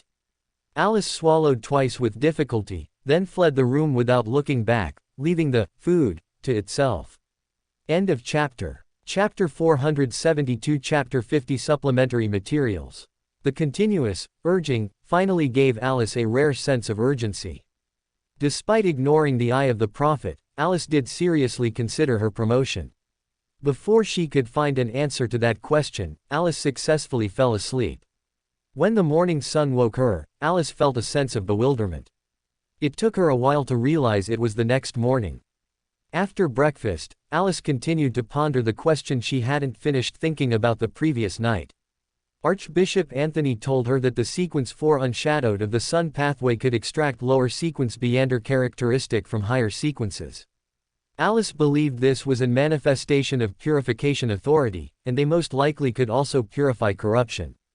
This was one method in her plan to obtain the Chayaswalker Beander characteristic, though she didn't actually have a plan. Last night, Alice remembered that she might have another method. Such a large life school of thought couldn't possibly not have a Chayaswalker, right? As for those people possibly being innocent, well, that was something Klein would care about. Alice only knew Will Ossepton's subordinates. However, the matter of auxiliary materials should also be put on the agenda. The acting progress. Alice's murmuring paused. The eye of the prophet made Alice realize that these soothsayer-sealed artifacts that were sent over likely had more than just the function of providing Beander characteristic. In fact, if the method was right, this seemed to help her digest the potion. When she was with Bernadette, she hadn't realized this. Although there was acting feedback, it wasn't obvious. If the next soothsayer-sealed artifact was sent over in such a harmful way again, Alice silently made a mental note of it. But, speaking of which, counting Cassandra, this was already the third one, right? Why haven't I seen a living soothsayer yet? Surely, they can't all be dead. Alice recalled Cassandra's honorific name again. Although Cassandra didn't seem to count as alive, it was, after all, a sealed artifact that could communicate, and it even knew her. Should I go look for that book? Alice's movements paused. She suddenly remembered an image from her memory. A donkey constantly running because a carrot was dangling in front of it. Alice pursed her lips. Even though she was very reluctant to compare herself to a donkey, Alice had to admit that, in this regard, she really was like a donkey with a carrot dangling in front of it. The earliest carrot was memory. In her memories, there was a world almost completely different from the present, and a strange yet seemingly profound sentence. But she couldn't remember her past, so she became curious about her memories, intending to find people related to that world, or something else. The second carrot was the past. She gradually realized that she had once awakened in this world and even left traces. She tried to figure out what she had done before, but this carrot didn't seem attractive enough, and her motivation wasn't that strong. So, the third carrot appeared. Perhaps it was hatred, perhaps it was unwillingness. Alice couldn't quite define this emotion.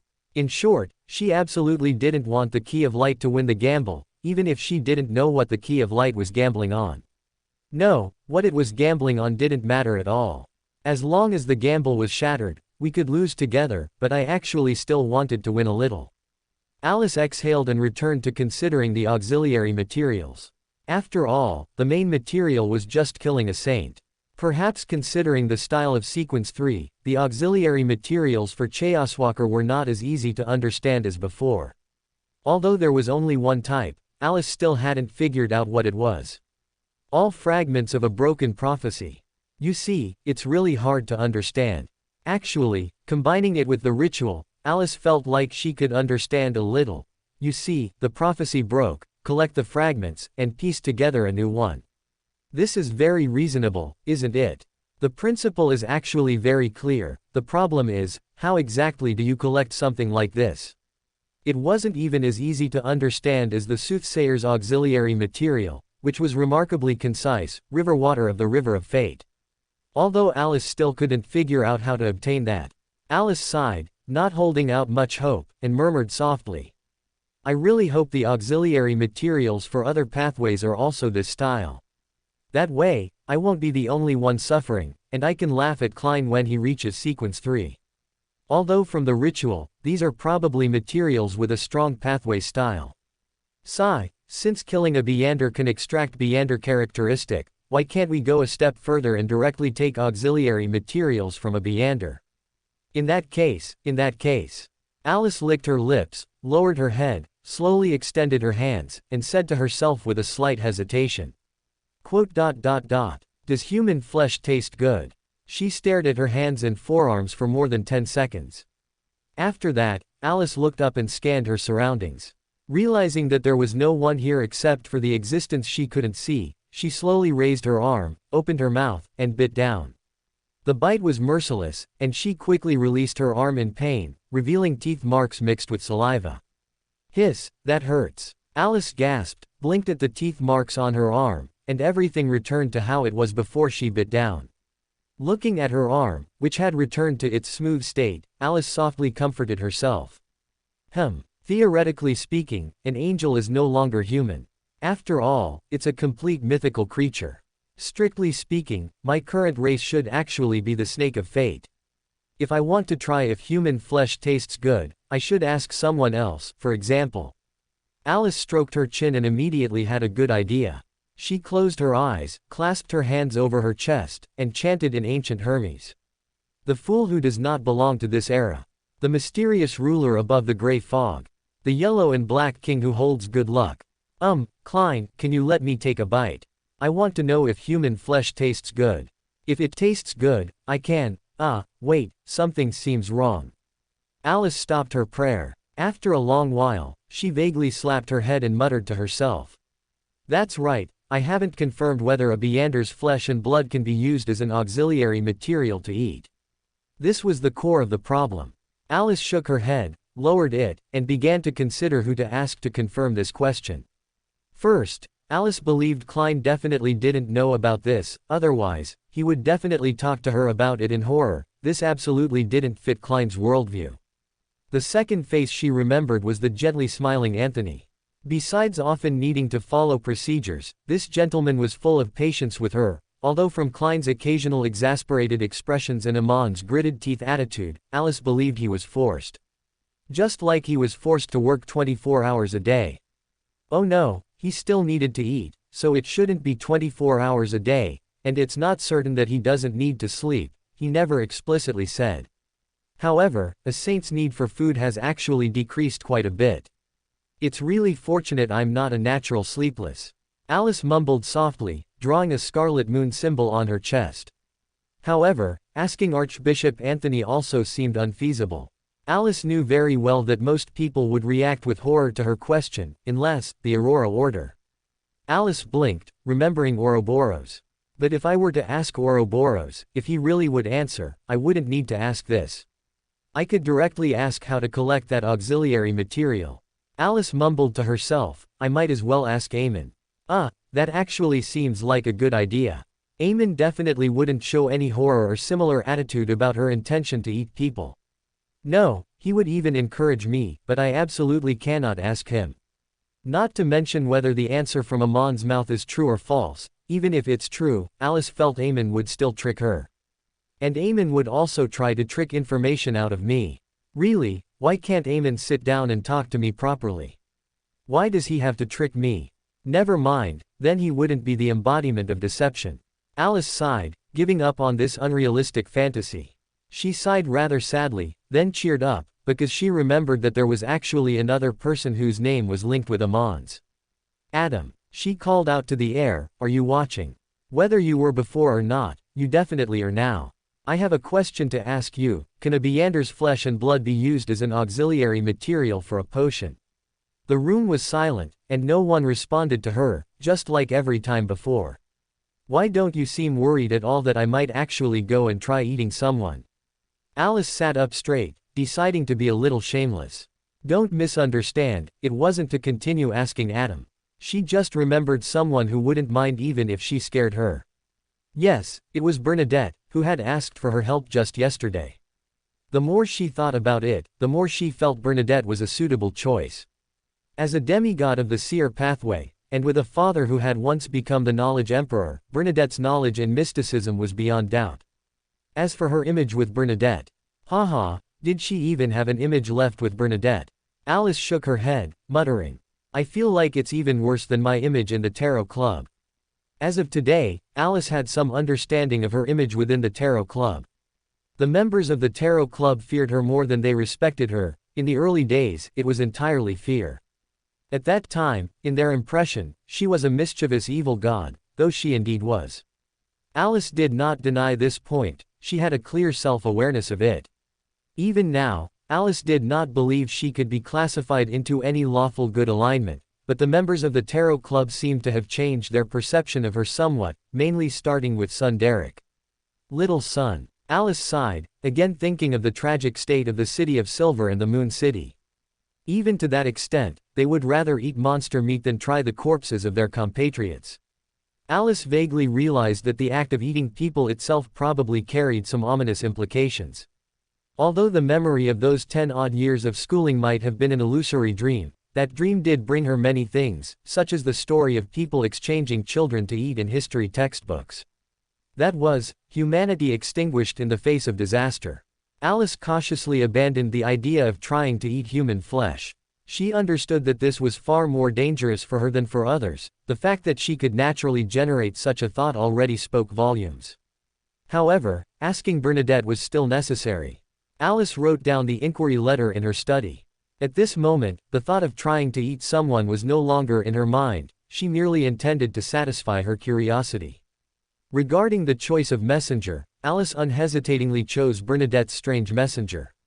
On one hand, Gaga didn't know Bernadette, and on the other hand, when she signed the contract with that bird, her purpose was no longer to have the bird deliver letters. Otherwise, she should at least have asked about the bird's speed and safety. Bernadette's reply came faster than expected. That same evening, Alice received the reply. She unfolded the envelope, and as she expected, Bernadette knew about this. She gave an affirmative answer, telling her in the letter that a Beander's corpse could indeed serve as an auxiliary material in a certain sense. Or rather, a Beander themselves was equivalent to a low-tier version of a potion. But Bernadette, for reasons unknown, filled a dense page with her letter. The part that answered the question only occupied a small section at the beginning, while for most of the remaining content, Bernadette was persuading her not to eat people. Very good, it seems this is indeed a very serious problem. Alice put the letter away again, sighed helplessly, and murmured, staring at the ground. Am I really going to have to ask Ouroboros how to get that auxiliary material? I can't possibly ask Will Osepton. Oh, my honorific name.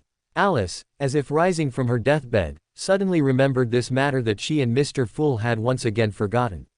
She sat up straight, and at that moment, she received Mr. Fool's reply regarding whether she could take a bite of him. If you are merely curious about the taste of human flesh, I can actually tell you. I have looked into this before. Human flesh is sour and not at all tasty. I do not recommend you try it. You can eat something that tastes better and has more nutritional value, can't you? End of chapter. Chapter 473 Chapter 51 Fortune Teller and Moon Mass. The gray mist dissipated before her eyes, and Alice blinked, her attention once again drawn away. Ah, he's actually discussing what human flesh tastes like with me. This analysis surprised Alice. She realized Klein hadn't even considered the issue of auxiliary ingredients, directly fast-forwarding to the taste of human flesh.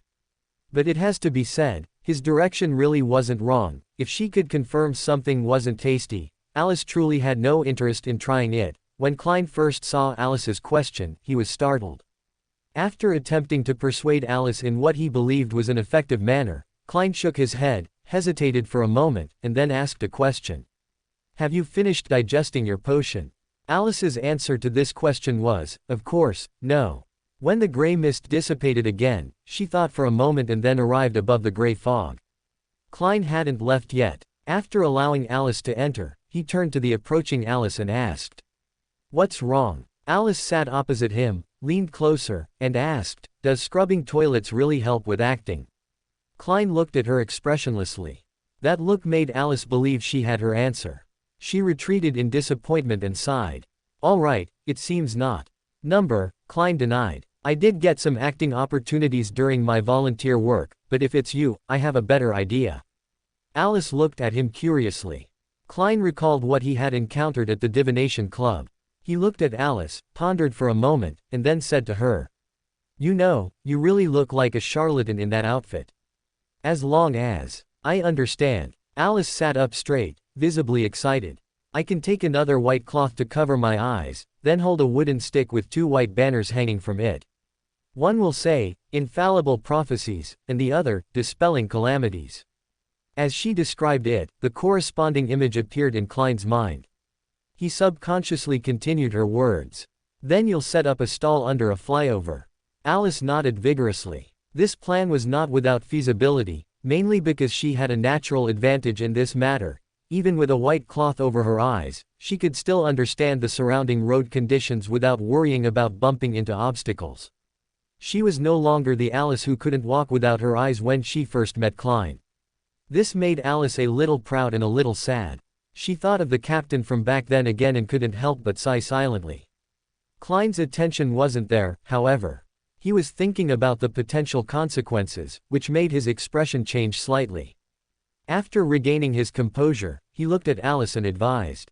The people here don't understand Chinese. This made sense. Alice frowned in thought. That is indeed a problem. Should I write it in Loan language? Wait, does Loan have suitable flyovers? If Loan doesn't, I might have to go to other countries. In that case, I'd have to learn the local language, right? No, never mind, that's too much trouble. I might as well use the language commonly used among Beyonders, like Hermes language and ancient Hermes. Why don't you help me translate it into Elvish? I remember the Hanged Man always thought I was connected to the West Continent or the Elves, didn't he? However, if that's the case, ordinary people probably wouldn't understand it, since it's all incomprehensible language anyway. I might as well just use Chinese. Oh, no, they'd call it Roselian. Honestly, Rosal. Alice puffed out her cheeks in annoyance. Klein felt a strange sense of relief in his heart. Just as he was about to speak, Alice thought of another good idea and happily said to him. Oh, right, why don't I write it in Pinyin? Compared to the square Chinese characters, Pinyin was clearly more in line with her knowledge and personality. As for deciphering, Roselian hasn't been deciphered for so many years. Klein looked at Alice in surprise. From Alice's expression, he realized that she had already made up her mind about this matter and was about to implement it immediately. He instinctively didn't want to let Alice go like that. It was too dangerous for those who might accidentally encounter her. But it was too late to carefully think of words to persuade her this time. In a hurry, Klein could only manage a weak piece of advice. You don't know where the flyovers are suitable for setting up a fortune-telling stall. I can divine, Alice replied without hesitation. This left Klein speechless. He had to admit that this choice was quite consistent with what she was about to do. It was indeed very charlatan-like. Her brief silence was taken by Alice's approval. Alice immediately left above the gray fog. Of course, she wasn't in a hurry to find a suitable bridge underpass. For Alice, the most important thing at the moment should be to sleep. The next day, Alice was also not in a hurry to find a suitable bridge underpass.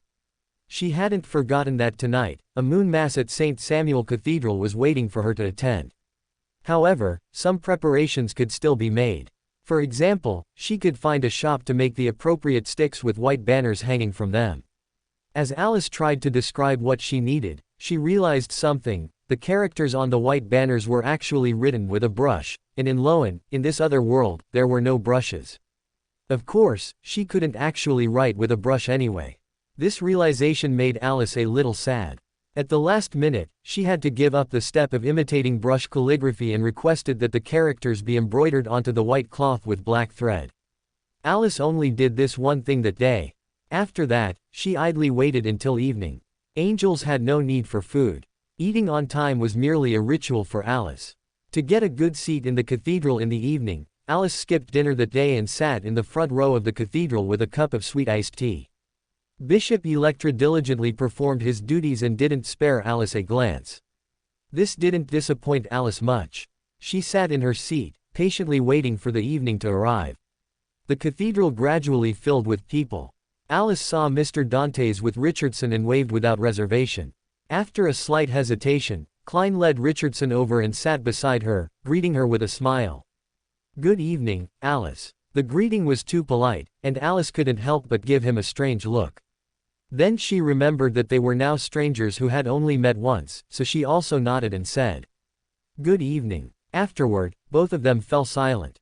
The people who continuously walked in didn't engage in much small talk either. Although in Alice's ears, the faint murmurs never stopped, it was clear that not everyone would loudly chatter in the cathedral like her. They didn't wait long before a priest came over, leading these people together towards the grand prayer hall. The dim and tranquil atmosphere made Alice feel her heart instantly calm down. The people around her also seemed to sense this atmosphere, and the whispering completely disappeared. In the quiet environment, Alice heard the neat and ethereal chanting. The scarlet moon rises, reflecting on the land. Everyone sinks into sweet dreams, dreaming of themselves. Dreaming of parents, wife, husband, and children, this is forever. As the sacred and rhythmic voices echoed in layers, the believers in the grand prayer hall involuntarily calmed down, seemingly forgetting the troubles of life and no longer worrying about the various difficulties of the real world. Led by several priests, they each found their seats and sat down. In front of the altar, Bishop Electra, who was in charge of this grand mass, held the Apocalypse of Night, and began a simple sermon.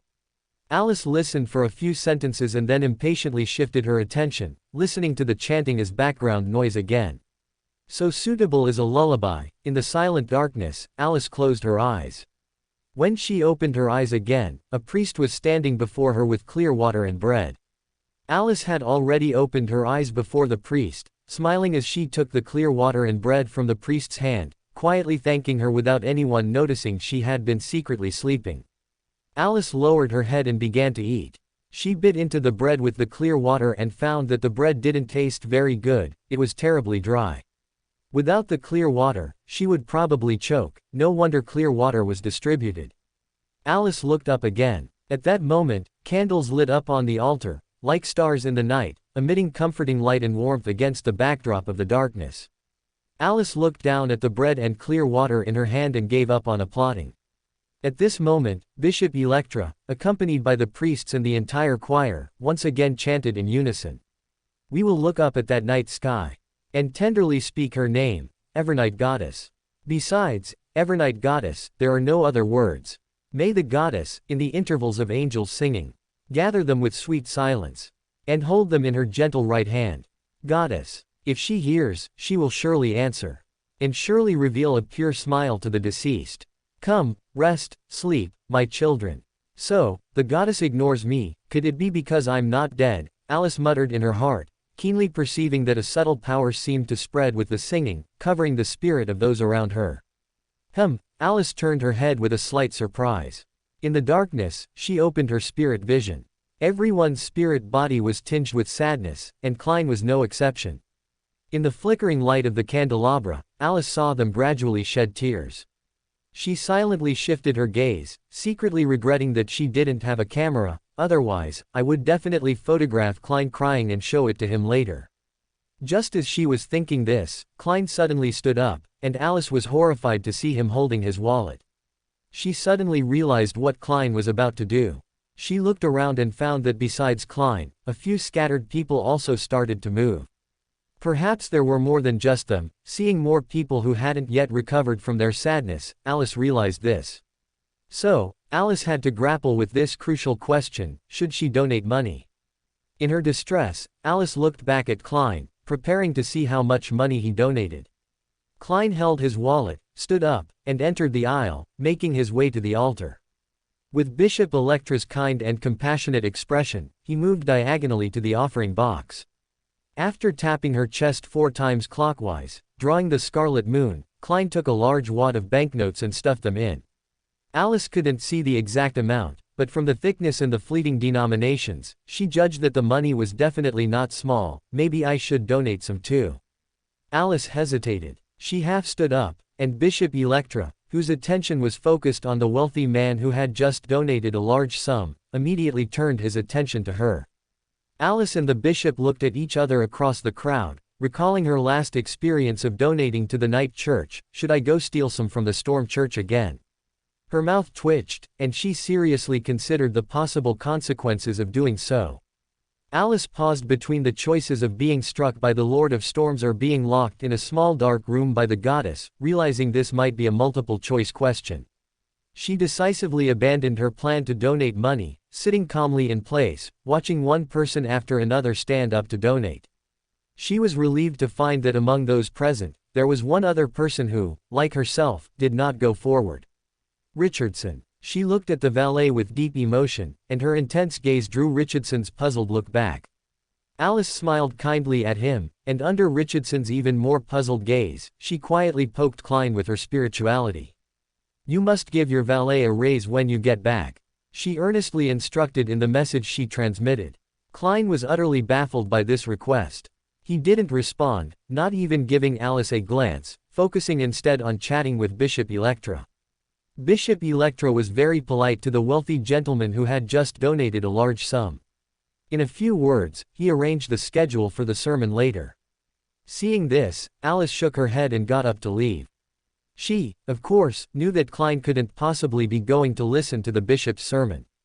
Their faith in the goddess was equally flexible, so flexible that if the goddess were the Lord of Storms next door, she would probably have zapped them with lightning already.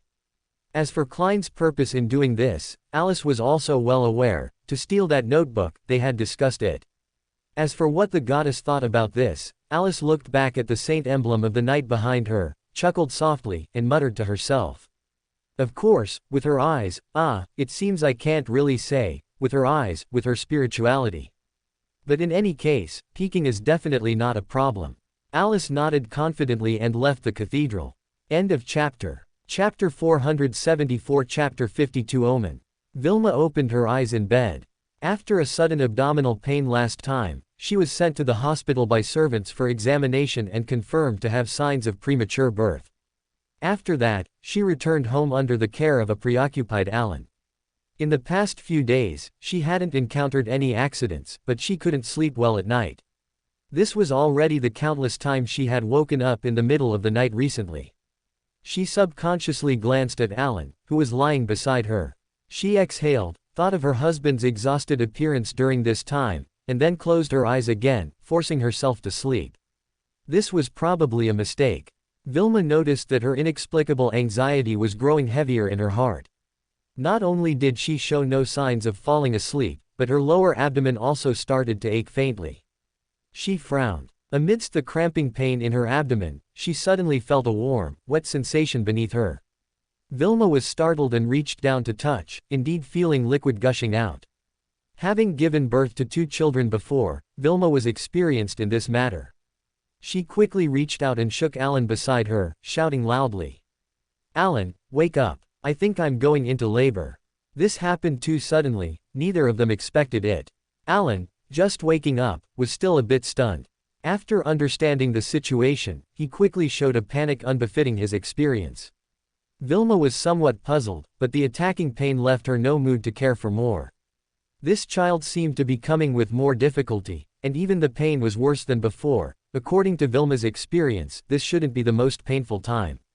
The good news was that her husband, Alan, was a reliable person. Despite his panic, Alan made the best choice, and she was quickly taken to a nearby hospital. What followed was surprisingly uneventful. Although the pain was unusually intense, the childbirth process seemed exceptionally smooth. When the time was right, she only pushed twice, and the baby slid out successfully. Vilma, who still had plenty of strength, quickly propped herself up to see her baby. The doctor beside her swiftly held the baby, cut the umbilical cord, and blood splattered from it. After that, Vilma knew nothing.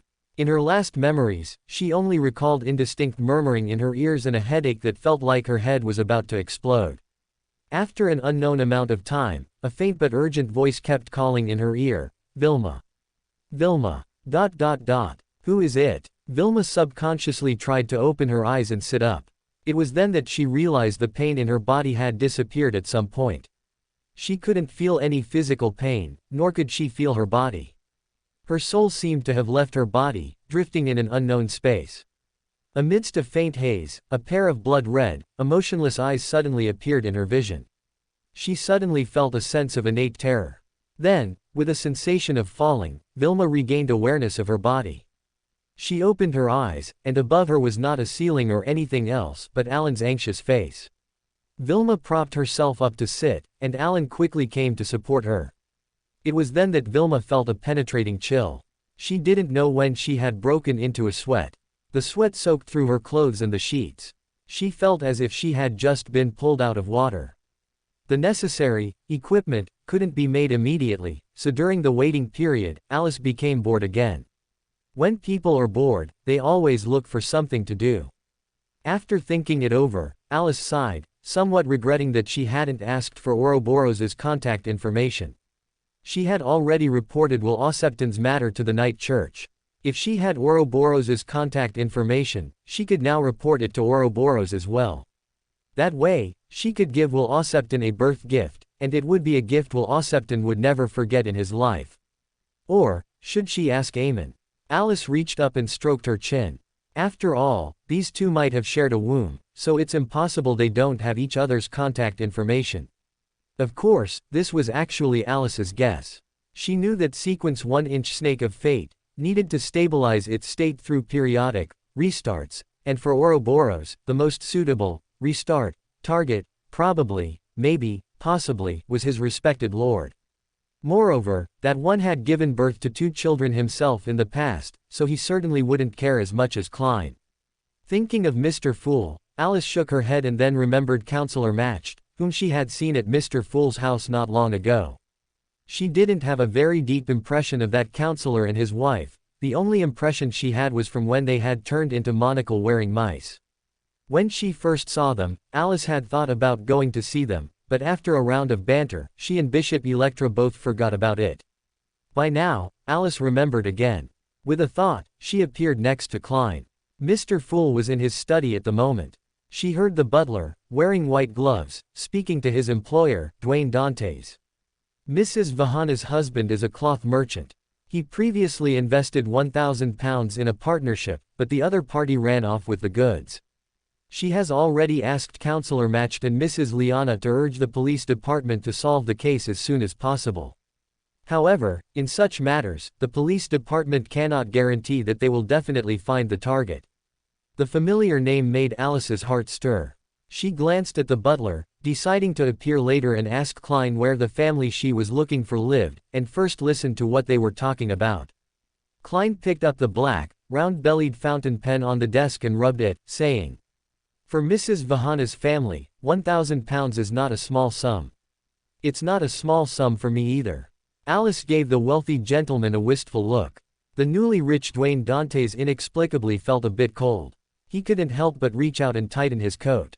Yes, her husband's income is only average among cloth merchants.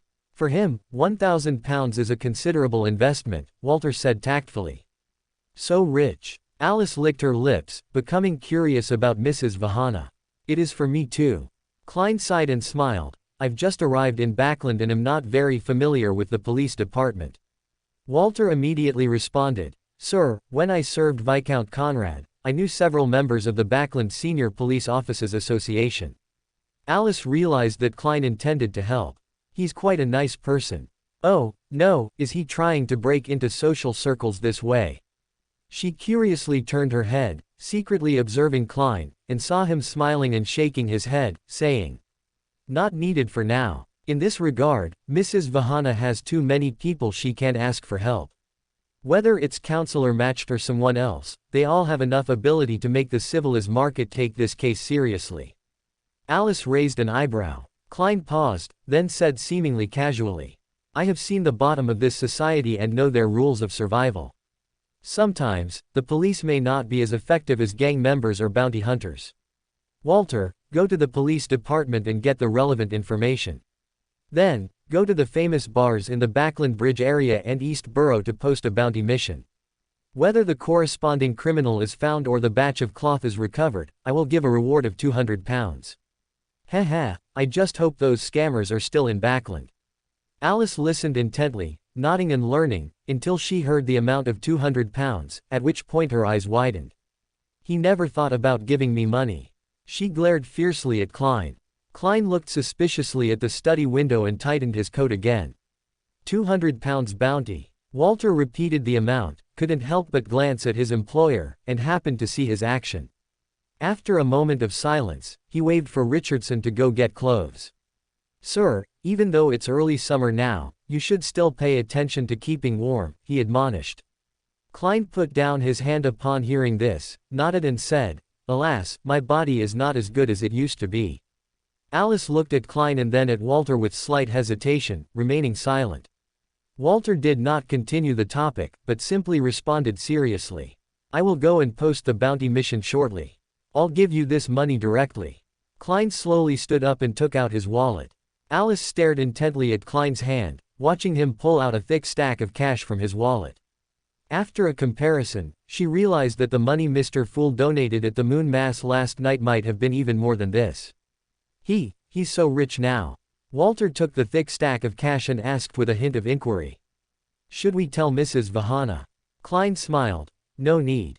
Alice shifted her gaze from his face, realizing that the wealthy gentleman was still very generous. Would he mind if I stole some money from him? Walter nodded with a sudden understanding, bowing. Your generous and kind reputation will spread throughout this district. Alice watched Walter's retreating figure as he left the room. Only after the door closed did she suddenly appear and ask Klein. Klein, why don't you just keep me? Quote. Klein was not startled by Alice's sudden appearance, but looked at her with a puzzled expression. His eyes were filled with expectation and envy, with nothing but a longing for money. Klein was silent for 2 seconds, then couldn't help but ask. Will you sell yourself for money one day? Alice actually lowered her head and began to think seriously. After about half a minute, she gave an answer under Klein's astonished gaze. No. A slave is the property of the master, and the slave's property is, of course, also the master's. If I sold myself, then I would truly have no money. Klein couldn't tell whether he should be relieved or worried. He stared at Alice, dumbfounded, and pinched his brow, saying, Are all angels like you? I don't know. Alice spread her hands, but if you're referring to being short on money, Eamon certainly isn't. Unable to refute, Klein choked for a moment and changed the topic. Are you looking for me for something? Alice then remembered her purpose. She quickly nodded and asked. Oh right, I almost forgot. I want to find those two who came that day, Counselor Maury Mahert and his wife Liana. I remember that's what they were called, right? Klein nodded. So Alice also nodded and stated her purpose. I want to go to their house. You should still remember what I said to them that day. Klein was stunned for a moment and also retrieved the matter from his memory. He was startled to realize that he had almost forgotten about it after the topic shifted, and had completely forgotten about it after Alice left with Bishop Electra. Fortunately, it wasn't too late to remember now. Klein frowned and quickly asked. By the way, what you said that day, what's with the monocle-wearing mice? Alice then tried to describe what she had seen in her muddled language. I saw them turn into mice, and then they put on monocles. I'm not very clear either, I just suspect Eamon. Her language was as vague and clear as ever, and strangely, the meaning she conveyed was not far off from that day. Klein frowned, glanced at Alice, who was clearly also unclear about the situation, shook his head, and gave an address. 39 Buckland Street. This information came from Walter, the butler who had just left. This diligent butler had provided him with the neighbors and residences of the entire street, and all he had to do was memorize it all. Thinking of this, Klein couldn't help but recall those dizzying lessons, especially the philosophy class that made his head ache. He couldn't help but ask Alice, who was about to leave. Do you need me to hire a tutor for you? Alice, who was about to leave, stopped and turned her head to look at him in horror. Are you interested in learning about high society topics? Klein asked sincerely, this might allow you to. No, Alice interrupted him without any politeness, I don't need to pretend to be a noble lady. This was true. Klein had no choice but to regretfully abandon the idea. Seeing this, Alice, afraid he would change his mind, immediately intended to leave, but after careful thought, she came up with a better suggestion. How about this? Although I don't want to attend classes, it's not good to disappoint you like this, How about this, you can give me the money for the tutor. Klein glanced at her, stood up without a word, and left the study. Alice watched the closed door and blinked. Her figure disappeared from where she stood. Then, she saw the gate of 39 Buckland Street. Alice was not in a hurry to enter. She first habitually closed her eyes and extended her spirituality to observe the entire house. The people inside had nowhere to hide, and the most conspicuous among them was an arrogant young girl. End of chapter. 475 Chapter 53 Hazel. Alice flashed into the room where the young girl was. It appeared to be a study. She sat in the study, a book in front of her, but she wasn't reading it at all. Her eyes were fixed on the window, seemingly deep in thought. She had long, dark green wavy hair, just like Liana, and her eyes were bright, deep brown. From her age, Alice guessed this was Counselor Matched's daughter. She's a Beander. Alice narrowed her eyes and frowned. For the nobility, the existence of beyonders wasn't a secret, especially since Counselor Matched came from the military. Alice had detected quite a few Beyander bodyguards in Counselor Matched's home. But for a noble young lady to be a Beyander was quite strange. Alice observed the girl. Although she was daydreaming, an unconscious pride emanated from her movements, as if none of the many books in the study were worth her attention. Alice blinked, thinking of Audrey. Miss Justice of the Tarot Club was also a girl from a noble family. Alice knew her name was Audrey Hall, and her father was a prominent banker. She, too, was a noble young lady with a keen interest in mysticism. But such a Miss Justice did not feel pride because she was a Beyander, nor did she look down on other knowledge because of her understanding of mysticism. As for the girl in front of her, Alice frowned, studying the girl. After confirming that she was only a sequence 9 and only had a sequence 6 mystical item on her, she suddenly laughed out loud and simultaneously removed her concealment. The sudden laughter was remarkably clear in the study. The girl instantly snapped back to attention, turning her head to look at her. Alice read panic in her eyes. Hazel Matched was startled. The blonde, blue-eyed young girl, wrapped in a white robe, leaned sideways against the doorframe, looking at her with a smile. Her voice was gentle and soft, sounding as if it held no malice. "Well, let me introduce myself first. You can call me Miss Fate, that's what everyone usually calls me. May I know your name?" As she spoke, Alice straightened up from the doorframe and walked towards her step by step, as if genuinely intending to befriend her. She didn't release the oppressive aura of an angel, so Hazel was only startled by the sudden appearance of a stranger, not completely paralyzed. Despite her lack of experience, Hazel's reaction wasn't slow. She poured all the spirituality she could control into the necklace around her neck, also drawing Alice's attention.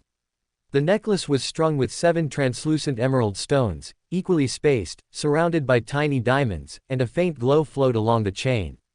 Suddenly, one of the stones lit up.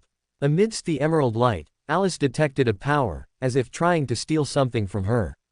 Honestly, after many instances of Aemon stealing her thoughts, abilities, and various other things, Alice was no stranger to similar experiences. But Amon's actions were usually swift and fierce. Many times, she couldn't react, or was too lazy to resist, perhaps more often, too lazy to resist. Let him steal, it's not like she'd die. But this girl's movements were different.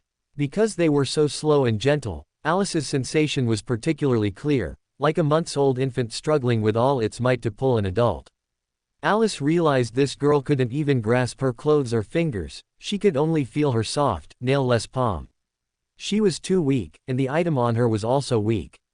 The understanding Alice thought for a moment, then proactively took the chubby palm, placed it over the authority related to misfortune, and broke off a small piece for her.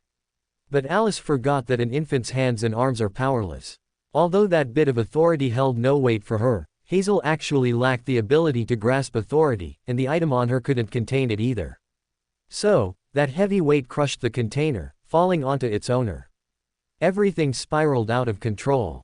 Alice watched as the gems on the necklace lit up one after another, the green light seemingly contagious, rapidly spreading across the entire necklace.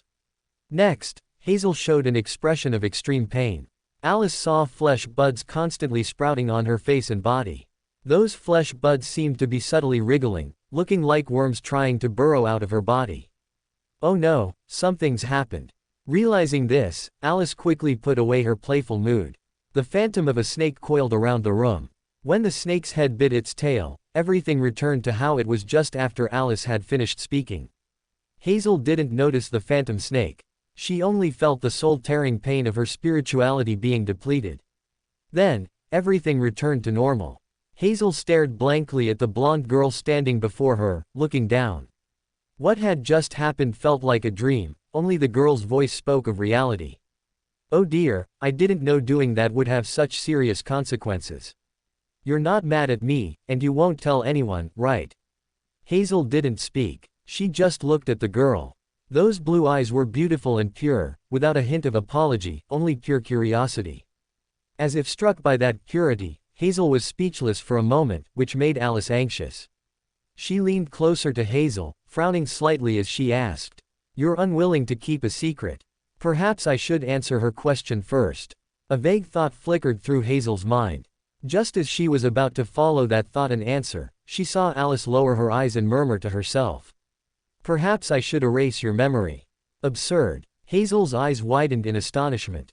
Although she hadn't fully understood how the miraculous scene just now had occurred, she still maintained the utmost respect, or rather fear, towards Alice, and quickly blurted out.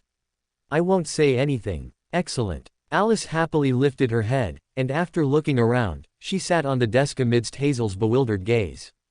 Then we can get to know each other now. Quote. Hazel looked at her with a puzzled expression. You can call me Miss Fate, she repeated her initial introduction. You must be Counselor Matched's daughter, right? Can you tell me your name? Or a title would also be fine. Hazel. Hazel answered subconsciously. Hello, Hazel, Alice smiled, leaning closer to her. Sequence 9, Marauder. As Hazel's pupils suddenly contracted, Alice reached out and pushed her monocle, asking her. Have you ever seen a rat that likes to wear a monocle? Don't lie, all. Oh, it seems you have. Alice looked at Hazel in surprise. Perhaps it was due to being startled just now, but this girl was even worse at hiding her emotions than her. Alice got her answer from Hazel's panic. She couldn't help but sigh, lamenting. If only Mr. Fool could see you like this. He would definitely praise me. Amen. No, never mind Amen. In front of him, whether I hide my emotions or not is completely useless. Hazel looked at Alice, slightly dazed. Despite her lack of common knowledge about the Beyonder world, she wasn't unfamiliar with this pronoun. Hazel vaguely realized that this young girl, who seemed even younger than herself, had just mentioned two deities. She seemed quite familiar with them. Teacher, what in the world? Hazel gasped inwardly, her fear becoming even more apparent on her face. She hadn't considered the possibility that this familiarity was feigned, or that the titles of the deities were made up. After all, she had just suffered quite a fright. Alice had no interest in explaining to Hazel. She glanced around, then chuckled as she asked, Aren't you going to explain? She paused, then looked again at Hazel, who was clearly panicking, and asked hesitantly.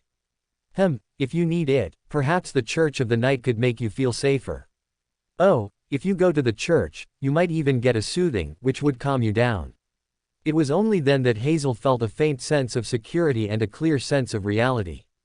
Unfortunately, her past life hadn't taught Hazel to be pragmatic.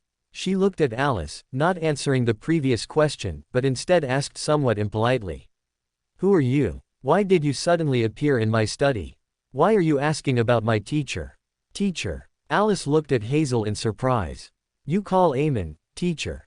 This was the second time Hazel had heard the name Amen from Alice's lips. She was about to ask who that was, when Alice quickly negated her own words, muttering to herself. No, it can't be Amen, otherwise Amen should be greeting me right now. Are you Amen? As she spoke, Alice suddenly turned her head and looked at Hazel, catching her off guard. Who is Amen? Hazel asked, confused. The most formidable, marauder, Alice shrugged.